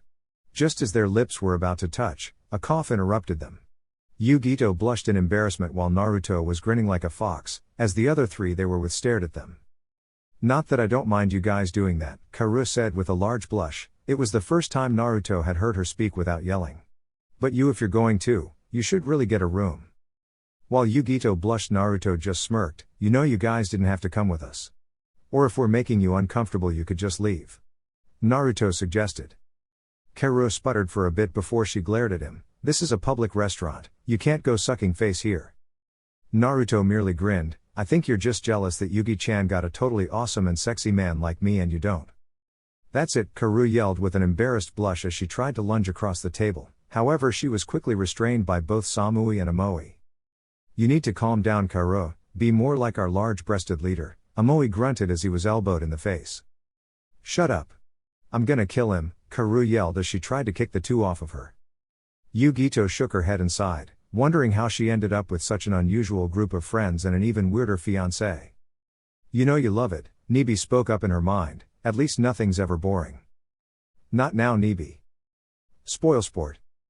XXXXXXXXXXXXX. Yugito and Naruto stood behind a large one-way glass window. On the other side was Kotake and one of the Volt members who specialize in interrogation. Kotake looked like he had been roughed up the night before. The man's arms and legs were currently bound to a metal chair that was bolted to floor. He had several cuts, bruises and contusions on his face. His left eye was swollen shut and black and his lips were split. Naruto knew it was standard procedure to beat a prisoner before the interrogation started in order to weaken their resistance. While he himself had never done that since he was on the road and never actually took prisoners, he had seen it during the war when he was forced to participate in a few interrogations. Kotake, we can do this the easy way or the hard way, the Volt officer, a man with spiky black hair and several scars going from the top of his brow to his lower cheeks, said. I'm not gonna tell you shit. Kotake screamed as blood and spittle came out of mouth. You stupid demon lovers can all go to hell. The scarred man shrugged before taking out the scroll the Raikage had given him. Very well, the hard way it is, he said. Going over to a table, the man unrolled the scroll and unsealed its contents, revealing several dozen odd-looking pins. The odd pins were sharp at the bottom point and around the middle, split off into two fairly decent-sized chunks of metal with red tips. Altogether the device was about 5 inches long. Another thing the Volt officer noted were all of the seals which were on the pins, running along their entire length. Kotake's eyes widened as the scarred man grabbed several of the pins and a small metal pole with a .2 radius and a length of 5 inches and began to walk up to him. Trying to feign courage, Kotake laughed. What are those things? Some kind of new acupuncture treatment? The scarred man grinned. Something like that. He had read what these were designed to do last night and could not help but admit that he was impressed. Whoever had come up with this way of torture was a genius. As soon as the scarred man got close enough to Kotake, he jabbed one of them in the man's shoulder, right between the joint where the humerus bone connected to the ball socket. Kotake gave a wince as a sharp jolt of pain stabbed through him, but still decided to use whatever bravado he had left. Humph, that's it? I guess I shouldn't expect much from an incompetent fool like you. The scarred man said nothing, merely took the small metal pole and as gently as he could tapped both of the protruding pieces of metal on the pin while channeling chakra through them. There was a small ding before Kotake let loose a large scream of anguish. Gra! These pins are designed to unleash 65 volts of lightning when I channel chakra through them, the Volt officer told the man. It tends to screw up the nervous system and cause a lot of pain. Add on to the fact that the vibrations from the pin is grinding against your joints and you can see why it would not be very comfortable. Ha! Kotake laughed, though it sounded more like a pained wheeze. You think this is painful? This is nothing. The Volt officer merely added another pin, this one set in the socket joint between the humerus bone, the radius and ulna. Taking the metal pole, he tapped both of them, getting an even louder and more pained scream from the man. Did you know that water is a natural conductor for lightning? The scarred man asked in a conversational tone as if discussing what to have for dinner tonight. The human body is made up of 90% water, which naturally makes it easier for lightning to travel through your body, but you should already know this, right? As if to emphasize his point, the scarred Volt tapped both pins again, eliciting another yell from the man as electric currents flooded his nerves and the vibrations of the pins and movements Kotake made caused his socket joints to vibrate and grate against each other. Quite painful, isn't it? All of this can be over soon if you just tell me what I want to know. The Volt officer said in the same calm tone he had used since the interrogation began. Fuck. You. Seems I need to add another one. Yugito watched with an odd sort of fascination as the man used those odd pins which had to cause excruciating pain, if the Kotake screams were any indication. While she knew about torture and interrogation, Yugito had never done it herself. Her main job had always been either assassination or search and destroy missions. As she looked at the man whose screaming seemed to have increased in both frequency and volume, the blonde woman could not hold in a small wince, while a part of her could not deny that she felt good seeing someone who had tried to rape her in excruciating agony. Another felt sickened at seeing the man in pain, as well as the fact that she enjoyed seeing him in such agony. She was knocked out of her thoughts when she felt a hand move into hers and give it a gentle squeeze before lacing its fingers with her own. Turning her head, she saw Naruto giving her a supportive smile, even though he himself did not like watching others tortured, no matter who they were. Yugito gave him a small smile of gratitude for his support as she turned her attention back to the INT session.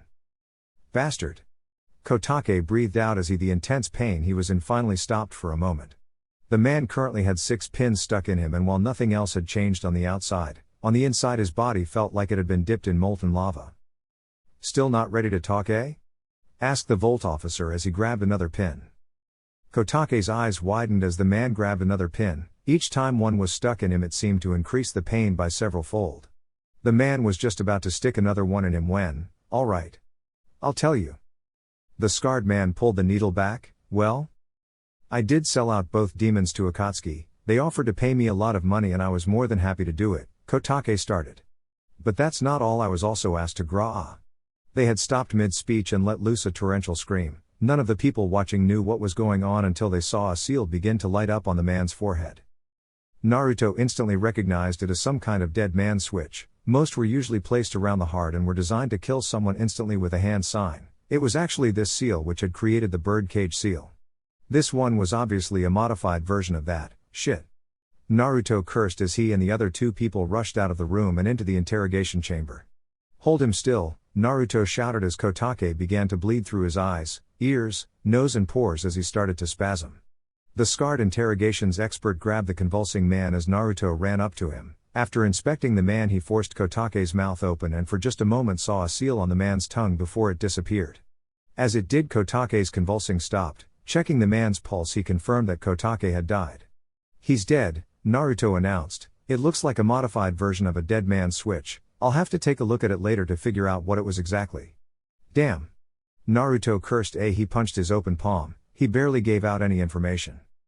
That's true, the Raikage said, but what we do have is quite valuable, and if I heard right he was going to sell out B2.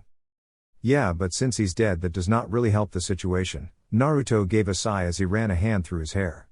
I'm going to study the seal designs I saw and see what I can make of them. I'll return with the info sometime today or tomorrow. Okay, I appreciated you doing this, the Raikage said. Naruto waved it off. Not at all, Yugi-chan is important to me, so anyone or anything that threatens her is my enemy. Yugito blushed at the comment, while the Raikage laughed and the scarred interrogator merely looked amused. XXXXXXXXXXXX. A day later, Naruto found himself knocking on the door to the Raikage's office. Come in. Opening the door, Naruto entered to find a lifting weights like he always does when at work. I have the information on the seals. The Raikage dropped his weight as he sat up and put his hands on the desk. Excellent, what have you found out? Naruto unrolled a scroll and put it on the Raikage's desk. On it showed two seals.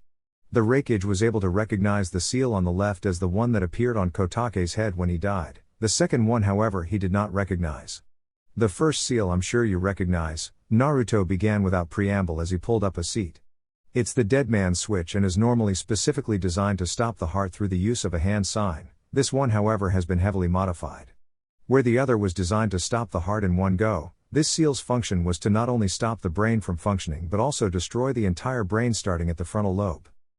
That would confirm what the autopsy on Kotake showed, said as he confirmed Naruto's theory. When the morticians had gone over Kotake's body, they had claimed that the entire brain had been liquidated. Naruto gave a nod of acknowledgement before continuing, however the seal was also linked. Here Naruto pointed over to the other seal, to this one, whose main purpose was to activate the dead man's switch, whenever Kotake began to talk about a specific subject. We can assume that since he had been about to give us information on Akatsuki, that they were the ones who put the seals on him, though he did not seem to know that. What Naruto didn't mention about all this was that the kind of work required to modify and link the two seals together was impossible for many people to do. When the blonde had first heard about Kotake taking away Nibi's power from Yugito, he had immediately recognized that the disgusting excuse for a man must have used some kind of seal similar to the Gagyo Fuin, 5-elemental seal, that Orochimaru had used to cut him off from Kyuubi during the Chunin exam several years ago. He himself had several seals that were based off of that one which he and Jiraiya had made in case Kyuubi's chakra overtook him and there was no one who could stop him from going on a rampage, but he and Jiraiya were seal masters. So Naruto had to wonder where the man could have gotten such a thing, especially since seals were an extremely difficult and obscure art to learn. Very few people ever became proficient with seals and even fewer mastered them. So for that man to have a seal designed to cut off a Jinchuriki from their tenant's chakra meant that he had someone who had been working for him, or the more likely case that he had been working for someone that gave it to him. While the seals used to seal of Nibi's chakra could be done by anyone who was proficient enough in seals, the fact that Kotake had an extremely powerful and complex seal on him that was designed to kill him told Naruto that there was a seal master at work. The blonde wished he had his spy network back then so he could find out who had given him the seals. However, he knew it was a moot point right now, and that he would have to look into it later. Naruto. Naruto was snapped out of his thoughts and focused his attention on sorry, I was thinking about something. What were you saying again? The Raikage shook his head for a moment before speaking. I was just asking if you think there may be any more spies in the council? Naruto hummed in thought before speaking. It's perfectly possible, though you can never know for certain until something happens or you interrogate everyone on the council. Still, it would be best to play it safe and assume that there is another spy, either on the council or among the populace. The Raikage nodded, having come to the same conclusion, though it was always good to hear a second opinion, and he trusted the Uzumaki Namikaze heir. Very well, I appreciate the help. Not at all, Naruto replied as he sat up. I'm always glad to be of assistance to my friends. I watched as the man offered a nod of respect and walked out the door. When the door closed, the Raikage picked up his weights and began lifting again. XXXXXXXXXXXX. Using the key Yugito gave him, Naruto unlocked the door to her apartment, putting his cloak up on a stand before walking into the bedroom. When he got there, a small smile formed on Naruto's face as he spotted Yugito sleeping on the bed, rolling around every now and then as she made small, cute noises in her sleep. Naruto took off his clothes and put them in an extra dirty bin hamper that they had gotten just for him. Since Naruto visited often, he and Yugito had actually gone out and gotten several things for him for when he came over. Naruto now had his own dresser filled with shinobi and civilian clothing and toiletries in her bathroom. Kirabai and A had actually joked that Naruto might as well live with Yugito. Of course, that had gotten the both of them hit on the head by an embarrassed and angry Yugito. When Naruto finished getting ready to sleep, he walked over to the bed and slid under the covers. Almost as soon as he did, Yugito turned over and, as if sensing his presence, latched onto him and pulled him closer to her so that half of her body was on top of him, with one leg intermixed with his own and one arm over his chest. Naruto chuckled as he pulled an arm around the blonde woman, who gave a sigh of content before snuggling closer. XXXXXXXXXXXX. Jiraiya looked over as Naruto appeared right next to him in a yellow flash. So I take it you've got everything squared away in Kumo? Naruto nodded. Yes, there were a few extra problems I had to deal with, but they were taken care of. How did Tsunade take it? Jiraiya winced. Let's just say that I am not looking forward to seeing her and giving an explanation as to why you went off to face two Akatsuki members on your own. Naruto felt a small shiver run down his spine but ignored it as they began walking again. Well, I didn't have much of a choice. Yeah, I know they would have gotten one of your girlfriends. Jiraiya grinned. I think I'll put that in my next book. The hero goes off and saves his beloved from death, then gets his reward of oomph. Jiraiya found himself face first in the dirt as Naruto smashed a fist into the back of his head. If you keep doing this, Uro-sensei, one day you're going to regret it. Jiraiya got up and rubbed the back of his head, mumbling about no good gakis who gave no respect to their elders. As they continued on their way, Naruto smiled as he thought about how everyone would react to his return, as well as how good it would be to see the Rookie 11 and the rest of his friends in Konoha. XXXXXXXXXXXX. Omake, Jiraiya's Punishment Part 2. Jiraiya walked along the dirt road as he made his way to the next town. With luck, he would get there and be able to get in some research before his apprentice came back from spending some time with Yugito. As if sensing his thoughts and determined to ruin his plans, Naruto appeared right next to him in his typical yellow flash. However, the blonde was not alone. Yugito was standing right next to him and was currently glaring at the Sennin, with one of those glares that every male knows. It was the glare that said, "I'm going to make you suffer," and was a look Jiraiya had gotten whenever he was caught peeking in the hot springs. Uh-oh, Jiraiya thought as he backed away from the two. It's a pleasure to see you again. Yugito-san. I'm afraid I can't say the same thing, Jiraiya. She spoke his name with a cat-like hiss. Look, if this is about that movie, then. Oh shit. Jiraiya cursed as Yugito transformed into a giant two-tailed cat. The white-haired Sennin took off running as fast as he could, hoping to get away from the now nibbified Yugito. Unfortunately for him, Yugito was not only 16 times larger but was also nearly 4 times faster. She soon caught up to the man and pounced on him, pinning him to the ground with her paws. She then began to exact her revenge for using her Naruto in a porn movie. As Jiraiya began to scream about his fishing tackle, Naruto stood back and shook his head. With luck, this will make him think twice about being a pervert. Then again, I doubt anything can do that. Chapter 8, A Hero's Return. It was a peaceful day in Konoha, as the midday sun shone over the village. There was a slight breeze rustling through the entire area, cooling the slightly warm temperature and allowing the many trees that were located all around the village to gently sway. Many shops were open as merchants sold their wares, while civilians and ninja alike bought them. Teenagers were lounging around the cafes and restaurants, discussing the latest gossip or news. Altogether, it was a very peaceful and calm day.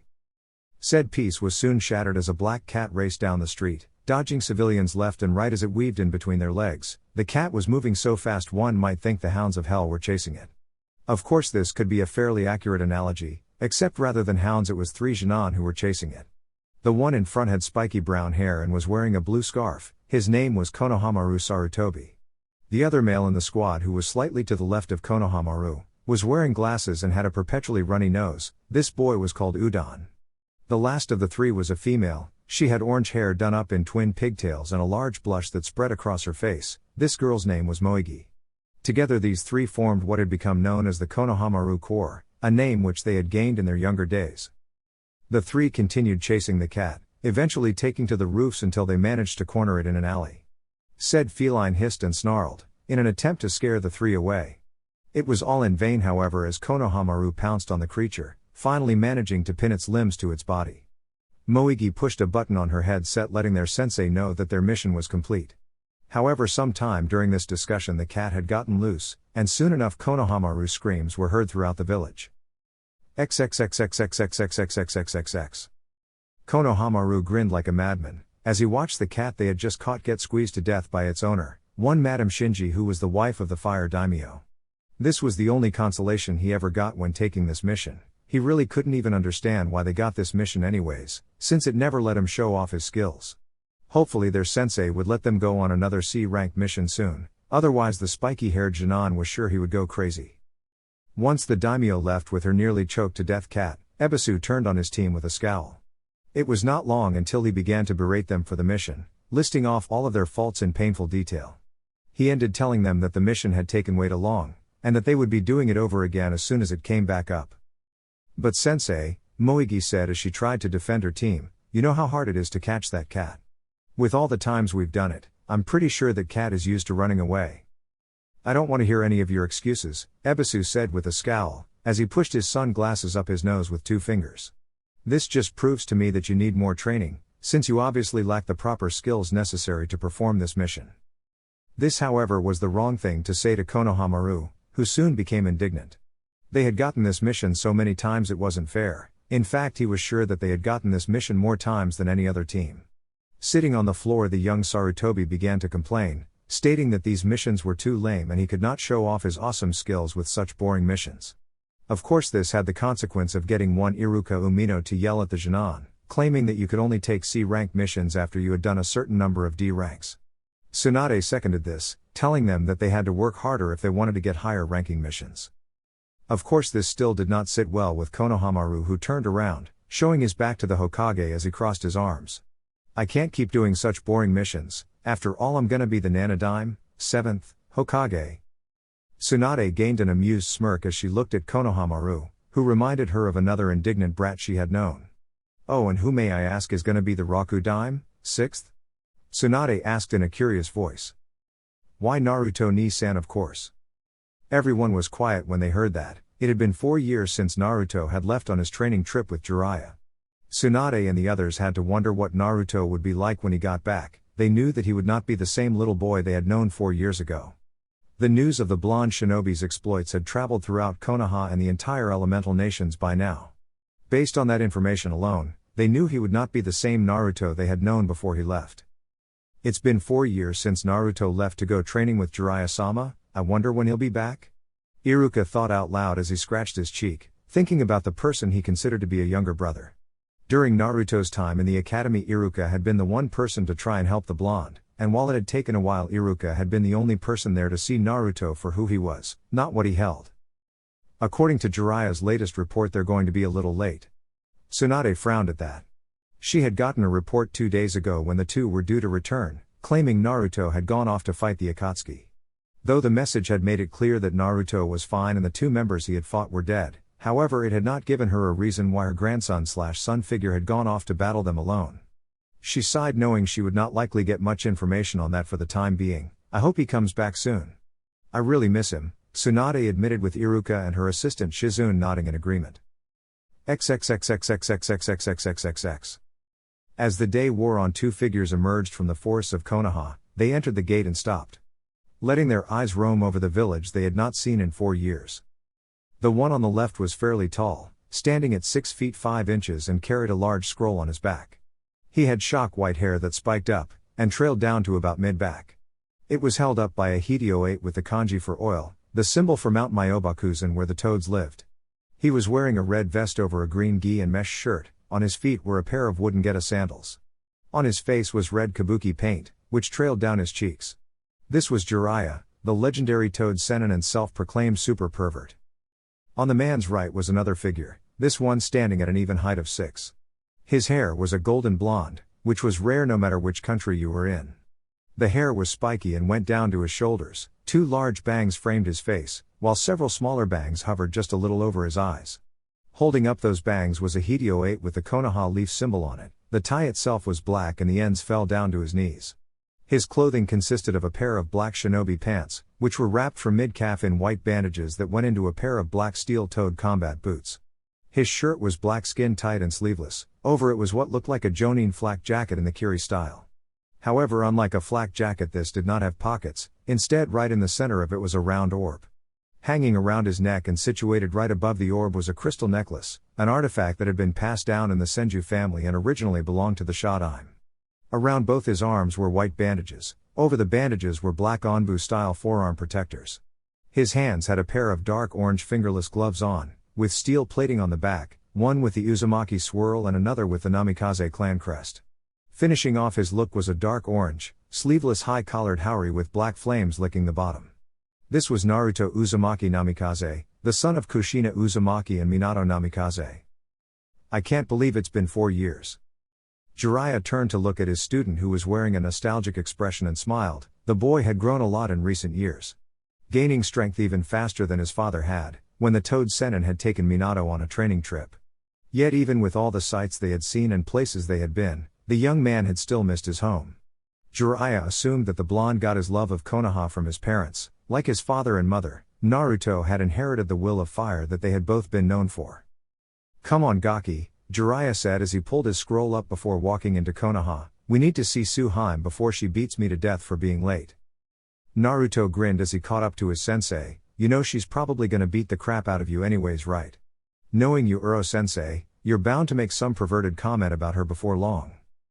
One of Jiraiya's eyebrows twitched as a scowl worked its way on his face. "Damn it Gaki, how many times do I have to tell you? Stop calling me that."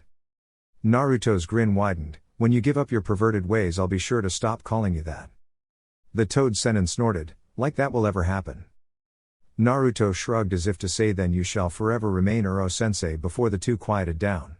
Despite the many arguments they had, most of which revolved around Jiraiya's perverted nature, the man was still the closest thing Naruto had to a father. The blonde held a great amount of respect for the man.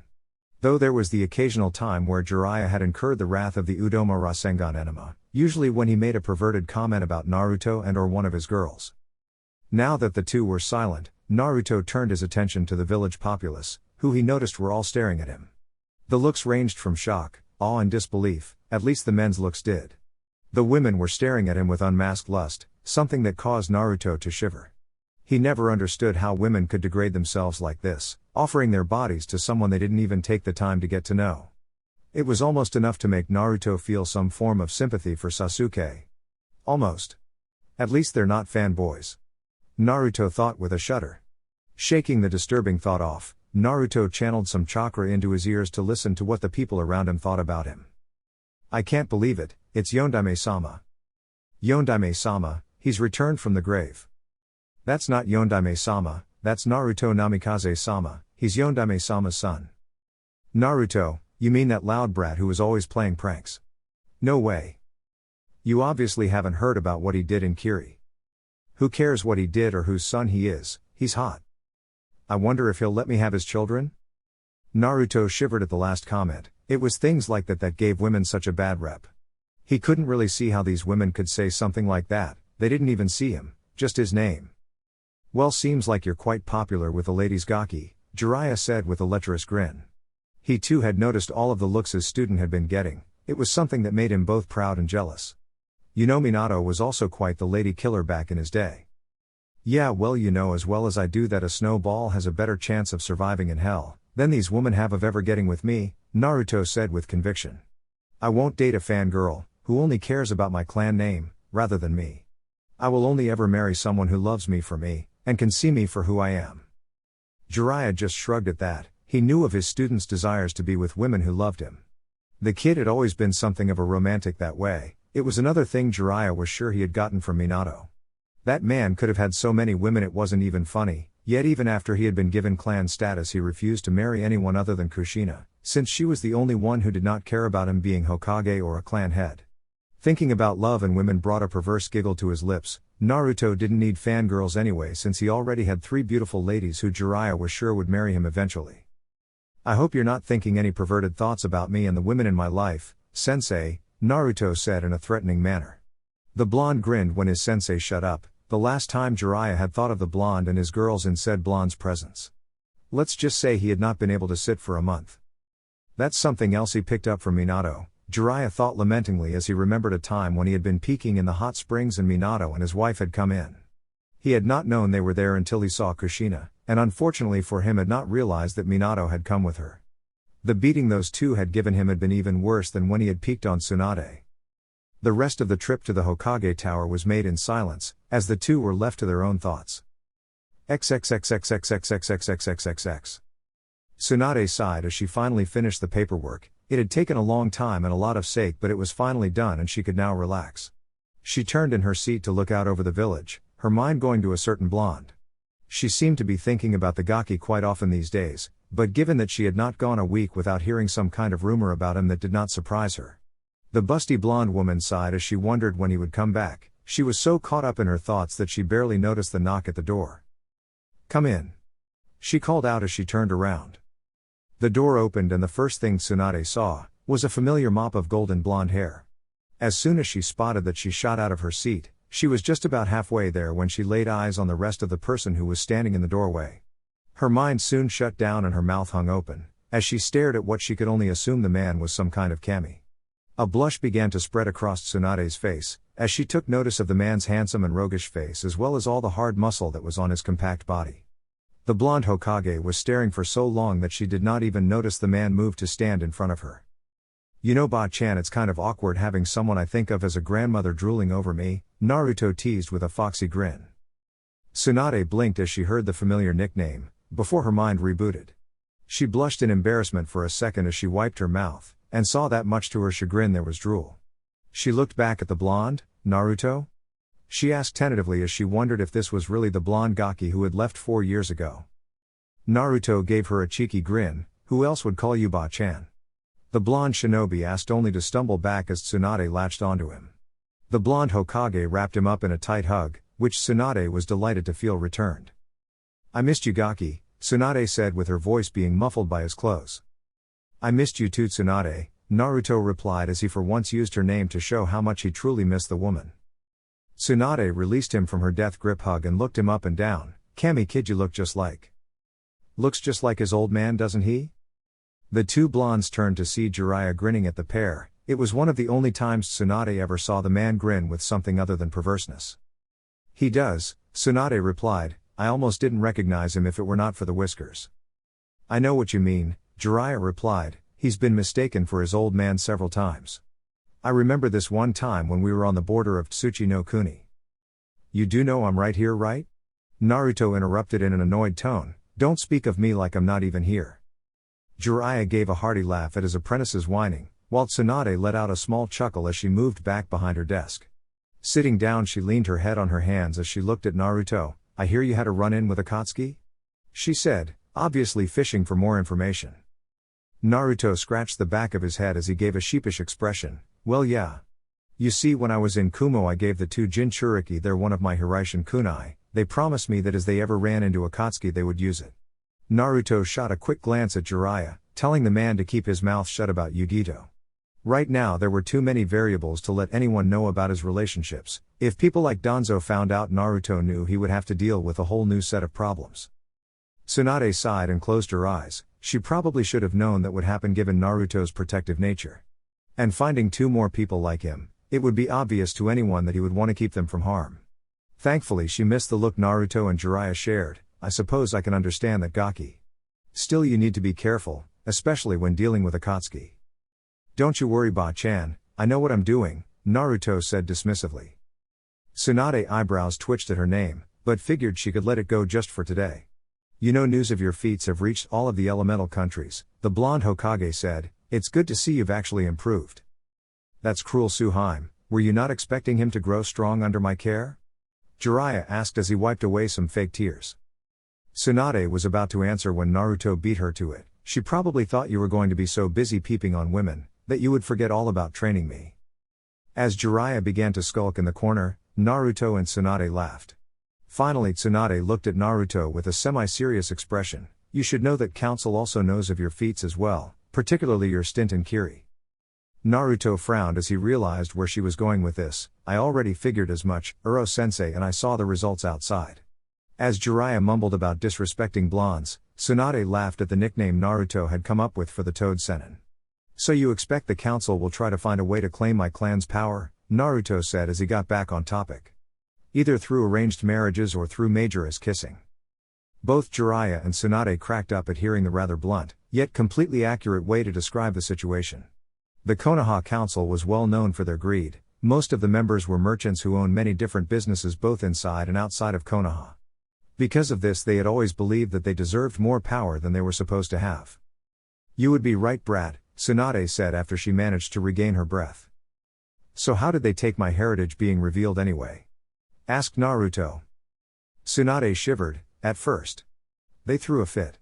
Even when I showed them the marriage contract between Minato and Kushina, your blood test and your birth certificate, they were fighting tooth and nail to not let you claim your inheritance. It wasn't until I told them of what you did in Kiri that they had a change of tune. I see, Naruto sighed before looking over at Tsunade. Speaking of blood tests, I was wondering if I could get the test to see if someone has a Kekkei Genkai done. Tsunade blinked in surprise. You think you have a bloodline? She looked over at Jiraiya and glared. She had not heard of this in the reports she had been receiving. Jiraiya noticed this and paled. Thankfully Naruto saved him. To be honest, I am not sure if it is a bloodline or not, Naruto said with a shrug. But by combining water and wind I can create Hyotan Jutsu. To emphasize his point, Naruto held out his hand, and Tsunade gasped as she saw the water molecules in the air form a sphere of water in Naruto's palm. It was just like her granduncle's ability. However, if she was shocked by that, then what happened next nearly gave her a heart attack. The water began to freeze, turning into a crystalline sphere of ice. Naruto looked at the sphere before throwing it out the window. I also have the ability to use Ranton, Storm Release, which is a combination of water and lightning. And the ability to do what I have taken to calling Arton. 1. Arton? Tsunade asked as she managed to get her emotions under control. Yes, I couldn't think of another name for it, Naruto said as he began to explain his ability. Basically what it is the ability to control the weather. Tsunade gaped at him for a moment, unsure whether she had heard right or not. Naruto continued, heedless of her shock. By infusing and saturating the air with my chakra and using my elements which I have unparalleled control over, I can create storms and make them do my bidding. Right now I only have very basic control over this ability, but I plan on working on it and improving my ability to do this. However, I am unsure if that's a bloodline or just that I have really high control of my affinities. Tsunade closed her eyes and took several deep breaths, in an effort to not hyperventilate at hearing of the blonde shinobi's abilities. I see, I suppose we can do a blood test later, now Tsunade was interrupted from her speech by a knock at the door. Tsunade-sama, Sakura said as she opened the door, without waiting for permission to enter. I have those files. You. She trailed off as her eyes landed on the blonde Adonis who was talking with Tsunade. Like Tsunade before her, the pink-haired girl's mind shut down. Her mouth hung open with drool coming out of it, and a huge blush spreading across her face making it match her hair. Naruto could even see a trickle of blood running down her nose. Naruto looked at the pink-haired girl in amusement as he walked over to her. You know it's impolite to stare, Sakura-chan, Naruto said as he closed her mouth with a click. Sakura's face felt like it was on fire as the blonde hunk called her such an affectionate suffix, then she blinked for a moment as she realized there was only one person who had ever called her that. Naruto? She asked in a mixture of shock and lust. The one and only, Naruto said with a grin. So how have you been? Sakura blushed as she tried to regain her bearings. I've been good. While the two former teammates were catching up, Jiraiya informed Tsunade of the things he had left out in the reports on the blonde's training. Most of what he said was information she already knew, however some it was pretty surprising. Had she not already known of Naruto's exploits, she would have no doubt been shocked. As it was, she merely nodded at the information before getting the Uzumaki Namikaze heir's attention. Naruto, said Blonde, turned to look at Tsunade, before walking over. I had planned on having you tested today, however given what I know and what I've just been told, I think I'm going to have your test tomorrow. Naruto nodded his head. That's fine. I'm guessing since Kakashi is outside your window, that he is going to be the person who tests me? Sakura looked at Naruto in shock. How could he know if Kakashi was there? Sensing chakra was one of the hardest abilities if you were not a natural sensor type. Kakashi, having heard the blonde's words, stepped into the office and gave an eye smile, though a part of him wanted to have a heart attack when he saw Naruto. It was only his experience as a jonin that kept him from being shocked by his students' looks. It's quite impressive that you were able to sense me, Naruto. You seem to have grown quite a bit. I look forward to seeing how strong you've become. Naruto grinned. So am I, though it looks like we'll have to wait. Naruto stopped his speech for a moment as his eyes momentarily widened in remembrance. I almost forgot I have a present for you, sensei. Naruto reached into his pouch and pulled out a little red book and tossed it over to Kakashi. Said Cyclopean Ninja looked at it as if it was the holiest of grails. Thank Naruto, Kakashi said as he cuddled the newest edition of the Icha Icha collection to his chest, making Naruto sweat drop, while the two females glared. No problem, that one was actually mine, but I don't care for smut, so I never got to reading it. Naruto's statement caused the two women in the room to look at him with an almost newfound respect. However, one person did not like their art being insulted. Hey, watch what you're saying, brat, that's my art you're talking about, Jiraiya said to his student with a light glare. Naruto just grinned. Your art is crap, or have you forgotten that my book has sold 4 times more than all your books combined? While Jiraiya grumbled about blonde, disrespectful Gaki's getting all the luck, the other 3 in the room looked curious. What book did you write, Naruto? Asked Sakura. If it was porn or something similar, he was going to get a pounding hunk or not. CHA. Show those perverts WHO's boss. Inner Sakura ranted as she made several punching motions. I'm glad you asked, Sakura, Naruto said as he pulled out a blue book, with a picture of a woman wearing blue clothes on it. The moment the two women saw what it was, they appeared right in front of Naruto, with their own copies of said book magically appearing in their hands. You wrote this? Sakura breathed as hearts appeared in her eyes. This is my absolute favorite book. Tsunade squealed as she held it out for Naruto to sign. Can you sign it for me? Mine too? Asked Sakura as she held hers out as well. Sure, Naruto said with a grin as he looked over at his sensei, who was currently crying anime tears. So tomorrow at Training Ground 7, I assume? Naruto asked after he handed both women their books. Yes, Tsunade answered as she cuddled her book to her chest, unknowingly imitating a certain cyclops. It will be at 9 a.m., don't be late. She glared at Kakashi to let him know who she was talking about. The Cyclopean Jonin gulped and gave her a nod. Since everyone already knows about my heritage, can I live in my parents' house? Naruto asked. Jiraiya had told him that his parents' original house had been destroyed during the Kyuubi attack, but that the Sandaime had rebuilt it for when Naruto took up his clan name. Tsunade nodded since there was no point in denying Naruto what was his. Of course, I assume you know where the key is? In response to her question, Naruto walked over to the picture of his father. Taking the picture off, Naruto set it aside as he bit his thumb. He swiped his blood over the blank area, causing a seal to shimmer in existence. Soon both the seal and the wall faded out, revealing a small cupboard. Naruto reached his hand into it, and pulled out a key. Thanks, Ba-chan, I'll see you tomorrow, Naruto said before he disappeared in a burst of lightning, shocking everyone around him, no pun intended. I can't believe that was Naruto, Sakura said with a blush as she thought about how hot he had become. And to think he's Yondaime-sama's son. Jiraiya snorted. I'm surprised you guys couldn't even figure it out until someone actually told you. Anyone with half a brain should have been able to see it. I mean, how many ninja do you know that have spiky golden blonde hair, and blue eyes? Sakura looked down at the ground knowing that Jiraiya was right. She and all the other people of this village had been foolish for not being able to see the obvious. Now that that's over with, Tsunade said before turning on Jiraiya with a glare. Said man felt a shiver run down his spine, as the temperature began to drop nearly 60 degrees. What's this I hear about you making my godson star in your porn movie? She asked in a menacing voice as Jiraiya backed away. Sakura looked at the man in disgust, though a part of her could not deny that she wondered what it would be like to sleep with Naruto. A part of her was even thinking about seeing the movie, now that she had heard Naruto was in it. An image sprang into her mind of a naked Naruto, causing her to sway on her feet as a trickle of blood ran down her nose and her eyes glazed over. Meanwhile Kakashi had to hold in a giggle, lest he also incur the blonde Hokage's wrath. He had of course seen the movie she was talking about. While one part was jealous of the blonde, another part of him could not help but feel proud of Naruto. And now Suheim, let's be rational here. Jiraiya held out his hands and waved them in front of his face. He soon found himself backed into a wall. With nowhere to go, he did the only thing he could think of: mercy? He squeaked. Sorry, all out of mercy, Tsunade replied as she sent a chakra-enhanced fist to Jiraiya's gonads. XXXXXXXXXXXX. Boom. Naruto stopped his walk for a moment to look at the Hokage Tower, where a rather loud explosion had just sounded. He chuckled when he saw his sensei fly off into the distance. I swear that man will never learn. He continued on his walk, which was farther away from Konoha's epicenter than any other place he had been to.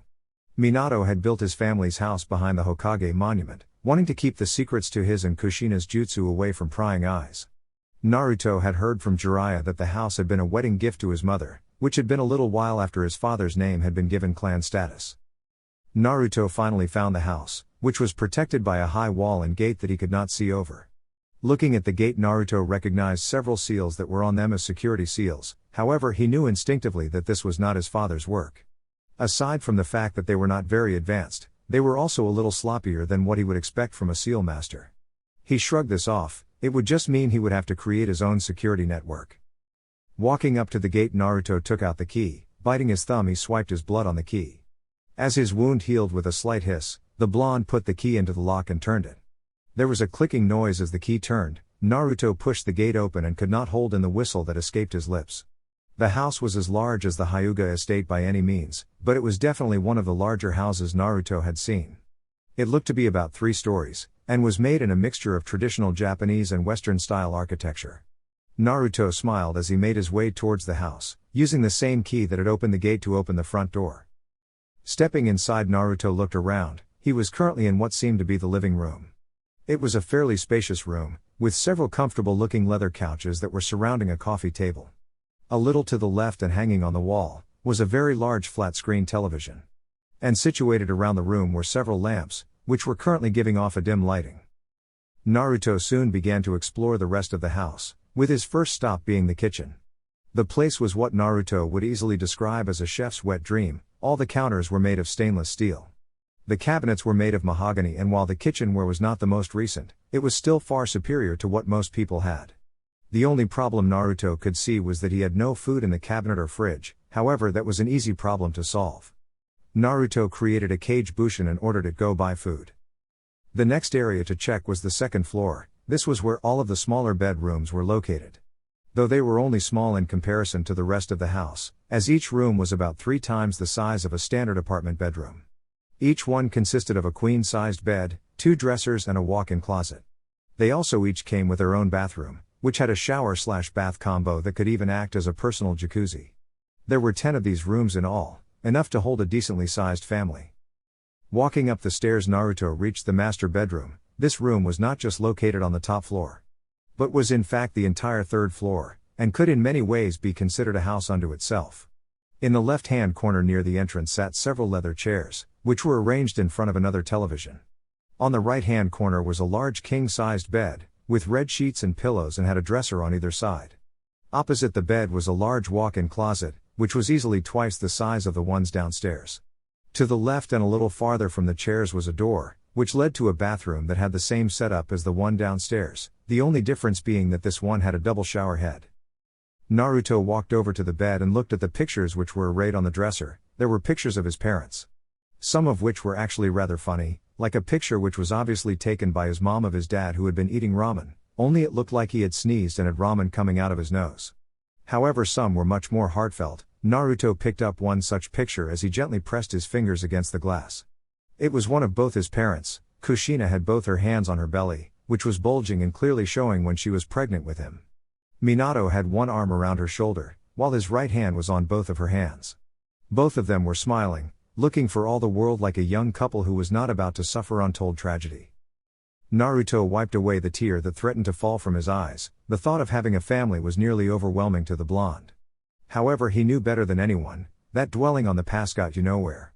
Better to look towards the future, than to ask yourself what ifs, and what could have been. Besides, Naruto thought with a small smile. He already had 4 amazing women who he planned on marrying.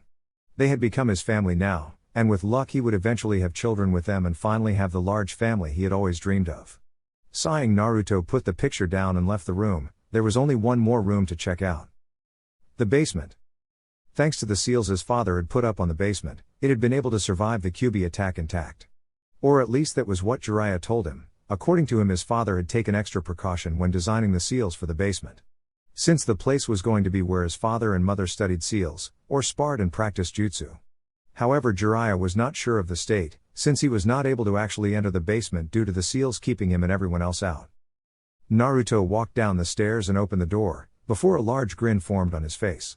The basement was split into 4 different sectors, the first being the library, which was filled with what looked like thousands of scrolls, with all kinds of knowledge from jutsu to weapons forging and even some on civilian faculties like gardening. There was a large dojo that had an array of different weapons mounted on the wall, and Naruto noticed self-repairing seals on the floor, ceiling and wall.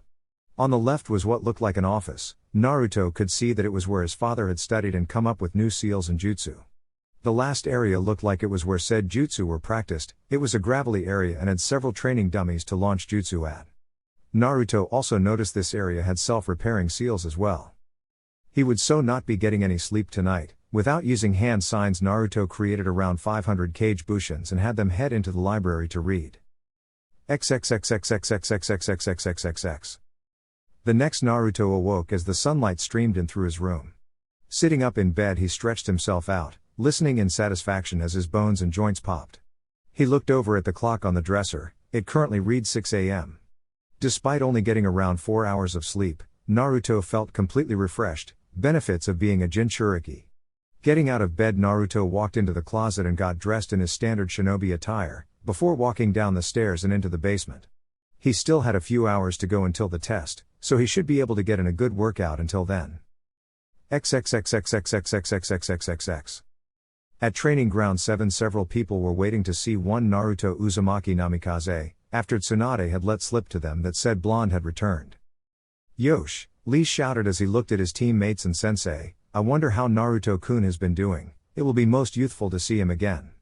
Rock Lee was one of Konoha's foremost taijutsu experts, with the only people being able to keep up with him being his sensei Mito Gai and teammate Neji Hyuga.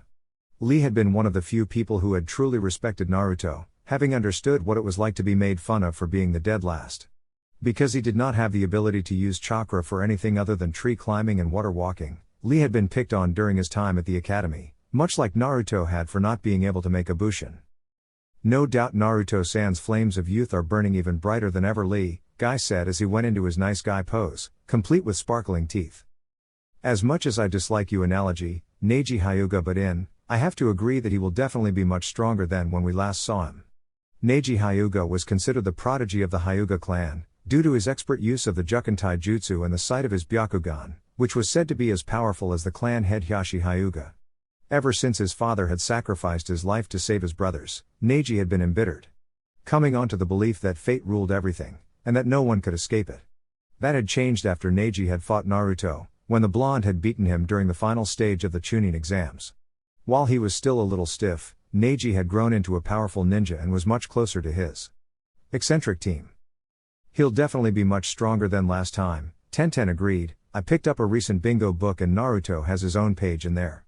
He's being called the Nidaime Kirov Senko. I hear Iwa is even thinking of giving him a SS class ranking, and several countries have a surrender on site order if he catches them. Tenten Higurashi had never had as much interaction with Naruto that her other 2 teammates had, however the blonde had earned her respect and gratitude after he had beaten Neji. That respect had only climbed when she had heard that Naruto was not only the son of the Yondaime, but also Kushina Uzumaki, who had been well known for her ninjutsu and kenjutsu. Ooh! To have such a youthful nickname, Lee shouted as he put a fist near his face, and his eyes seemed to light on fire. I must work hard so that I may get my own youthful nickname. And if I cannot do that, I will run around Konoha for 2 days on my thumbs. And if I cannot do that, I will.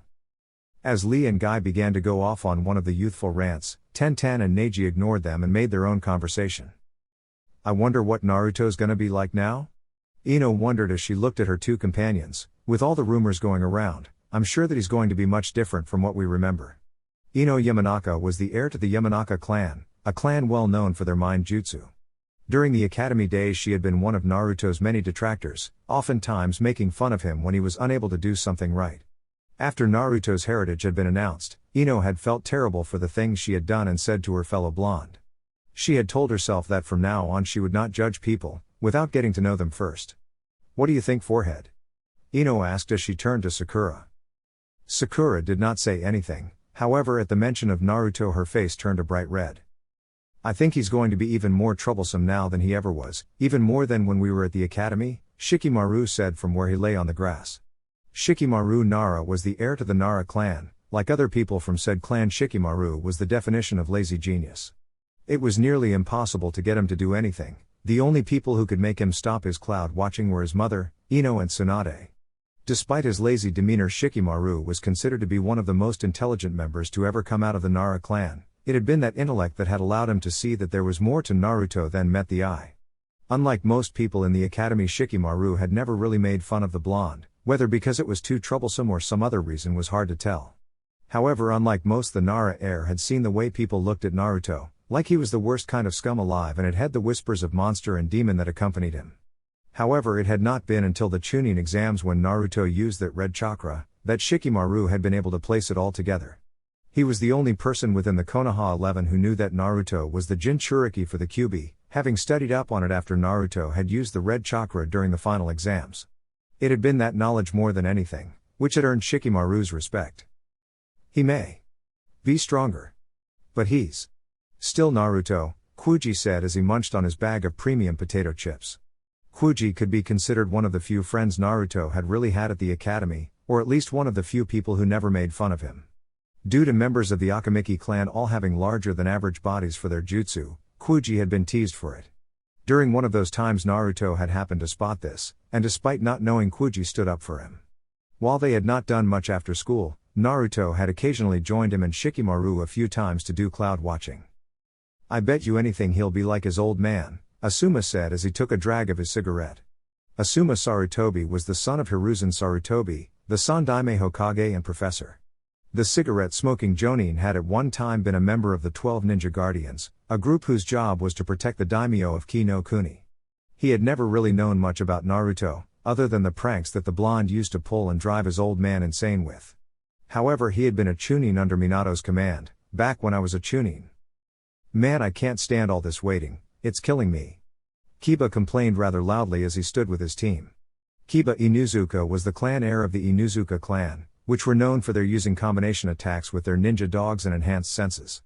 Members of this clan were often joined by members of the Hyuga and Aburame clans, in order to form powerful tracking teams. Kiba had been one of those people who stood on both sides of the fence when it came to Naruto. On one hand, he had often made fun of the blonde for his inadequacies, yet on the other he respected Naruto for the pranks he had been able to pull off. Like most members of his clan, Kiba was very brash and often got himself into trouble for jumping into things head first. However, he was also very loyal, and had the same pack mentality that all members of his clan had. "What do you think, Hinata-san?" asked Shino in his monotone voice. Shino Aburame was the heir to the Aburame clan, a clan that was known for the Kikachu bugs that they carried inside of them and used in battle. Shino had been one of the few people who not only never made fun of Naruto during the academy, but also held some respect for the blonde shinobi. Unlike many of his peers, Shino had been observant enough to see how many people made fun of Naruto for some unknown reason that seemed illogical to him. Because of their bugs, the Aburame clan was often ostracized, much like Naruto himself was. And even if he did not know why Naruto was made fun of, he still respected the blonde for his perseverance and ability to never give up. I think that Naruto-kun W will be much stronger, Hinata stuttered as she poked her fingers together. Hinata Hyuga was the heiress to the Hyuga clan. She was a very shy and soft-spoken girl. Most considered her to be the anti-Hyuga, as she was everything they were not, or as Kiba put it, she did not have a large stick up her ass. It had been well known that she had a Konoha-sized crush on Naruto. During their time at the academy, Hinata had memorized where the blonde would be and what times he would be there. She would often follow Naruto wherever he went, and was always watching him from the shadows. The past 4 years since Naruto had been gone, Hinata had made strides to change herself and grow stronger. Though she remained extremely soft-spoken. Kurenai Yuhi looked over her students with a smile. The beautiful red-eyed woman was known throughout Konoha as the Genjutsu mistress for her powerful and inventive genjutsu. Though she was even more renowned for her aversion to perverts, and the powerful and potentially deadly pervert killing genjutsu she had created. Unlike many of the other jonin, she did not know all that much about Naruto, having never really interacted with him. Though she did remember the many pranks the blonde had pulled, and while she would not admit it, she had found a lot of them to be quite funny. A little ways away from the Konoha 11 stood 5 other figures: Iruka, Shizune, Kakashi, Jiraiya, and Tsunade. Shizune was standing by Tsunade's side as always. She had been disappointed when she heard that Naruto had come back and she was not there to see him. Hopefully she would get to see her brother figure today and see how strong he had become. Iruka was standing near a tree, as he anxiously waited for Naruto to show up. Tsunade and Jiraiya were both standing next to each other, wearing surprisingly similar smirks, though they were for slightly varied reasons. Kakashi was as always reading his new book with a giggle, causing many of the women near him to cast glares his way. At 9 a.m. exactly, all those present spotted the figure emerging from the tree line on the opposite side. Shizune, Sakura, Ino and Tenten all found a rather large blush spreading across their faces as they stared at the blonde Adonis. Hinata, who had had her Byakugan on, spotted more of the blonde than the others and let out an eep before passing out from blood loss. Even Kurenai, who was currently dating Asuma, found it hard to keep the heat from rising to her cheeks. The blonde walked up to the group with a large foxy grin present on his face, causing the women in the group to feel even more heat rise to their face, and a few felt heat going to other areas. "Yo. I hope you guys have been doing good while I've been gone," Naruto said while the others stared at him. For a moment no one said anything, most wondering who this person it was. It was not until they saw the telltale whisker marks that they realized who they were staring at. Most could not believe that Naruto, who had been nothing more than a shrimp, was now what many women would consider a kami on Earth. Even knowing what he had done and his now famous reputation, did not change their shock at seeing such a dramatic physical change. The silence was broken when Lee appeared in front of Naruto, in his nice guy pose. "Yosh. Naruto-kun, your youthful flames have truly grown stronger. I look forward to sparring you. And if I cannot beat, I will." Naruto stopped Lee's speech with a raised hand as he chuckled. It seemed that some people would never really change. "I look forward to sparring you as well. It will be interesting to see how our taijutsu styles compare." As if a dam had opened, the rest of the Konoha 11 rushed over to Naruto and began to bombard him with questions, barely even letting the blonde get a word in. Off to the side, Tsunade and Jiraiya smiled at seeing how all of Naruto's friends reacted, and how happy they were to see him. As well as how happy Naruto seemed to be, now that he was back in Konoha and with the friends he had made throughout the years. Tsunade gave them a little bit of time to talk, before deciding to get the test started. "As much as I would love to let you all talk Naruto's ear off, we do have a test that needs to get started," Tsunade said as she made the Konoha 11 back off of Naruto, who gave her a grateful smile as he adjusted his haori.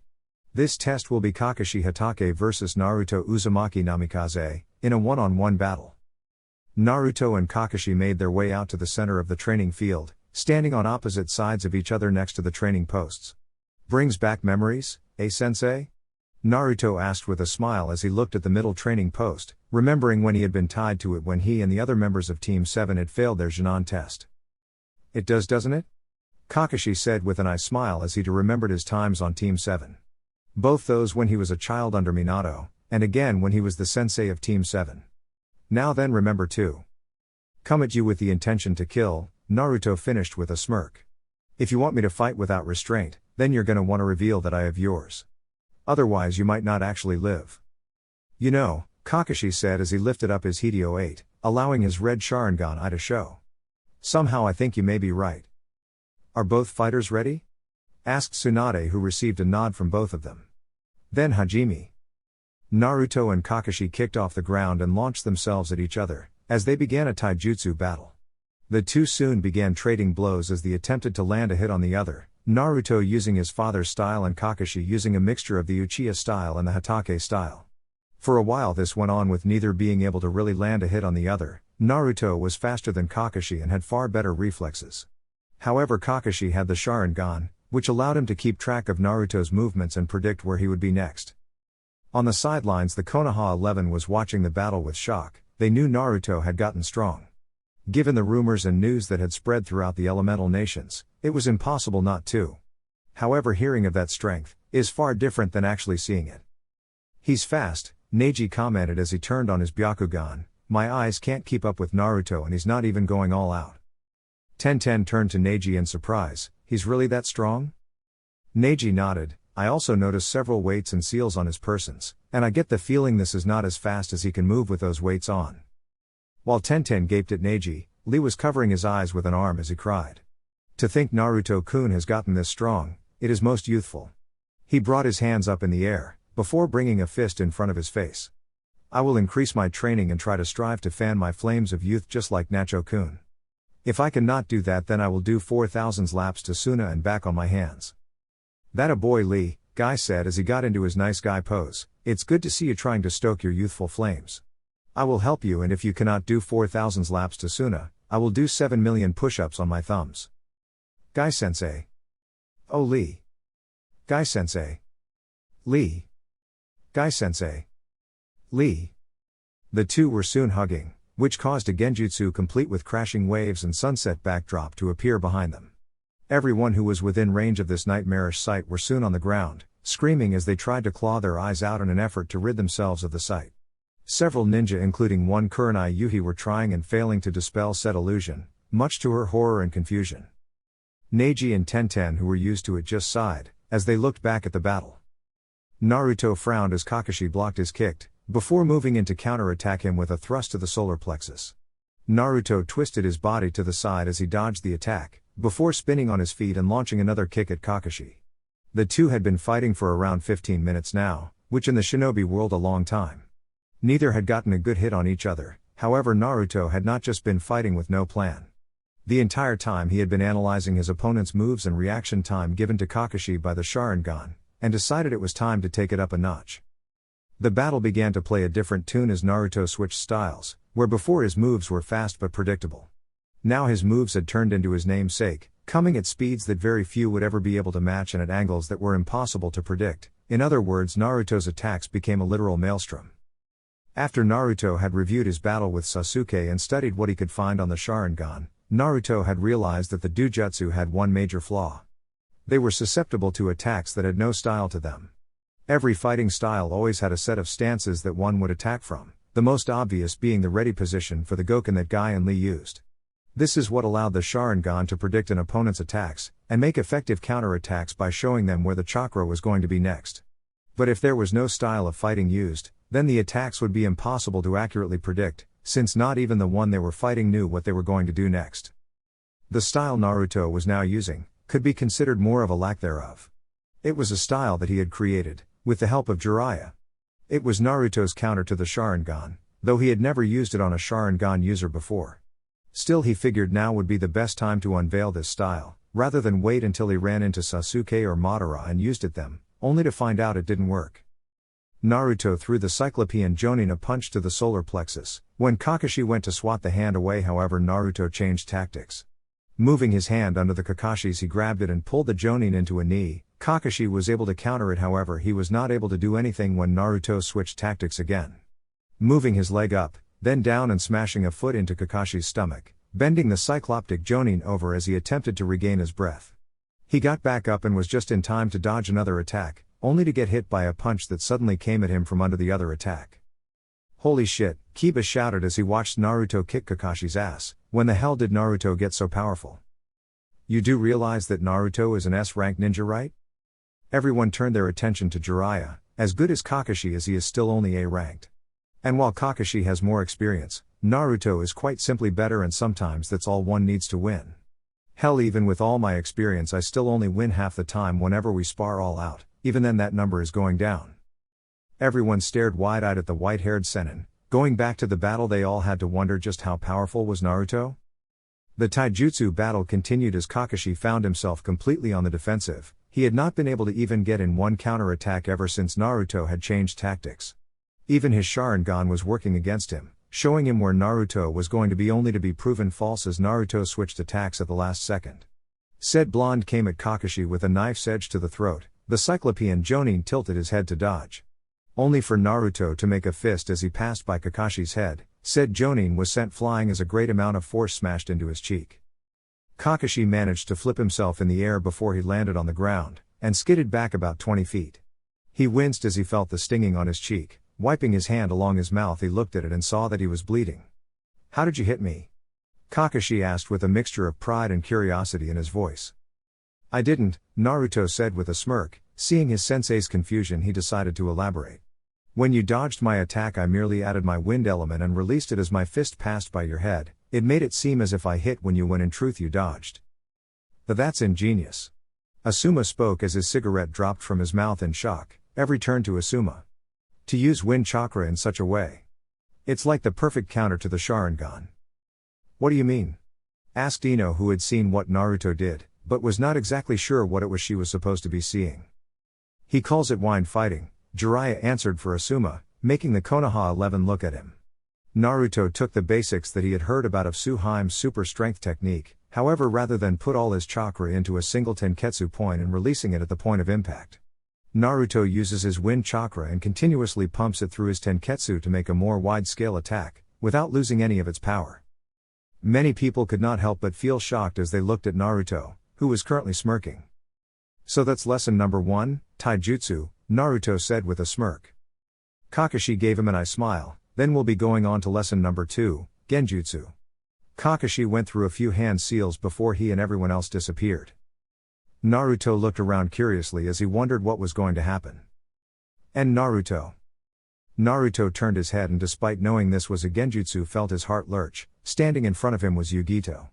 However, she was missing her left arm, one of her eyes was hanging out of her socket and she was pierced with a sword through the stomach.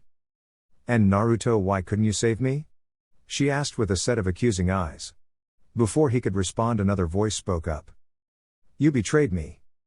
Turning around, Naruto saw that it was Mei this time. She was lying on the ground with several scimitar-style swords pinning her to the ground. You left me to die. She stared at him with a set of accusing eyes that bored into his soul. For a moment Naruto could not even think as he felt his heart stop. It was only years of training that allowed him to remember he was in a genjutsu. Acting quickly before he could see his other two loved ones, Naruto stopped the chakra to his coils before flooding it with an intense burst of power. The genjutsu shattered as Naruto came back to the real world. He looked over at his sensei and glared. That was a cheap trick, sensei, Naruto stated in a dead tone. Despite feeling an intense shiver run down his spine, Kakashi spoke up, well, we are ninja, and we use whatever we can to win. Naruto grit his teeth for a moment before sighing. Kakashi was right after all. I suppose, then allow me to introduce you to my favorite genjutsu. Naruto held out his hand and a set of seals began to glow along his arm and ring finger. Kongang Ayu no Jutsu. Bringer of Darkness. That's Nidaime-sama's most powerful genjutsu, Kurenai said in shock. Naruto is supposed to be terrible at genjutsu, so how can he do this? Fuinjutsu, Jiraiya answered her question, because Naruto is unable to do genjutsu he tried to find a way around it. He did this by creating several seals, one that creates a specific set of hand seals for certain genjutsu he thought would be useful, and another that simulated perfect chakra control so that he could use the genjutsu. Everyone is shocked when they heard what Naruto had managed to do with seals. No one had known what they could do. Except the typical sealing scroll and exploding tags, that Naruto could get rid of one of his weaknesses by using seals was incredible. Kakashi looked around with something akin to fear as he tried to see out of the genjutsu, however even his Sharingan could not penetrate the inky blackness that surrounded him. He quickly brought his hands up in the release seal, and flooded his chakra coils. Kai. Kai. As he continued to do this with nothing happening, he became increasingly desperate, and flooded as much chakra as he could into releasing the genjutsu. Kai. Finally the genjutsu shattered, except that what he saw made him wish he hadn't. Standing before him was none other than what could only be something out of his worst nightmare. He was in Konoha, except it was not the Konoha he knew. The entire place was burning, corpses laid strewn about the entire area. Worst off was he knew all the dead bodies before him. Minato was pinned to a wall by several of his own kunai, his sightless eyes staring at Kakashi with what looked almost like shame. Half of Obito's body was gone, having looked like he had been ripped in half with the muscles and other innards falling from his body. Rin was missing both arms and legs, her eyes had been pulled out and were in her open mouth, giving her an utterly ghastly look. But the worst was his father, a man who had been admired as one of the strongest ninja in the village next to the Sandaime and Sennin in his time.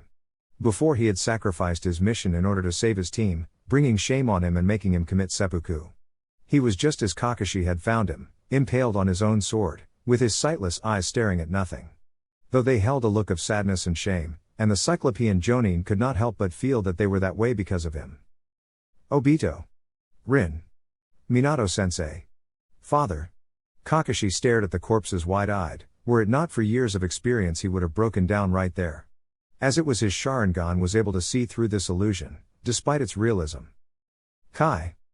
The illusion shattered and Kakashi was back in the clearing with Naruto glaring at him. Not very nice when someone does that to you, is it, sensei?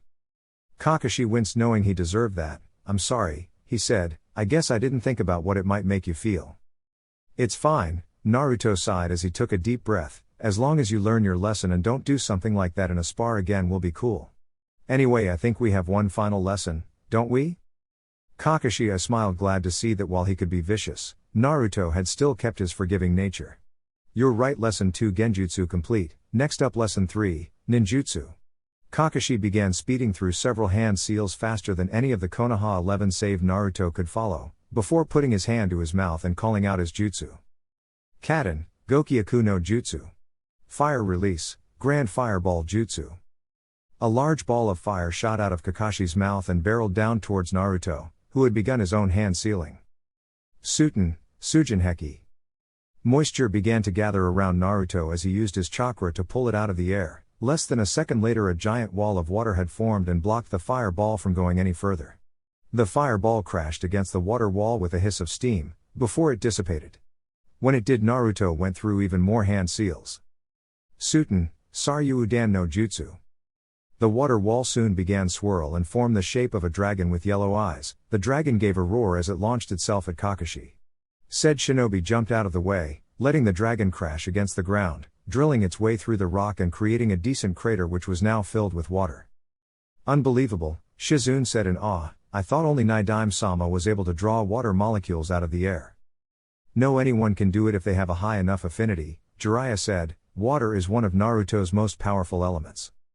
Shizune looked at Jiraiya in surprise, you mean he has more than one? Jiraiya grinned, Naruto has 3, water, wind and lightning. Shizune, along with the people who had heard what the Sennin had said, felt their mouths hang open. Even most Jonin never reached getting a third element. Yet Naruto had gotten 3 within just 4 years. It would have shocked them even more if they had learned he mastered most of those elements within the first year. In retaliation for Naruto's jutsu, Kakashi went through several more hand seals before calling out his jutsu. Kaden, Hosenka no Jutsu. Fire release, Phoenix Flower Jutsu. Several basketball-sized fireballs shot from Kakashi's mouth, forcing Naruto to go through several more hand signs. Suten, Teppadama. Water release, water bullets. Naruto launched several water balls which crashed against the fireballs and negated them. As they did, Naruto went through more hand seals. Hyotan, Kitsune Hisu no Jutsu. Ice release, Ice Fox Jutsu. The water began to coalesce in the air and take shape again, this time into 4 small foxes with red eyes. However, rather than just launch themselves at Kakashi, they froze over, before attacking. Kakashi's eyes widened as he dodged the foxes, however the ice creatures merely turned around and attacked again, forcing him to continue dodging. Hyotan, Shizune said in shock, how can he possibly do Hyotan Jutsu? I thought only those from Yuki or those with bloodlines could use those. I think you'll find that Naruto is a man of many surprises, Jiraiya said with a grin. Sakura listened to the discussion going on around her and could not help but feel somewhat distressed. It was obvious Naruto had surpassed her. Hell, she was pretty sure that Naruto had surpassed everyone here. It made her wonder what she had been doing all these years. It felt as if her teammate had left her behind again, and she was still running to catch up. Getting tired of constantly dodging the foxes, which seemed to have an almost limitless energy and knew where he was even after using a Kuriwimi. Kakashi went through several hand seals, calling upon his only original jutsu. Reikiri. Lightning Blade. Lightning formed on Kakashi's hand, and as the next fox came up to him, he sliced at it, breaking the fox into pieces. Kakashi continued this until he had destroyed the last one. He was just about to look for Naruto when he felt cold steel on his neck and froze. Looking down, he saw a tri-pronged kunai right next to his jugular. Looks like I win, sensei, Naruto said with a smirk. The cycloptic Jonin looked at his sensei's famous kunai in shock, before he started chuckling. When did you mark me? Kakashi asked curiously, knowing that Naruto had not thrown the kunai since he had not seen it. During our taijutsu battle, Naruto answered, I marked you when I grabbed your arm. Kakashi looked at his sleeve and found that he did indeed have the Hiraishin seal on the sleeve of his shirt. Kakashi chuckled, looks like you really have grown, and you've already surpassed me. Naruto grinned as he pulled his kunai away and put it in his pouch. Thanks sensei. The two walked back over to the stunned crowd, who was staring at Naruto like he had grown a second head. What? Naruto asked with a confused expression as he tilted his head to the side. All the girls there bit their lips in an attempt not to glomp the poor boy and shout kawaii. Kiba snorted, what? He just kicks Kakashi's ass into next week and all he says what? Several others nod at this, however Naruto just rolls his eyes. Hello S-class ninja here. Tsunade looks at Naruto as she starts speaking. You really have gotten better. I think it's safe to say Jinan does not suit your skills anymore. Tsunade pauses for a moment. However, due to the fact that we have yet to test you in the field with our Jonin, I can only grant you the rank of Tokubetsu, Special, Jonin. Though that should work until some of the other Jonin rate your skills. You're just giving me this rank so that I can suffer through council meetings, didn't you? Naruto deadpanned. Part of the prerequisite for being allowed a seat on the council if you were the last of your clan was to be at least of Tokubetsu Jonin rank. Tsunade smirked, now why would you think that? You don't think I would do something so cruel to someone I consider a son, would you? Yes, I think you would, Ba-chan, Naruto answers. Great, this is just what I need. Having to sit through a bunch of meetings with greedy old bastards, who can't even shit without help. Everyone laughed at Naruto's description of the council, many feeling that it was slightly true of the civilian side.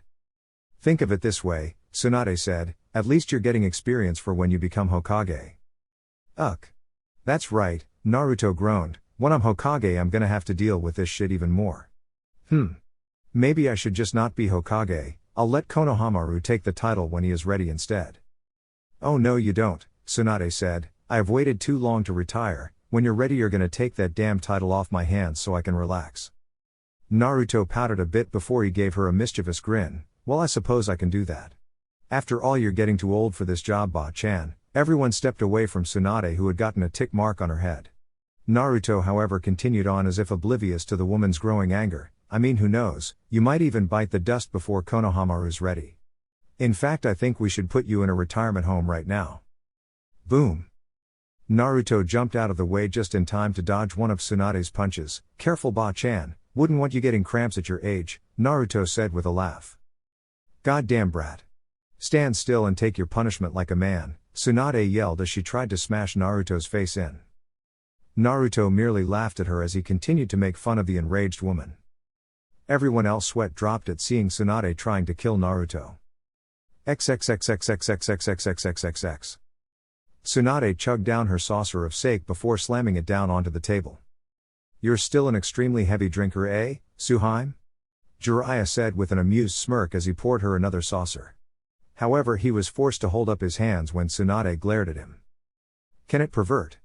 The busty blonde said as she took another drink of the sake, this time sipping it and allowing the liquid to burn its way down her throat. Now why don't you tell me what this is about? And if you say it's a date, you can be sure I'm going to pound your ass into the dirt. I didn't know you liked it rough Tsunade-chan, Jiraiya said with a lecherous grin, which soon turned into a look of fear when Tsunade's face turned red with anger. Alright, the Toad Sennin said defensively, I wanted to talk to you about Naruto. Jiraiya reached into his pouch and pulled out one of his apprentice's silencing seals, placing it under the table before speaking. What about Naruto? Tsunade asked, is something wrong? Jiraiya looked slightly uncomfortable, he's having a bit of trouble with his seal. He quickly held up his hands in a placating gesture when he saw Tsunade look like she was about to freak. Don't worry, the seal isn't breaking or anything, it's just loosened, he finished lamely. Loosened? What happened? Tsunade asked when she saw the slightly guilty expression. It's actually my fault it happened, I had used the key to loosen the seal. I had hoped it would allow Naruto to access more of Kyuubi's chakra. XXXXXXXXXXXXX. Flashback.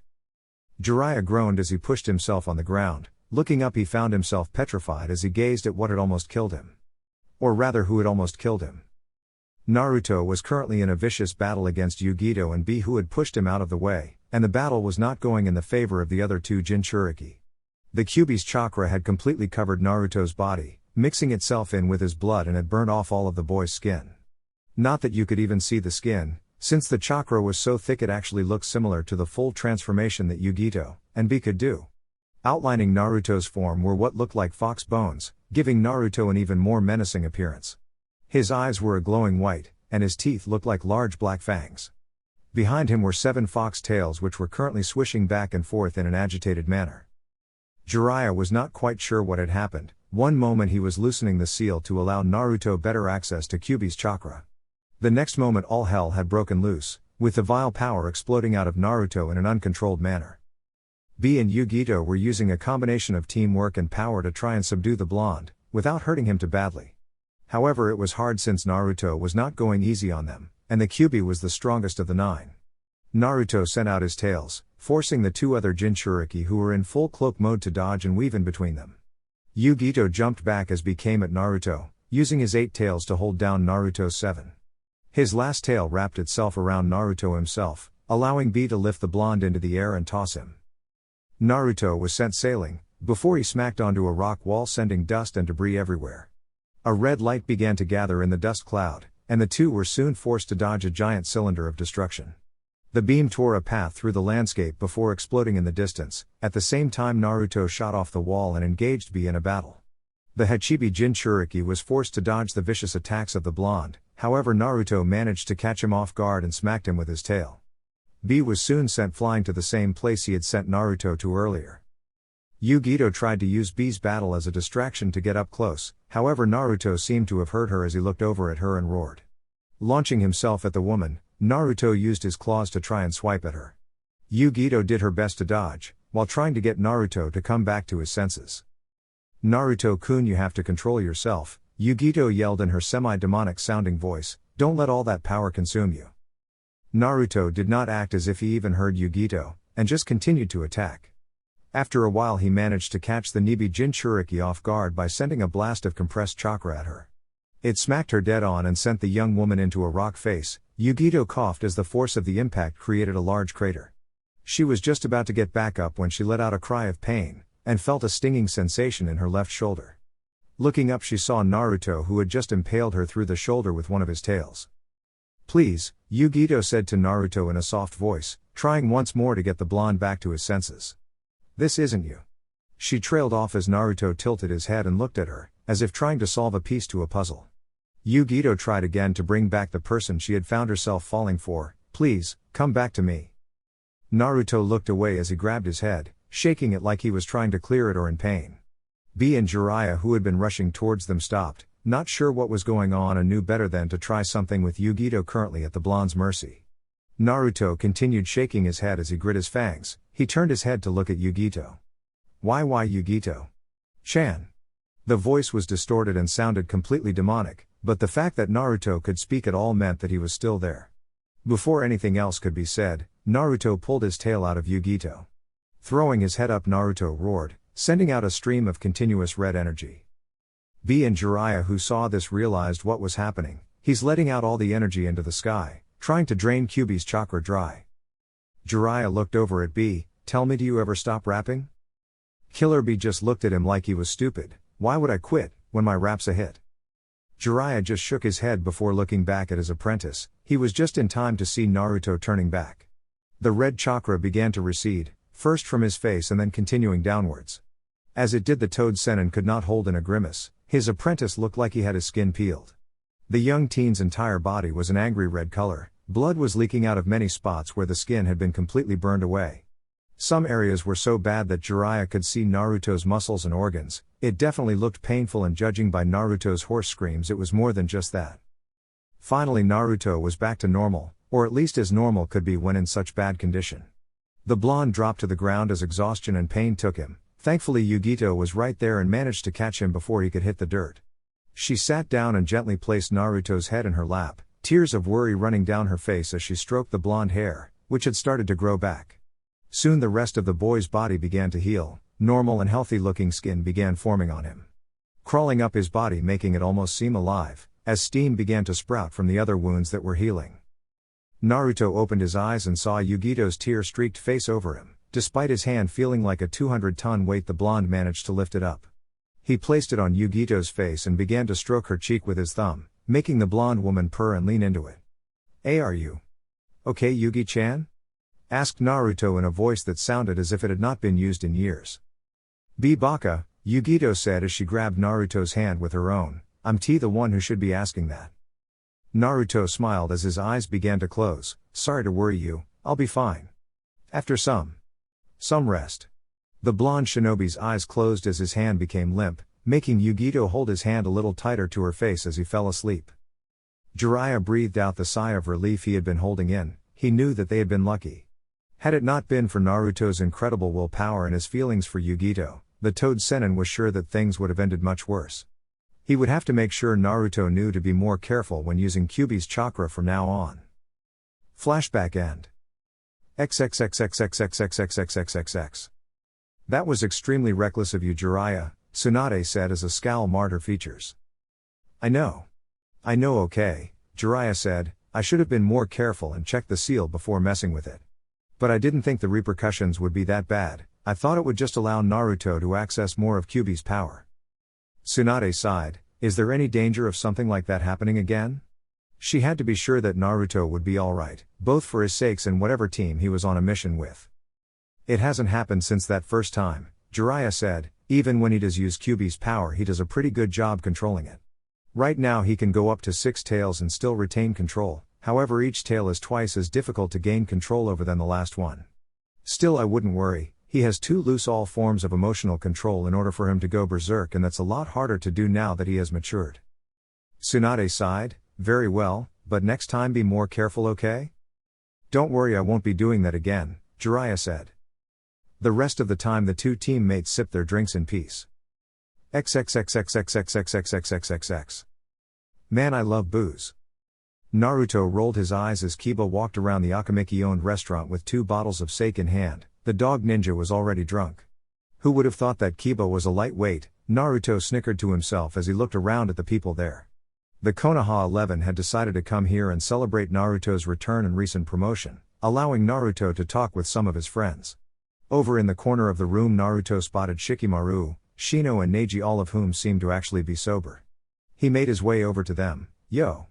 Shino, Shika, Neji, how are you guys doing? We are doing pretty well, Naruto-san? Shino said as he looked at the blonde through his goggles. At least that was what it looked like. It was hard to tell with Shino. I take it these last 4 years have been good then? Naruto asked as he took a small sip of his sake. Nothing too troublesome has happened if that's what you mean, Shikamaru said in his lazy drone. It has been pretty quiet without you in Konoha, Neji put in as he picked at his food. Yeah, well, not many people can liven a place up like I can, Naruto said with a small smirk. That's true, you seem to make trouble everywhere you go, Shikamaru said with a mumble of troublesome blonde.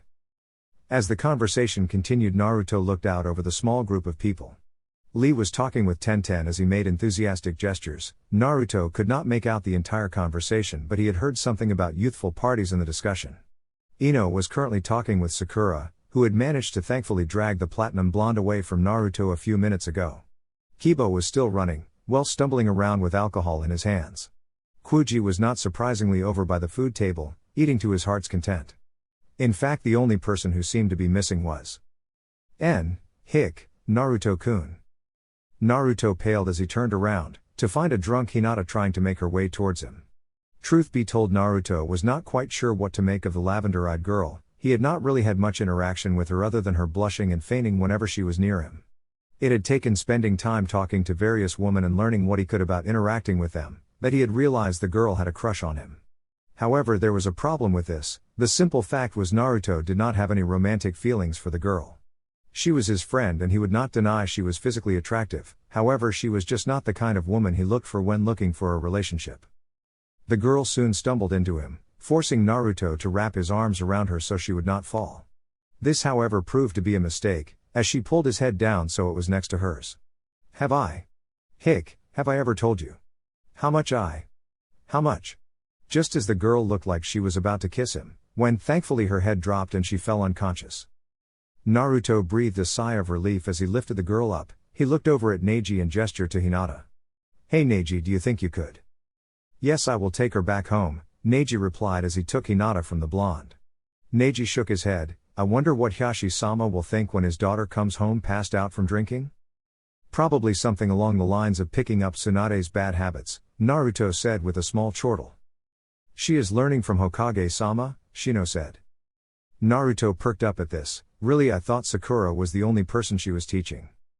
No Ino is learning from her too, Shikamaru said with a groan. She's picked up that troublesome woman's bad habits. Oh, she started to drink and gamble as well?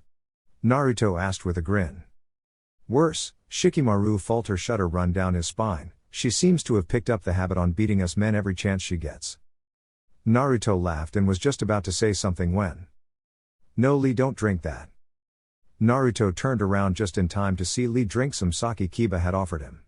There was one moment where it seemed like time stood still, right before Lee became a whirlwind of action and mass destruction. XXXXXXXXXXXX.